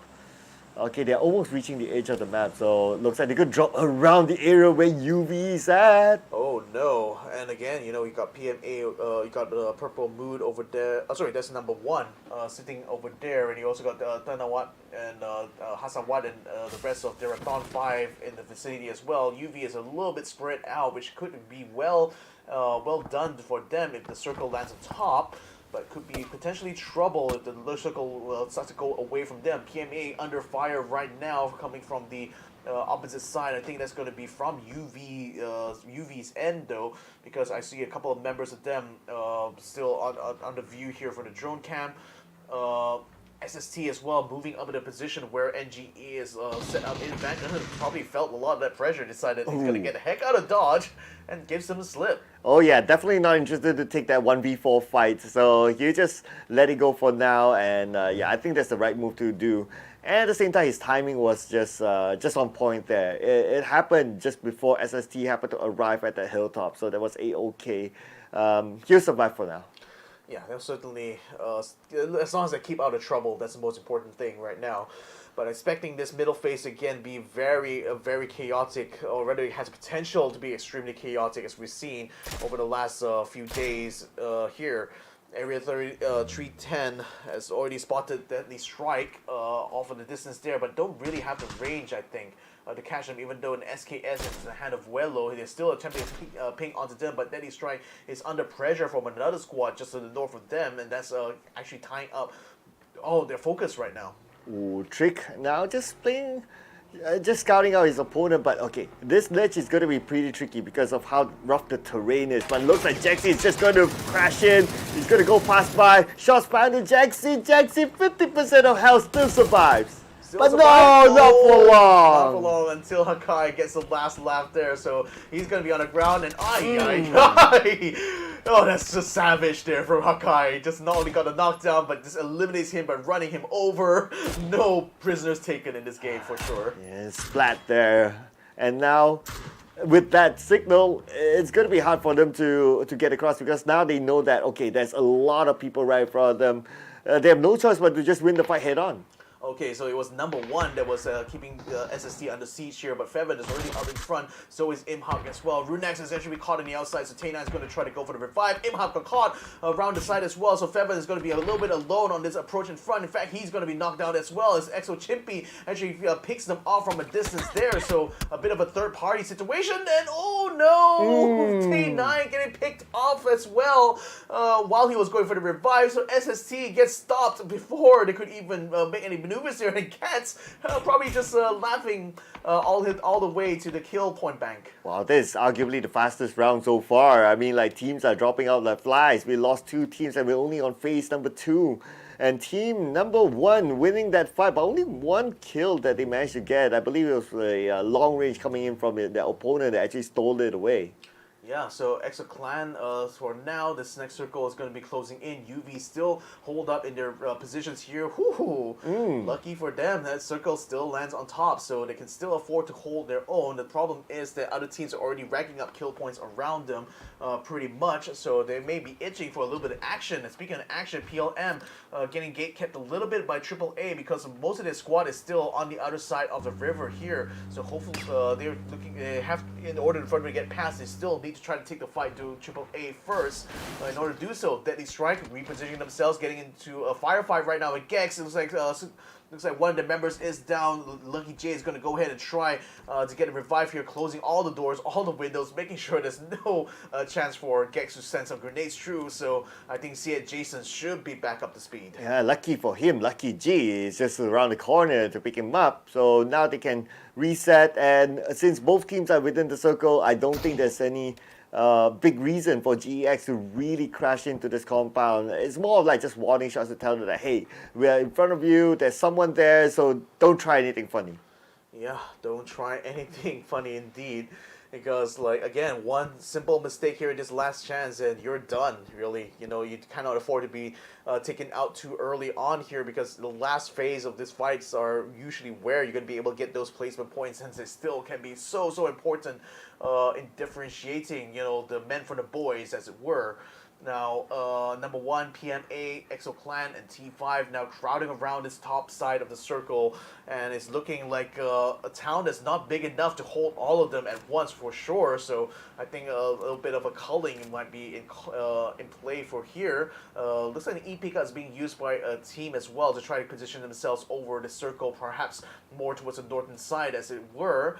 That blue from NGE in the meantime, not really under pressure right now. It looks like it was one call that was using that E-Pickup now. They're going to be dropping themselves straight into the middle of this fire, on the middle of this 2 squads here, but do find themselves a shack to at least work out of. Yeah, the moment they land, okay, they're being shot at from multiple areas. Just look at this.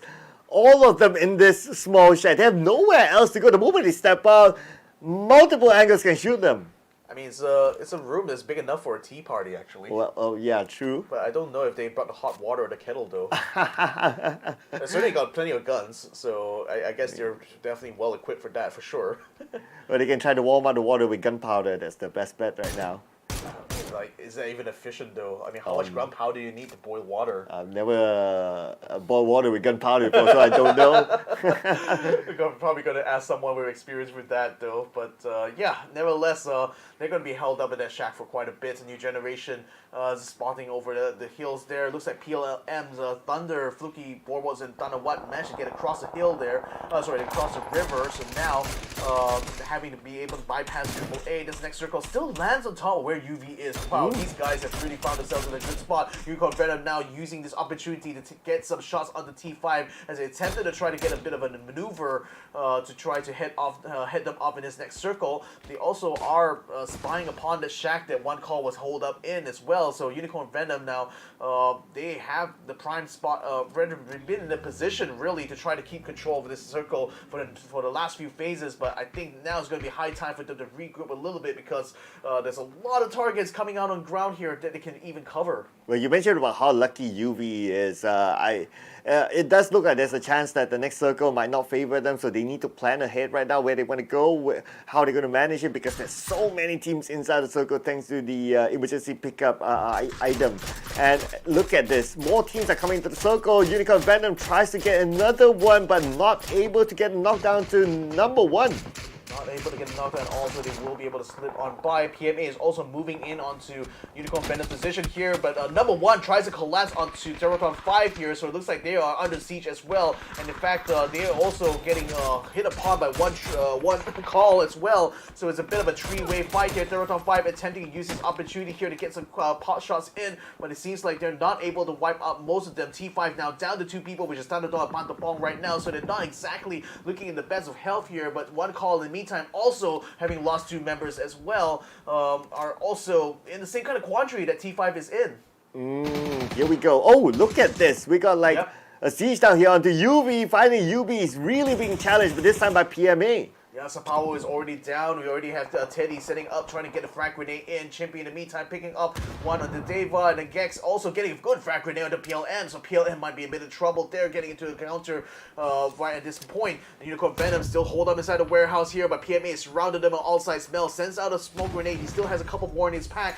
with 2 frag grenades as well, but he gets a spray there. A Molotov is going to force him to move out of position, but Teddy takes a little bit too much damage, has to pull back. Snops is trying to get some shots through the window right now to flush out this last member, but still, he is not going to be budging anytime soon. They find it difficult to get just that one guy. Oh my goodness, it looks almost like Smell is just like a Rambo at this point, but now they're rushing in, they're trying to find their target, they're looking around, but they can't seem to find where he is. No, Sylphie and the other 2 members, the other remaining 2 members of UV actually pulled away while they were doing that. I think J-Ken was the only one who managed to survive that fight there, so he's the sole remaining member of UV, has to surf around the blue zone. PMA is taking control over the warehouse now and still has their full stack, so I would say that was a good fight for them. Yeah, that is a good fight, and it was a clean one because they didn't lose anyone at all. Yep, but EXO. Yep. Okay. Oh wow, look at the amount of teams here. Yep, NGE and Deadly Strike moving in onto each other at the same time, forcing them to bring out the frag grenades.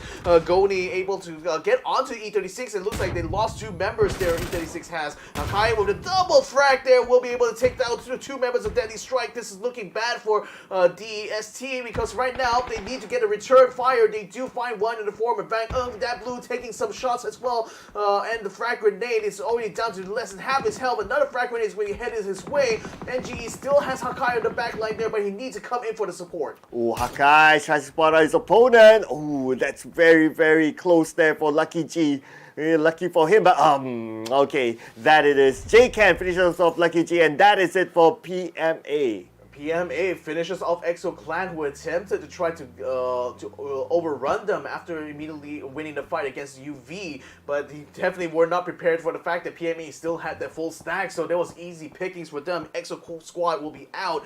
EXO Clan will be out in 10th place now for sure. So J-Can in the meantime just holding by the edge of the circle right now, getting some shots on the Mio Yu, who is alone in that shack right now. The last remaining main member, I think, from number 1, and certainly not in the best position there because you got PMA breathing down his neck just behind him as well, so he's under immense amount of pressure. Oh, by Global Esports, Xsset has been eliminated at number 9, unfortunately.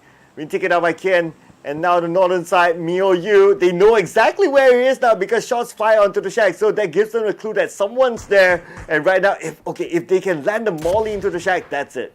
If they could, yeah, that's going to be it here. But PMA is in the prime position now to control the northern side. They just need to watch out for Mio Yu, who could potentially be an interloper, but then that last frag has already put him down very low. Teddy's going to be setting a Molotov in. Oh, just misses him a little bit. Still going to be spreading fire around the outside. Teddy actually lost one to fire there. What is he doing? What is he And Miao finishes off with a frag grenade popping on the top. There's the Teddy ends up actually on the ground instead of the other member of team number 1. Well, I understood he was blinded by the stun grenade, but then again, if you're blinded, I don't know, man.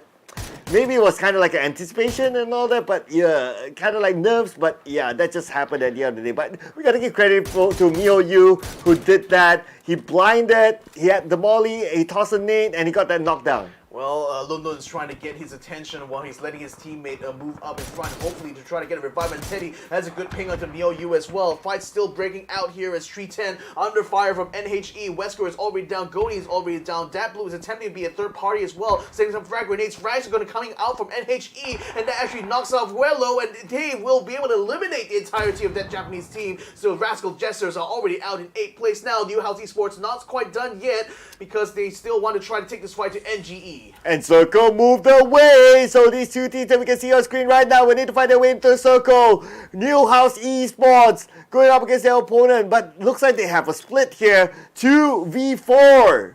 2v4 indeed, and Hawaii is going to try to get himself within the smoke now, keeping up the pressure onto NGE down by the south side. But you already got AAA getting themselves to the border of this next safe zone, so they will potentially be the ones trying to gatekeep the rest of them after this fight is already wrapped up. Lunde for PMA continuing to take some shots against Long K right now. It doesn't look like PMA is doing quite well. In fact, Lunde is the last remaining member, so it seems like Miao is just absolutely killing it out there right now. Attack all around under fire from frag grenade. Another grenade just blowing up cars around him, but somehow J-Dye still survives. Oh, that was a close one there for J-Dye. And now J-Dye, they still have the high ground advantage. Hakai tossing out utilities, tossing out the smoke just to block the vision of AAA. But then again, AAA, they are by the edge of the circle. They have a little bit more advantage. Vehicle will be used by Hakai and Co. They're going to go in on the AAA. And then New House Esports actually wrapped around the side there, so now AAA is the one that's being gate-kept a little bit, and with only the shack here and no vehicles left, they cannot get out of the zone. But NGE attempts to try to get through the gauntlet here. One knockdown. Dat Blue is also being taken out by Jack Wall, so Attack All Around still has the last laugh. Oh, there it is. And now we're down to the top 6 teams. Long range coming in from Lunun. He's the last member of PMA. He has been holding on to the shack for the longest time. He has the right weapon. The MK12 can help him with those long range taps. Yeah, and with a 6x scope, you'd think that he'll be able to catch a lot of kills, but so far, PMA has only been able to do 5. London hasn't got a single one yet. His flankers have already been taken out. Maybe by that fight from Miao, we can't quite tell because it happened a little bit off screen. But AAA right now under fire from everyone else here. NHE is keeping them gate kept. The T5 as well, just firing onto the shack. And with no vehicles at all, I don't know what Team AAA can do right now except, accept the fate. Maybe. Yeah, I mean, hold on to this circle as long as possible. But even so, it's like it's not going to be long. It's going to be hard for them to get out. Just look at the amount of vehicles they had. Those vehicles, but all of them have been blown up. So there's no choice. The only choice is that they pop out the smoke. They try to get across, but even so, the chances are slim. J-Dye still has 2 frag grenades though, so that could be an option for him if he can throw long enough to catch Long K as well as Tridoi on the other side and hopefully can get rid of the vehicles. Jack Guab is also using the tree for cover right now and has to spend the last of his health kits to stay alive in this fight. Hwan is just keeping them trained. Jack Guab is finally been pinged down though as UV also collapses onto AAA, finishes off Jack Guab as well. T5 Pantapong is also keeping an eye out. This next circle gets a little bit closer and NHE has actually found themselves in the prime position now. All PMA's Lun Lun, number 1's Mio, and J Ken, the only solo remaining members of their respective teams now, are just left outside the circle here. Well, it does look like AAA, they are just going to deny this out to the blue. Playing a little bit of a healing game there, but he knows. If he goes out, he's going to be free point to another team, so he might as well just wait it out, use as many utilities as possible, and give himself up to the blue, and this will be the moment that they will be eliminated. Yeah, so unfortunate. I mean, that frag grenade just completely ruined any chance for attack all around to get out of the spot. And NHE, so smart from them as well to wrap around from the western side, because that effectively allowed them to cut off AAA. J-Ken tried to go for a run across, but T5 Pantapong actually finds him and stops him in his tracks. So that's going to be them out in 5th place. So 4 teams still remaining now. New House Esports, T5, Theeerathon FIVE, Positive Mental Altitude, as well as team number 1 are still in the running. Only NHE, New House Esports, has the full stack. Ooh, and has the circle as well, so a good advantage to them for now. But can they defend this area? But looking at everything else, right, it is favoring them to get the chicken dinner. I mean, just by numbers alone, NHE has a massive advantage. And number 1, PMA are all just solo members left. T5 is a pair, to be fair, but to be fair, we still have to deal with Tanadol, who's an amazing shot. But nevertheless, the odds are still stacked very much against this squad right now. I guess right now it's more about waiting for the circle until the circle really forces them to move. But Patapong, he tries. Can he get it? It's going to be a clear shot right now. He just needs to control the recoil. All right, steady, and no clear sight yet. No clear sight yet. He's going to reload instead. Try to pop up the tires of that buggy there to prevent him going out. But that's drawing a lot of fire from New House Esports. As Chudoi is using this opportunity to try to catch one of Pantapong. Will not be able to do so though, as they have already dug themselves a little bit deeper in. 1706 is going to be moving up as well to try to head off where Miouyu is. Lun Lun still crawling on the ground right now. The blue zone closing in around him. He's already within the safe zone though, but you still have to move, no doubt, in the next part. The team number 1, Hoan, gets the kill to Miouyu now, so his long run so far in that shack has finally come to an end. Well, phase 8 it is, ladies and gentlemen, and the circle moves towards the middle. And New House Esports still have absolute control of the circle, but it seems like they don't know that Lunan's behind them.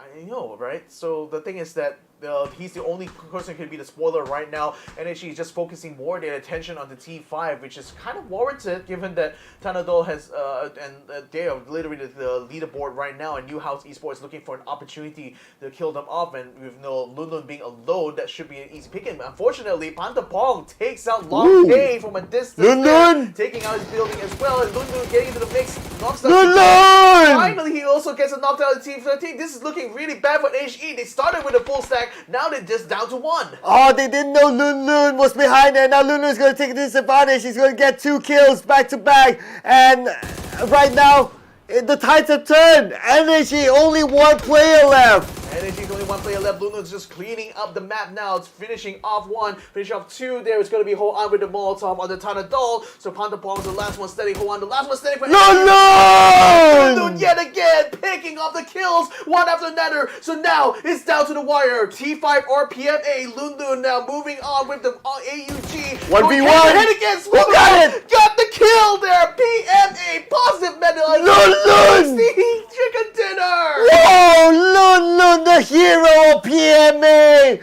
He held his ground well. A lot of discipline shown by Lun Lun, and he got the chicken dinner for PMA. Very well deserved. Wow. I mean, man, the thing was that, again, NHE was in position to, in the perfect position to defend and actually control the circle, just didn't really, like I said, didn't see or didn't realize that Lun Lun was just lurking behind, biding his time, waiting for the right moment to strike. And Water was so tied up by trying to take on Pantapong as well as Tanadol, he just comes in the back, sweeps them up, and just completely decimated the entire squad. If only they knew somehow that Lun Lun was behind it, it would be a totally different story. But the fact that all 4 of them was putting focus on the T5, nobody knew that Lun Lun was there. Nobody was paying attention to him. I mean, I suppose they knew that, there's at least one more lurker hiding around, but then again, they were so focused on the 2 that was inside the shack that they just completely forgot about covering the backs there. So I think like Lun Lun just low-key took a huge gamble by just moving up, but just paid off so well for him. And just getting those those kills there. I mean, that's fantastic here for PMA. I mean, what a clutch. Yeah, that is arguably the play of the day. Arguably. We can put that up in the Hall of Fame, alright? So far, that has to be one of it. Lun Lun, I mean, just look at the reaction of the players when we saw the player cam. them, it's like they were at disbelief that how they got that chicken dinner. Because remember, they actually tried to gank Unicorn Venom. Lost two of their members, so Lulu was just basically the last one standing. He had to survive, up until the final phase there. So he just kept quiet. He just kept completely quiet, let the other two teams fight. And I guess on New House Esports part, they probably expected that the team that still had the pair going on was probably the one that will be the biggest threat. So that's why they were just focused on that direction. So that just made it perfect for Lunun's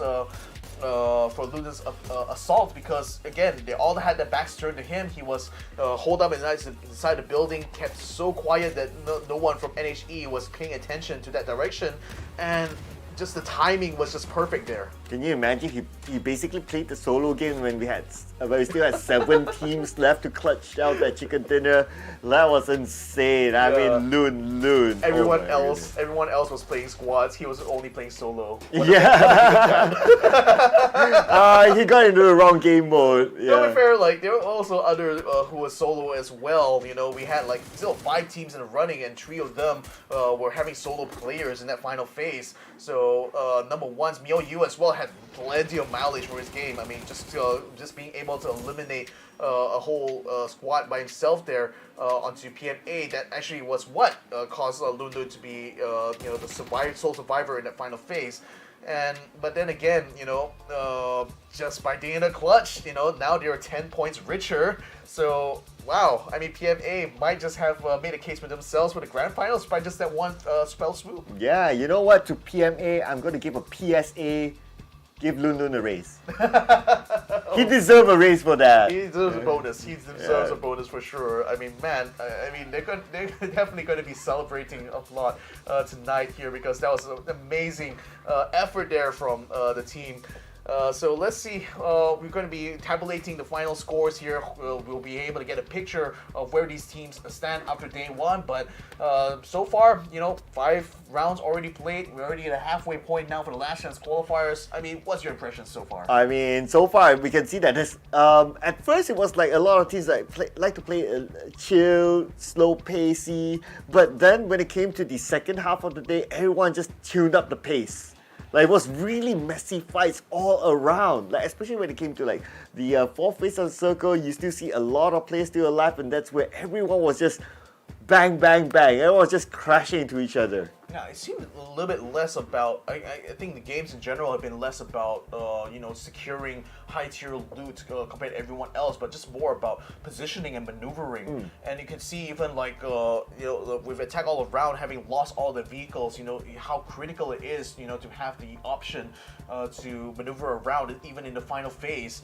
And I think a lot of teams now are starting to make full use of utilities like the emergency pickup, actually doing a lot of more tactical movements, like NHE from the southwestern side just literally wrapped around and actually got themselves in a prime position to control the circle. It's just a shame that they only managed to do 3rd place there, having tied in points with T5, because PMA, even with only 9 kills, but the 10 placement points tells all of the story here. Yeah, that's London Esports for you, ladies and gentlemen. He single-handedly carried the team to get that 10 points, alright? He deserves a rename for this graphic. Oh man. NHE as well, like I said, in 3rd place, T5 in 2nd. Unicorn Venom also get themselves in the mix here. 7 kills in total, allowing them, plus the 3 placement points, to be in 10th, which gives them 4th place overall. New Generation Esports in 5th right now. Vietnam looking a little bit stronger on this specific match here, because even number 1 as well were able to recover themselves back up to number 6 here. So certainly looking like things can still be quite unpredictable even for tomorrow. Oh yeah, I mean, in this one we had a good switch. Okay, PLM did amazing the entire day, but this time is the first time they got a 0 point, so no kills at all. It's not the PLM that we know, but that's the fun of it, right? It keeps us guessing who will be the top 8 until the last game. Yeah, and that spoiler, I think PMA also had been a bit of a spoiler for T5's efforts, but I think with one call having dropped off quite massively to only have 3 points means that at least for now in the overall leaderboard, as we can see, T5 will still maintain a healthy lead ahead of one call. As a result, PMA just upgrades themselves into the top 8 now, thanks to that chicken dinner. So now they were able to have a seat now, just sitting right between Purple Mood as well as E36. So I suppose that was like that's nothing short of a brilliant round here for PMA. Yeah, it is an amazing run. Okay, so far looking at the scores, right, it feels like T5, okay, for them to be kicked out, right, you need like the other teams to match up to their points, at least for now. So it does look very unlikely that T5 will be kicked out because of the gap that they have for now. They seem to be fairly comfortable, but of course, let's give it a few more rounds before we can be sure that they are through to the next stage. I mean, it's only going to be like 5 rounds left for True tomorrow, enough, so how few more rounds can they afford to try things out here? Also, a little bit sad to see that like EXO Clan has been booted off of 8th place due to tie break there, because they are on the same scoreline as NGE. Not quite the end of the world here for them. To be fair, they can still, if they put up a massive effort tomorrow on like one of these maps, this could potentially bring them back in the running. But new House Esports, they had a fantastic opportunity to get chicken dinner here. It just literally slipped past their fingers because of one very annoying player from PMA. Oh yeah, just that one. Just that one player. But you know what? I'll be sad if Purple Moon Esports actually got booted out of the top 8. Because they were great like the first half of the day. The second half was kind of iffy. So now they're like almost borderline of getting booted out. But again, 5 more games. And again, it's all about consistency. It's like if you have even a good start. I mean, it doesn't matter if you had a good start. If you can finish off the end of the day, in a great spot, you're still going to be a midfield team anyway. So if they really want to be in that running for the top 8, you had to be consistently be able to stay in those mid game to late game fights right now, because that seems to be the way in order to be able to haul a lot of points here. Yeah, like what I always say, right? It doesn't matter how you start; it matters how you finish. Exactly. Yeah. Exactly. I mean PUBG is a race at the end of the day, right? So you gotta keep up the momentum. You cannot lose steam in between. If not, people might catch up to you. I know. I mean, I see a lot of parallels, with the way PUBG competitive format is, with like how it is for motorsports. It is very much a race, in terms of how these teams have to go through with their mindset here, or how they run these full day kind of tournaments here.